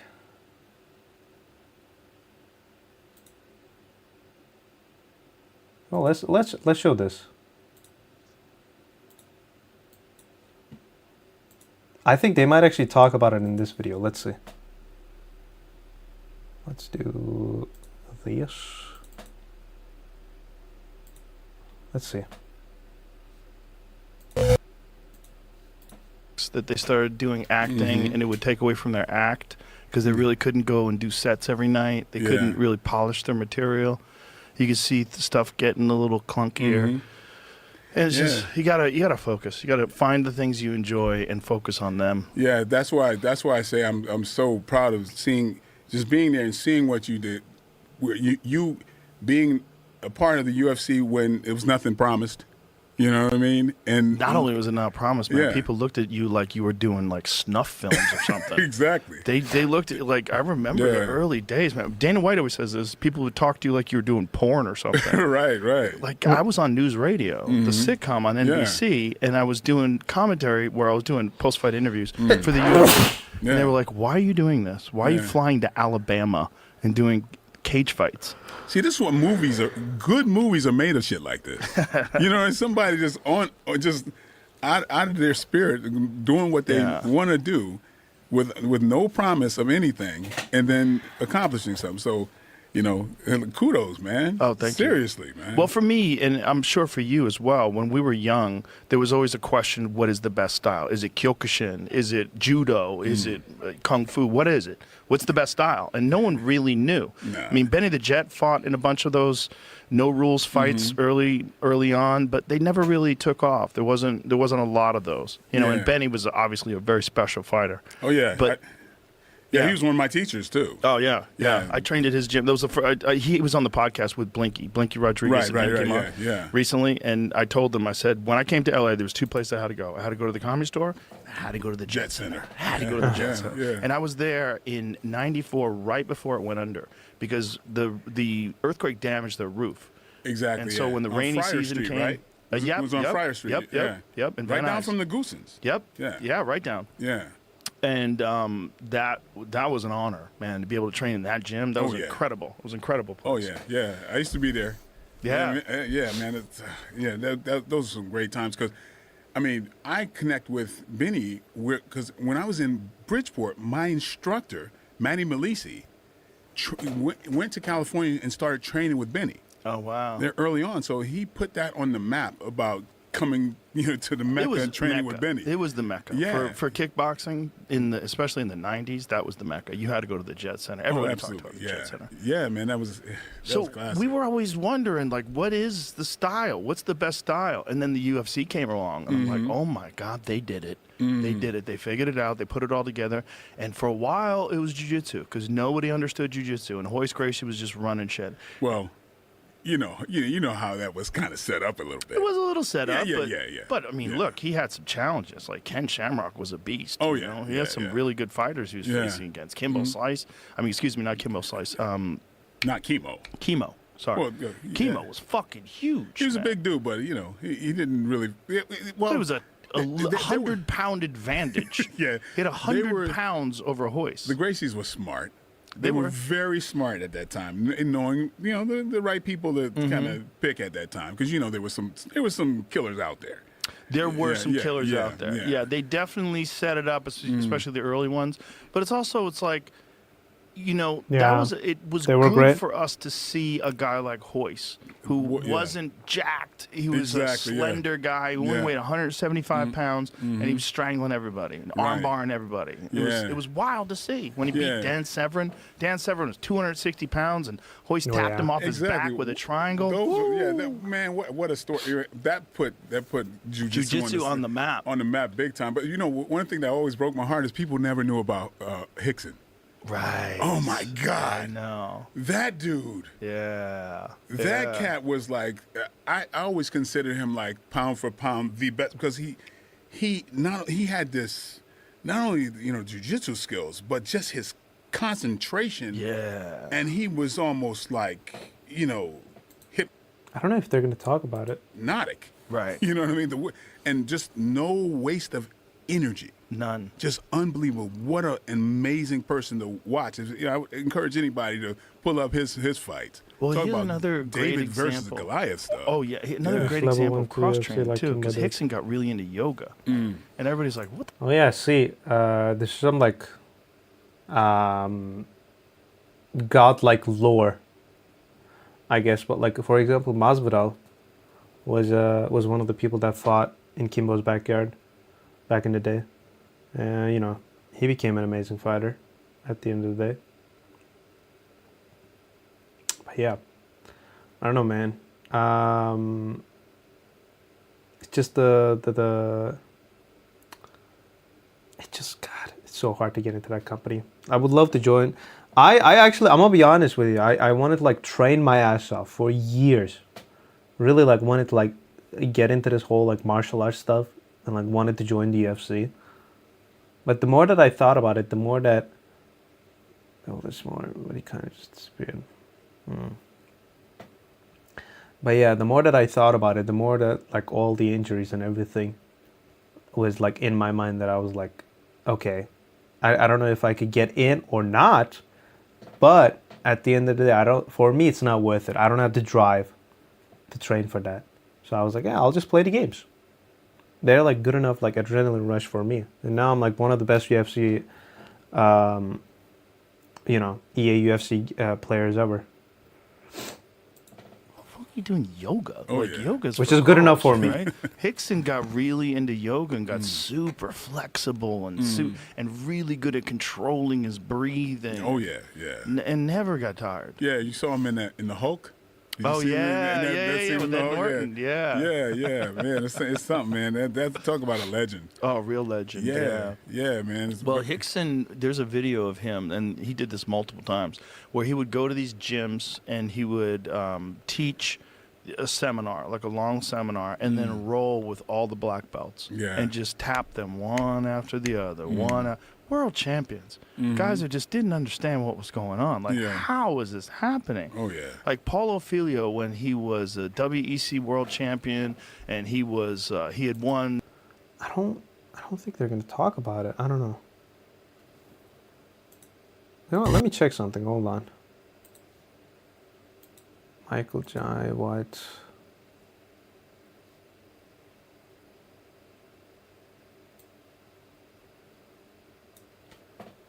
Join UFC.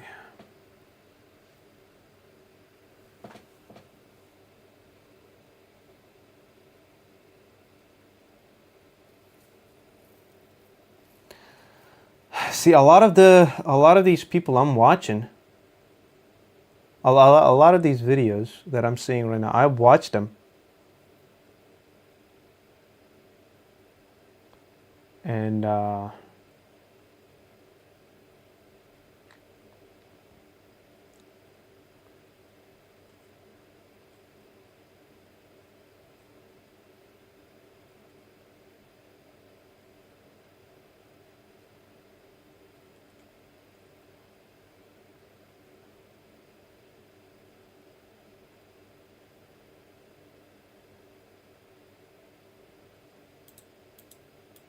but yeah, I don't think in anywhere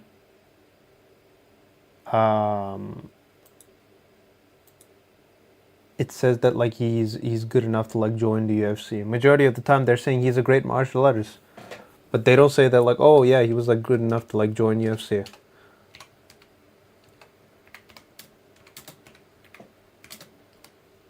Let me see. Michael Jai White can he join UFC? Michael Jai White could theoretically join the UFC if he passed the promotion's physical testing and contract negotiations, but it is highly unlikely to happen. The Hollywood acting star, by the way, that just means anybody can do it. If you pass the contract negotiations and the physical testing and shit like that. Plus, they would also have to consider you, after you sign for it and shit. The Hollywood action star in his mid-50s has no professional MMA record, and as frequently stated, he has no desire to fight professionally. The primary reasons he has never pursued a UFC career include finances. White has publicly noted that the financial rewards for most MMA fighters do not compare to a successful career in acting. He chose to use his martial arts background to build a lucrative film career rather than absorb damage for lower fight purses. Age and wear. At his age, stepping into the cage against younger peak-conditioned athletes poses massive physical health and longevity risks. Different goals. Rather than testing himself in a professional cage, he has preferred to train, spar, and exchange techniques with elite champions like John Jones and Marie Smith for personal growth, spiritual benefits, and skill enhancements. Oh, yeah, I try to obviously I'm not afraid of being wrong, That is a possibility. I could be wrong about anything, not just this topic. But nothing really said that I was wrong about this. I think Jai did a video with Rogan or Vlad on how he'd beat Bruce Lee in a fight. Basically about how size and weight plays a huge part in fighting. This is what I said earlier. He didn't want to join, not that he couldn't. This is not the same thing. This is saying that if he passes the early testing and the requirements, which he can't. He can't. Like 10. I'm gonna be honest with you, man. He's just not good enough to join the UFC. He could do MMA. All right, he can join other companies. You know, obviously, if he started in the smaller ones, let's say like Michael Jai White was born like 20 years later, all right, than he was initial birth date. If he was born at a time where he could compete, like obviously you could like fight in all these promotions and stuff like this, but not UFC, man. UFC is different. Michael Jai White is known for his technique. He doesn't have an MMA record. Dude, like, is a good martial artist. Yes, but he's not good enough to be a UFC fighter. Like, I'm sorry to tell you this. But like someone like George St. Pierre, for example, George St. Pierre says that Joe Rogan has a better kick than him. Joe Rogan taught George St. Pierre how to do the spinning kick. Because like people love Joe Rogan's spinning kick, but that doesn't mean that Joe Rogan can beat George St. Pierre. People like appreciating someone's technique. Jai White is not a fighter, he's a martial artist. Oh, Felipe, welcome. But yeah, Michael Jai White, amazing martial artist, not UFC material. Simple as that. That's it. The only way that I can see Michael Jai White joining UFC is like if they did something similar to CM Punk, but he would lose. He would lose. He's not UFC material. UFC is reserved for the best fighters in the world. Simple as that. Michael Jai White is not one of the best fighters in the world. He's a great martial artist, but not that. Same thing as Bruce Lee, same thing as Jet Li, same thing as Jackie Chan. They're amazing actors, they're amazing martial artists, not UFC material. In order to join UFC, you have to be one of the best martial artists in the world. These guys are actors. These guys are actors who happen to be amazing martial artists, but they're not the best at anything.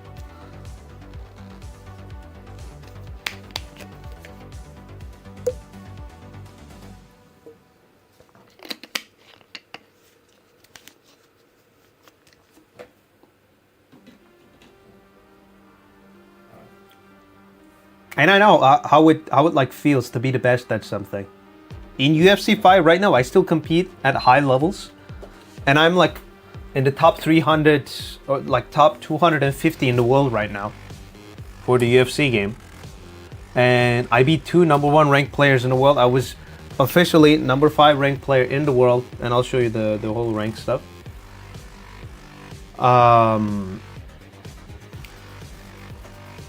Like, it's just that if Michael Jai White was, if he did,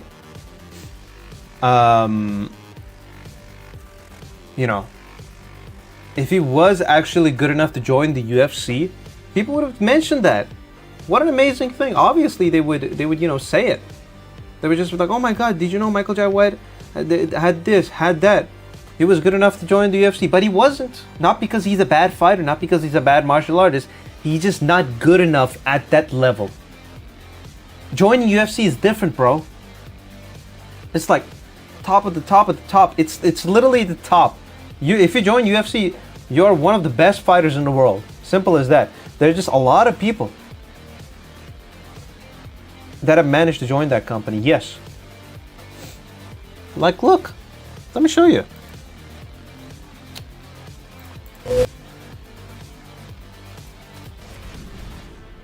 But like, this is my ranking in the world. I'm like 218 ranked globally. And this is my record right now. These are my last 10 fights. 2, 3, 4, 5, 6 title fights, 7, 8, 9 wins in total in the last 10 fights, 1 loss. And let me tell you something. People who knew me, people who saw me in the rank leaderboards, they were constantly talking about how good I was. literally on stream, I played this game a little bit, and people were saying that like, oh, like how good my striking was and everything like that. Guys that were actually fighting me, they were saying, oh my god, you have amazing striking, you have amazing this, you have amazing that. When you're really good at something, people like to mention that to you. People like to appreciate someone. The reason why Michael Jai White is not getting that compliment is because he wasn't UFC material. It's just that the reason why some of the people that are in the UFC don't look that much intimidating or don't look like they're that great of a fighter, it's because a lot of the times they're competing at people that are either at their level or that are so good that they're making them look like amateurs. Just the fact that he has high level skill and yet preferred to be an actor tell you that he's not a fighter. But here's the thing, Felipe. He's still an amazing martial artist. But like I said, the whole thing with the whole, you know, UFC level stuff, he's not UFC level. Great fighter, not UFC level. There's a big difference. There are so many martial artists out there. You know, amazing, talented people. But they're not good enough to be join the UFC. Simple as that. UFC is really underrated with its fighters. There's so many people that we should be constantly talking about.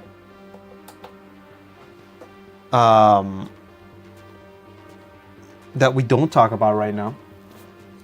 It's genuinely crazy. But anyways, okay.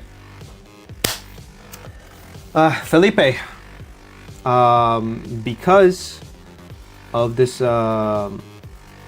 because the UFC Tekken is still in maintenance, I played it a little bit, by the way, today. By a little bit, I mean like a few hours.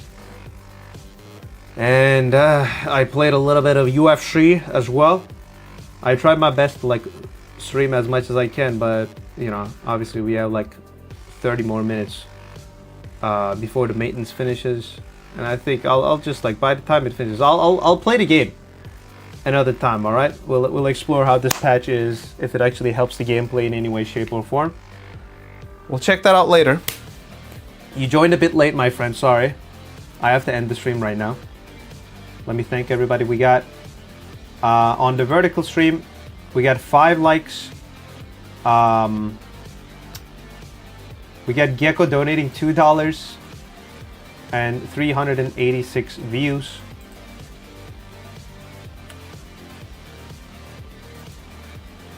And the top viewers were Gecko Obscure Ruben, Tiger 10, Kiryu Haji, 6 God, Apple, and Nero.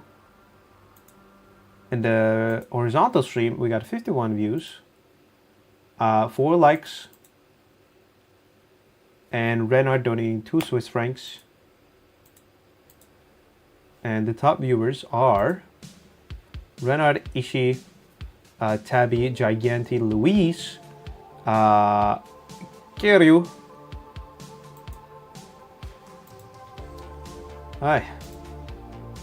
And over on the Twitch side, I guess we got fuck all, but let's see. Oh, we got a follower, but for some reason they named it a pop up, so thank you. We got 1 follower on Twitch. And we got 3 views over on the Twitch side. Let me check the last messages, y'all. The patch doesn't, lol. What do you mean the patch doesn't?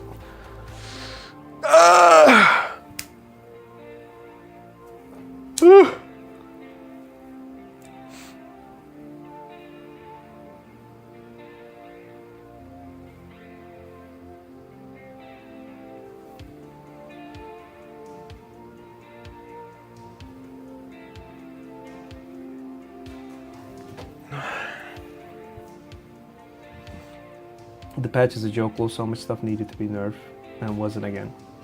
I personally think there were like a decent amount of changes done. Obviously, there needs to still be more nerfs done, because I saw the patch notes. Yeah, for me right now, I can tolerate these changes for now.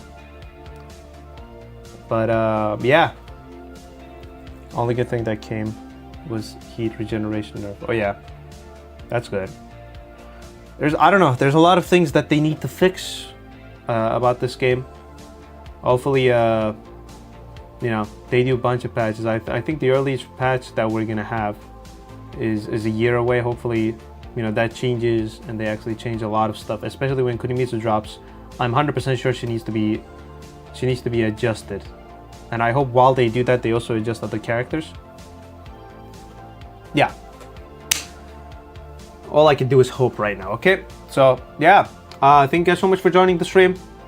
Sorry, Felipe, you joined like pretty late and missed a lot of the discussions and like debates that we had. Ted, by the way, I'm really passionate when I'm like talking about stuff. Hopefully you didn't get offended, my friend. I respect you a lot. Same thing as Ruben and Obscure as well. Which he's here. Yes. But yeah, we're just talking about stuff, alright? Yeah. I gotta go now. So, yeah. Y'all take care, okay? Love y'all. Take care. Oh no, you're fine. Friendly debate, man. Love and peace, my guy. Alright, take care, my friend. Yeah. Everybody else as well. Y'all take care. Yeah. Obscure, you as well. You as well. And Ruben. But Ruben is not here. He's asleep. Alright. Love y'all. Take care. See you with the next content. Bye-bye.